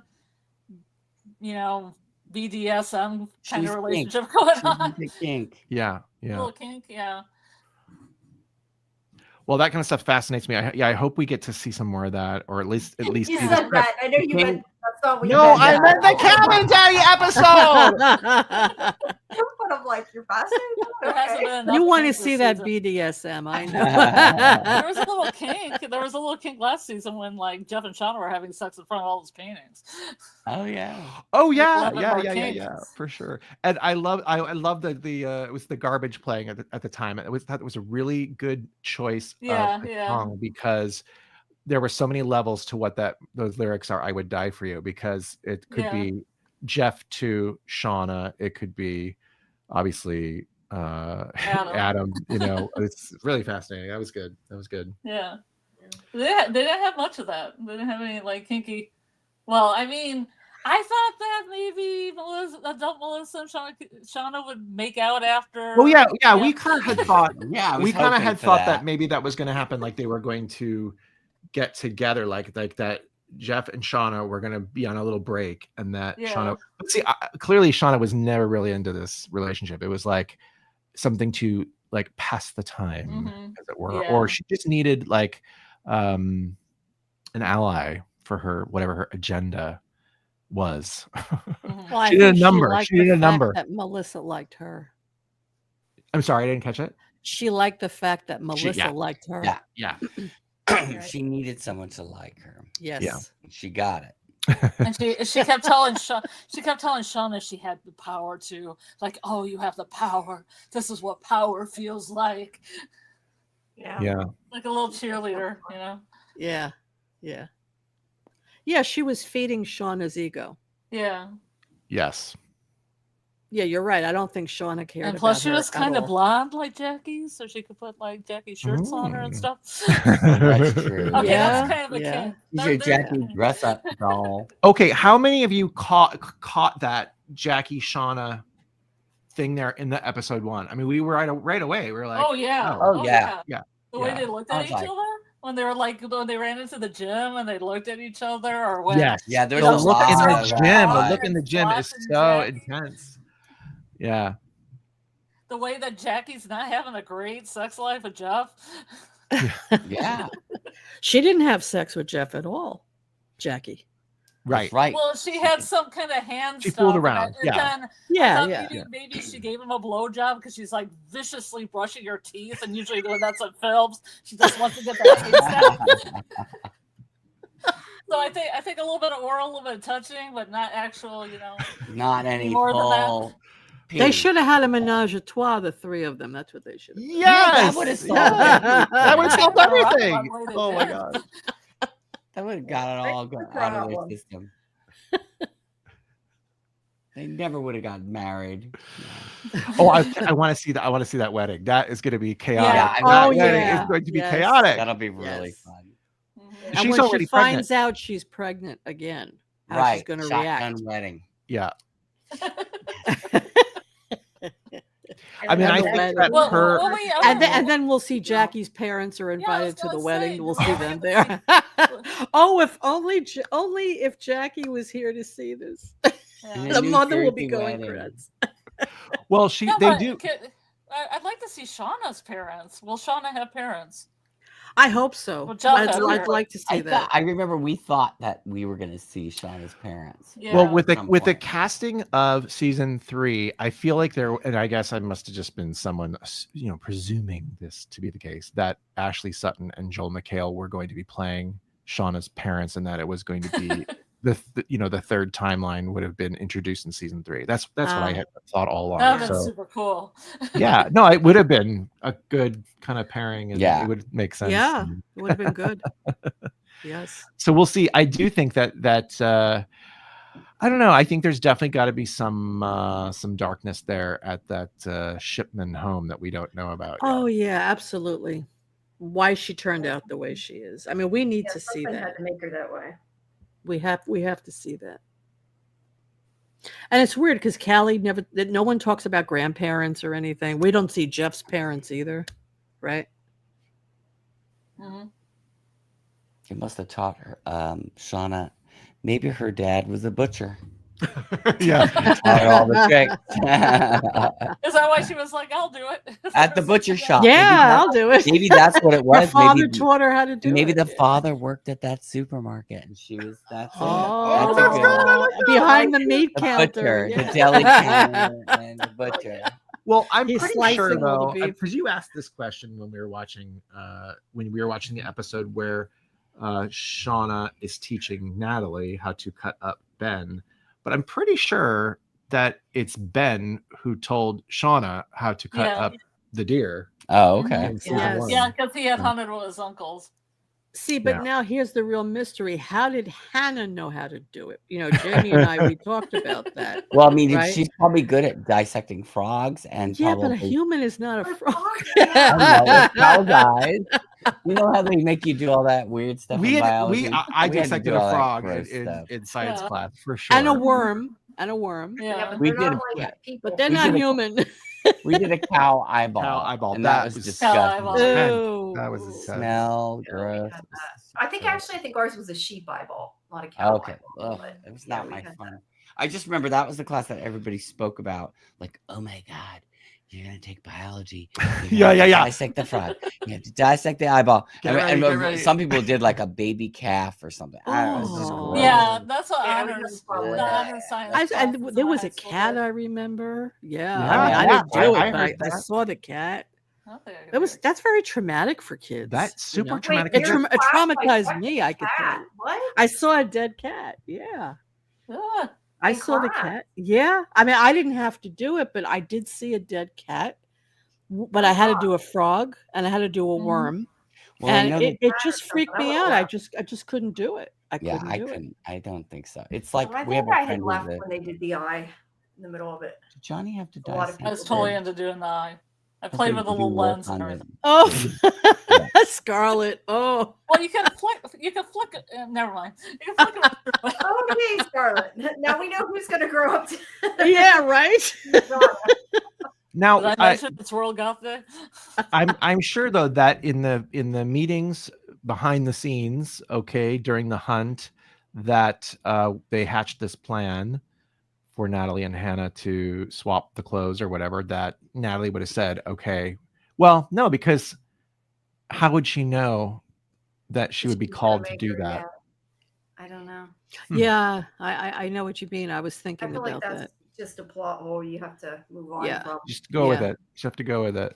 Right. I do think Some that was people the couldn't only cut up a part person. of the matching up of the scenes that was a little sloppy. I feel like the scenes that they show from that part in the pilot don't quite match up, or they had to do like some wipes or something to make it match. Because I obviously they didn't have that aspect of, you know, that raincoat. I know the raincoat does appear in that final feast in that pilot, but maybe in that particular shot, that person wasn't wearing that. I don't know. I'd have to go back and look, but it wasn't as perfect seamlessness We as got the, some more as homework to the do. pit girl chase, you know?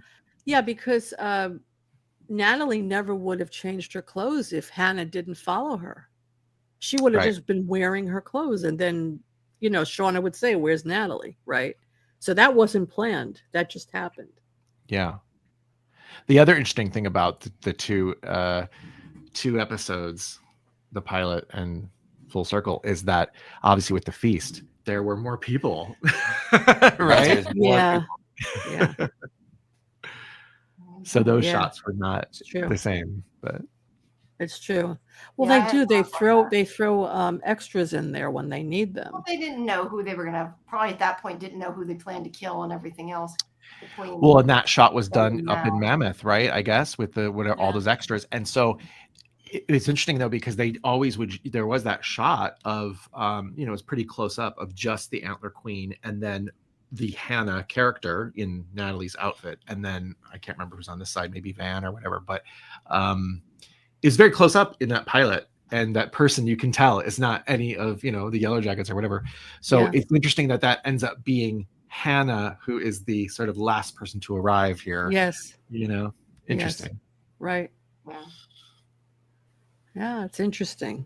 This show it's a great show. I'm glad they renewed it, and it should be an exciting fourth season. I think they're going to probably start filming it towards the end of this year, and maybe if we're lucky, we'll get a 2026 at the end of 2026. Oh, that'd be maybe. so great. But I think the season does matter. If they don't want to film it in the winter, it might make a difference. Yeah, depending on the timeline, will maybe sort of dictate some of this. Right. You might have to wait to Do you film it. guys like From also? Do you watch From? We have not seen We it have yet. not Oh, you must see From. Um, From is the best show on TV. Two seasons or 3 seasons? 3 seasons. What's it 3 on? seasons. What's it? MGM Plus. Or going MGM into- Oh, Plus, see, that's okay. why we never have Right. seen this, because we've never had MGM Plus ever. I think it's on The Prime. The first 2 At least seasons are first on season, Prime, but I right? think the first 2 are on Prime. Yeah. Yeah. When did season 3 come out? This year, I think it was Yeah, April. wasn't that something? Okay, No, so it ended recent. in April. Came out in February, I think. Yeah. And are they going to do a season 4? Yes, and they're predicting we'll have a 2026, early 2026 release. Okay. Yeah. So again, we have some obligations with some of these Hulu shows that we Oh have my to. God! Yeah, which we got the And next then couple we weeks. gotta, Then we we're got to start all yeah. this stuff. We got to start. We got to watch. Okay, here we go. We got to watch Hacks. We have to watch Last of Us. We have to watch White Lotus. We have to watch From. We have to watch. There's another one too. We're missing. Severance. Severance, and we Yeah. need to book a vacation. Yeah, we. Please. You gotta have do to have something. you have to also have the Knots Landing rewatch parties. Oh my god. Oh, I know. Well, Knots that's Landing. Okay. We're doing. That's how we started our podcast. Not Landing. Oh, I didn't know that. From. yeah, that's what we actually this last podcast that we just did the spring cleaning, which we just put up a couple days ago. We did a hybrid because we wanted to do. It's just all the little pieces that of like. Maybe we talked about a few things that we're watching right now currently, or we just watched as well. But we did throw in some of the Knots Landing stuff too, because there's some. You're news talking on about that. the original show from the The- 70s? Oh yeah. The original show. Yeah. So we What only about have- Dallas? No, we didn't do. Okay. didn't do Okay. First of all, Dallas. Not Landing. 14 seasons. 14. There's 14? A lot of ground to cover. 344 Wow. episodes. Okay. Wow. We've only done 13 of them. But that's a Probably spin-off from about 13 Dallas, out of right? 300. Yeah, It is. Yeah. But it is Yeah. completely removed from the Dallas universe, Okay, almost okay. completely. Well, You know, yeah. it's like Eventually, it is. Yeah, I mean, eventually. I did watch it when I was really young. I don't remember it very well, but yeah, 13 seasons. Wow. They're showing it again. It's that's on Plex. That's why we kinda started it, is because they started showing it on Plex, and then it is also available on Amazon and Wow. the other things, and you can now actually. And like, we're such search weirdos that we watched it about. Well, Brady's seen it more, but I think I've watched it 2 times completely through, and you've watched it at least 3 times through. Wow. Like 14 seasons. I mean, here's the thing. You know, Okay, it's this a is what lot. I'm going to say about it, because I think in general people are always going to say, "Oh, it's a nighttime soap from the '80s, so it's got to be like super cheesy and super over the top and all the stuff." And certainly there are storylines that are that, but generally it's like better quality. It's definitely better writing and better acting than all those other shows, and it actually is more relatable now than any of those shows will be. Yeah, I like Ted Shackelford. Was it Ted Shackelford? Oh yeah, who's that?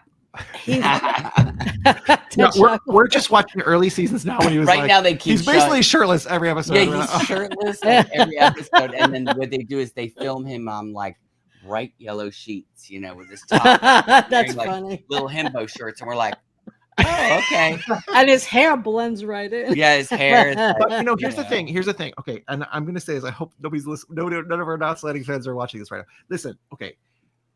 We love the show and we love all the actors, but just like on Yellowjackets, it is an ensemble show in our opinion. Yeah.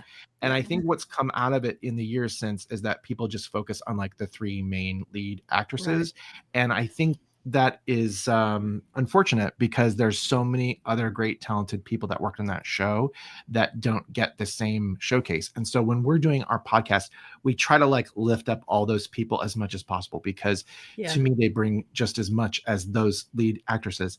And so, for example, Donna Mills was on that show. Right? Donna Mills, and she's fantastic. Yeah, she's amazing. Joan Van Ark and Michelle Lee, they're like the top Joan 3. Van Ark and Michelle Lee. That's right. So they're great. But so are wasn't Pamela Sue Martin on there? Not her, but you know who was on there? Which crazy is Lisa Hartman was on. Lisa Hartman, she was on there. Right. Yeah, and Michelle Phillips. Michelle Phillips, Mamas and Papas was on there. Yes, and she's really good. She's really she plays a great villain. What about the one from General Hospital? The one who played Holly, wasn't she on that? Is that the one? Emma Samms? No, that's I want to say. Oh, that was the Colbys. Alec Baldwin got his start. Was on it. Julie Harris. Julie Harris. But John wait a second. I'm sorry, who? John Plachette is in the first 4 seasons. He's really good. He's really good.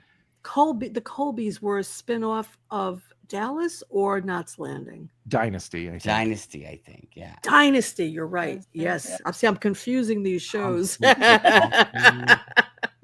I saw them so long ago, I don't remember. Sure. They're fun. If you haven't seen them for a long time, you should just go on Plex and just start watching a few. And just I think you'd be surprised at like how kind of relatable and how engaged you will become, because the writing's good. It's like, I mean, especially in the first couple seasons, like they kind of do more standalone episodes. So they're almost like mini movies, and they're on like specific topics, and they're pretty well done, I have to say. Like we do on our podcast, the whole idea is that we're looking to see if our viewing taste is highbrow or lowbrow. Mm-hmm. And shockingly, that first season of Knots Landing is pretty highbrow, which is just weird for a nighttime soap. But they had to change that formula because that's not what the general public was looking for. So they had to make it more salacious. Right. And that's why they brought in Donna Mills to play someone who's a little bit more flashy, a little bit more sexy or whatever. And she kills it. She kills it in the seasons that she's on there.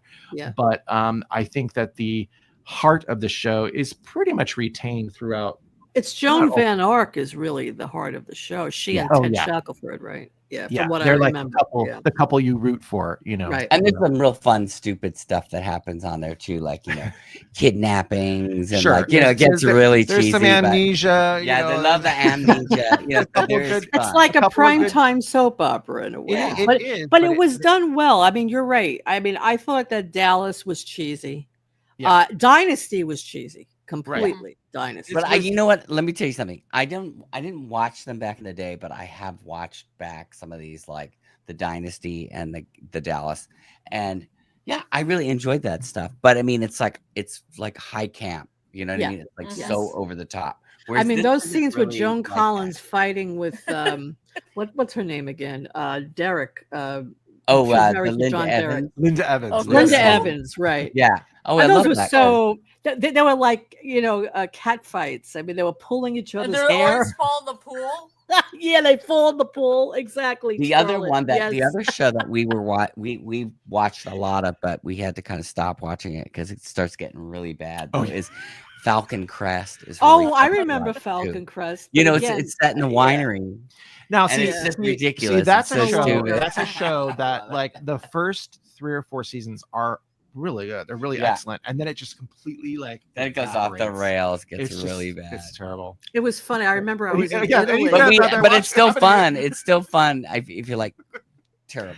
You know? It was funny. I like that. I was in Italy and I put on the TV, and this was like 30 years after Dallas was here, and it's on in Italy, and they're speaking in Italian, and it's Dallas. I said, "What the hell is Dallas doing on TV at this time?" It was so funny. That's what was like with the Knots Landing thing. What's really weird is I have a friend of mine, or a friend of ours, Brady and I, who lives in France, and she was a big Knots Landing fan, but it's called Côte Ouest. Yes, And Côte she Ouest. watched it all in French. Yeah, it's a huge. It was a huge success in France, but it was shown like 7 years later. You know what I mean? Like it was, the syndication They came were way showing later. all the shows that had been in the U.S. like 10, 20 years later. Yeah.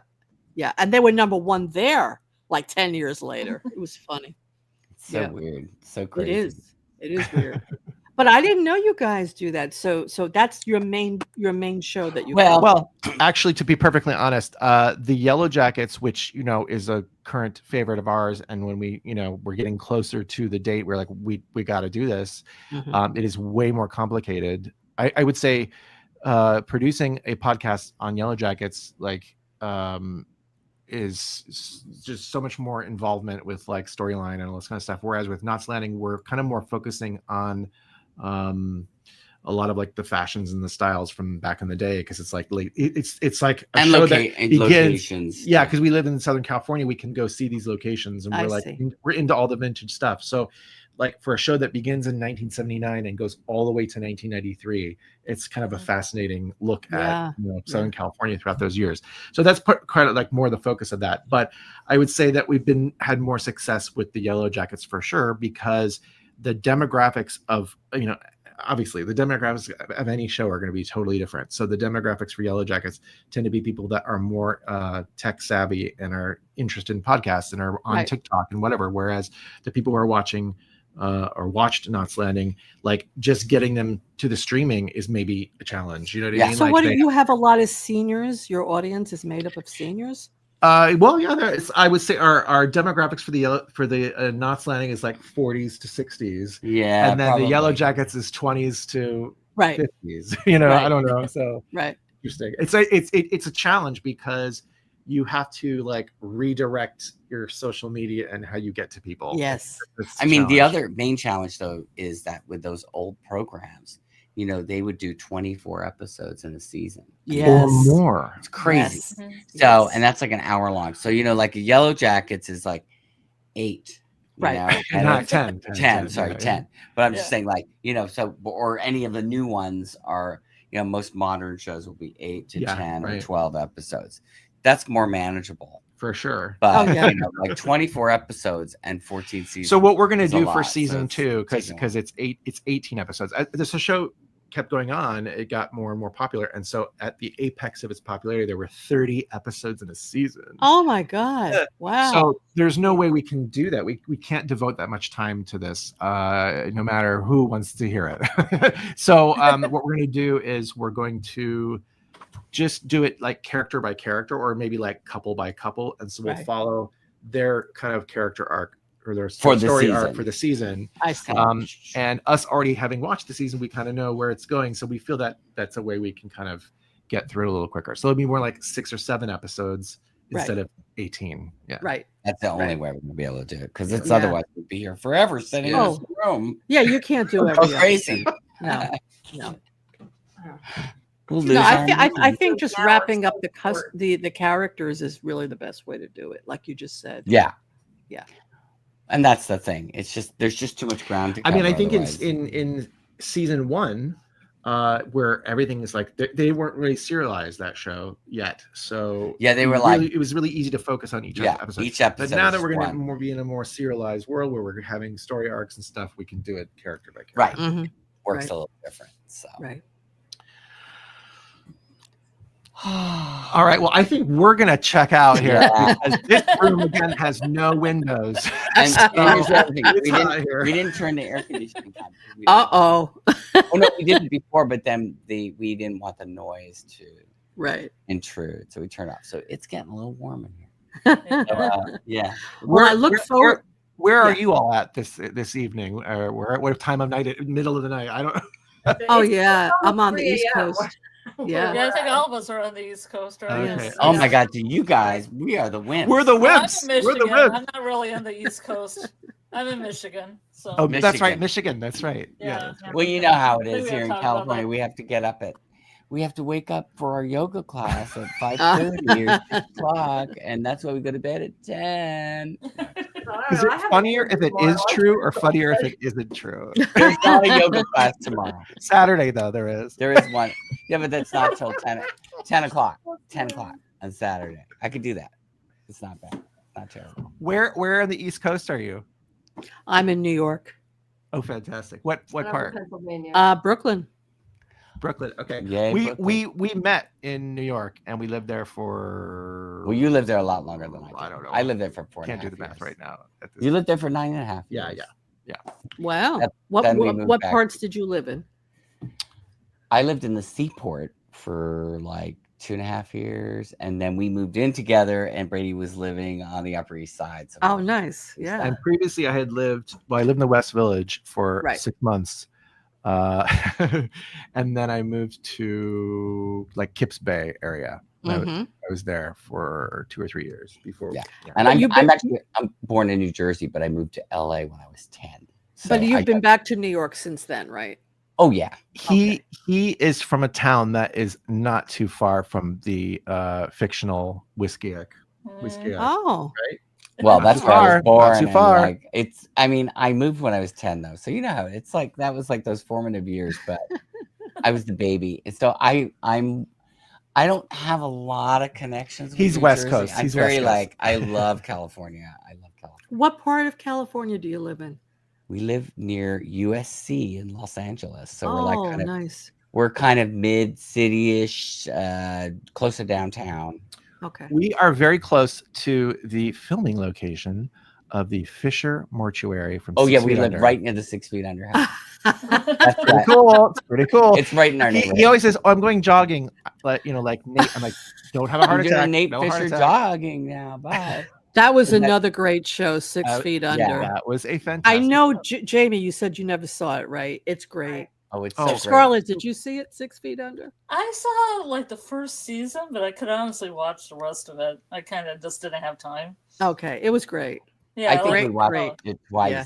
I think Yes, I watched it twice. Yes, Yeah. we have definitely. It's watched it. on is it on Netflix now? I think it's on HBO. Netflix. No, I think it's on Netflix. Oh, it now, is too. now. Yeah. Okay, that's Mhm. good. Yeah, it's on HBO too, but I think it's on Netflix, yeah. Yeah, so we live in like the older like one of the older neighborhoods in Los Angeles, like one of the nice. oldest neighborhoods in Los Angeles. The weather is great. Yeah. I get Here- you don't miss those New York winters. I'm Oh, sure. we don't No. miss the winters, and we don't miss the hot, like the the humid humid. August. We don't miss it. But you know what? My brother still lives in New Jersey these days, so like we still have I still have one family member there, and like the whole family is kind of they went back, you know, but Some of everybody the else, family went back, yeah. Mm-hmm. But yeah, for the most intensive purposes, we are here. So That's great. we'll hang on as long as we can hang on. You know? It ain't cheap. It's not easy. But Yeah. it's okay. Yeah. It's- I don't think it's cheap anywhere. no, Yeah. that's the problem. Is nothing is cheap anywhere now because No. Mhm. it's just the world we live in. So So I'm going to check out your channel, Seaview. Yeah. TV Circle. Yes. And we'll check yours out as well. yeah, Yes, let's check- thank you. Real cinema therapy. is this like is this on YouTube? Yes. Okay. Mhm. Yes. We'll connect on let's connect on there. Okay, great. And And it was so great being on here. And again, I can't Thanks thank for coming you again. girls for having us. enough. Yes, it was fun. great meeting you. It was fun. Yeah. This was a fun time. Oh, Yeah. I love Scarlet. I love the game you put together, you and Jamie. That was That great. was really good. And you did a great job. I It mean, was all like, Scarlett explaining it to me, though. So. I did it, but she explained it. So. no, but I mean, listen, think about this. Or you do it again the next time, then it's going to be like Yeah. total. Next time, Yeah. fix an overlay so we don't have all the ads showing. I just hope they don't block part of it because that's going to suck. If they do, I'll cut out that part and then re-upload it. With Those it. are advertising window world. Yeah. And Adobe. And Adobe. Oh yeah. Oh, God. It'll probably be Adobe then. Maybe Well- not. Maybe they won't notice it. They Hopefully, won't. I don't know. I don't think you're actually allowed to do that, but I hadn't really thought about it till I was looking at it and watching the ads flash. I'm like, that was bad.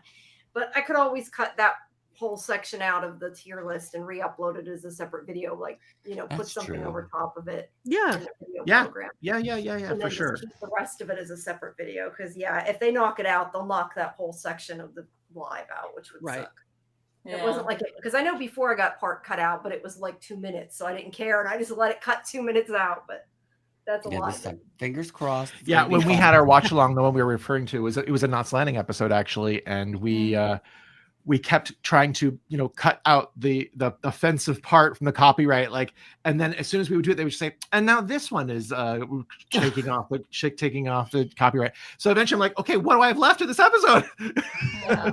Wow. It's ridiculous. You can't show anything. Yeah. Even So yeah, for a episode show that's 7 so old. like Episode that? 7 of Knots Landing season 1 cannot be found on YouTube, but you can listen to it on our Spotify. Okay. I I'm don't know, just I'm surprised afraid for an to older use video show that they clips. would care so much. Well, you I know? think it's because it just was released as for streaming, maybe. Oh. So that's maybe heightened. Yeah. too, though. They must be on the radar for now. Yeah. So. It's Warner Brothers, It's It's Warner Brothers. There you go. Gonna make the money. Make the money, honey. HBO is rough. They cut if they see anything, they just will flag you all the time. HBO. But I just don't use video clips. I the other day used it for the first time. I put a clip in my Alexander Skarsgård interview because it was the one they sent. I'm like, surely if I cut it short, they're not going to block it. Because I've had things networks send me get blocked. They don't seem to realize you can't put them in. So I put I think 10 seconds or something. Really, really short. And it was okay. It worked. So It's like maybe you have to slow him down. Like go more. Oh yeah, people do all sorts of things to like Yeah. this weird Brady well, I Bunch figured thing if that they we watched. provided it, hopefully it was a clip that wouldn't get But is it blocked. YouTube that's flagging it, or is it Yeah, it's YouTube that does it. HBO Yeah. that flags Because it? I finally That- quit because I would get sent trailers for certain shows. Like I put the ones from up, and they went through for a while, and I even got paid on them for a while, and then they blocked them. Oh, So yeah, certain networks they'll send them expecting you to post Yeah. them, and it's like, well, if you Yeah, can't there's actually a- post there's a them, why are you person sending named- them? Yeah, there's a person named Fayfire does Yellowjackets videos, and Showtime sent her a bunch of stuff and then flagged her when she showed Yeah, it. and it's Oh, like, wow. well, And she's like, yeah, I was it's given not this by the worth it. company. They should know better, but yeah, and I it's don't free, think it's they free understand it. publicity for them. You It would is, think they it would is. want it. But Yeah, it's me just- and it's Julie blind have automatic. stopped doing that. We just show stills now because we're doing Severance, and even showing a couple seconds, we get flagged. But you can show you could show clips as long as there's no audio and it's out of sequence. I've seen a lot of channels do that. Right. If you show like an edit of say Right. you're just talking over it, Right. yeah, that seems Yeah, to be but they can't be full scenes. You have to cut all the clips up. Yeah. Yeah. And then you can get away with it. I'd rather just use stills. It's too much work. to Yeah. cut Yeah, all it's a that lot out. of work. Yeah. Jeez. It This is. poor one here. I know. Yeah, I don't Brady does all that. I don't know. What are you gonna do? All right. All right, All right, we're gonna head guys. out. But great to see all y'all and have it was a really fun conversation. Yeah, we'll and have to do it again. Do it again. Yes. Before. Thank All you. It was great. We'll have to talk about Knots Landing with you guys. Oh, Knots totally. Landing. Yes. And Yes. have a happy. And Doug Memorial wants to Day. talk with Scarlett about music sometime, so that'll Oh, happen. Yeah, sure. we'll have to talk I love We'll have to do a little. Oh, great. Get Yeah. on I don't know, a Zoom or something. We could do And you that. have to watch From because Yeah, we're we going will. to totally. we're going to be doing a From lot of Discovery. From That's- stuff That's when it the comes back. assignment. Yeah. Okay, we're gonna check Fair out enough, your channel. fair It's all enough. fun. Okay. Fair enough. Yeah, let's Big watch the party pilot. on YouTube. Watch the From pilot and tell us what you think about it. Okay. Okay. Even the first 7 minutes, because that's a test, right? The first 7 minutes. Okay. The pilot will just grab you right in. Yeah, I've heard so many good things from so many people. Your sister was telling us all about Have you watched The Walking Dead? No. Walking Dead is a phenomenal show. Like, phenomenal. It's on Netflix. We've the pilot of The Walking Dead. The first it's too busy if we're watching 14 seasons of Knots Landing. It's a lot. But we'll get there. The first pilot, the pilot of The Walking Dead, is one of the best shows ever made on TV. Okay, that pilot episode is phenomenal. Gotta do it. It's considered to be the best episode of the whole series, actually. Okay. Yeah. So yeah, that's fair. Yep. Probably went down from there. Scarlet, have you watched The Walking Dead? Oh hell no! You haven't watched it? No. Oh, I watched Daryl Dixon because Cyber Queen Media made me. Okay. And I know about French Jesus. I know about French Jesus and all that. And I'm going to make you watch the pilot of The Walking Dead with me. I'm going to make you watch the pilot. I would admit the pilot's good. After the first season, I think we disagree on our opinion. No, Scarlet, phenomenal. It's not. It's not too much. You'll love it. Believe me. You'll love it. Do it this weekend. It's Memorial Day. I'm doing a steampunk convention, so I can't. Oh, wow. Okay.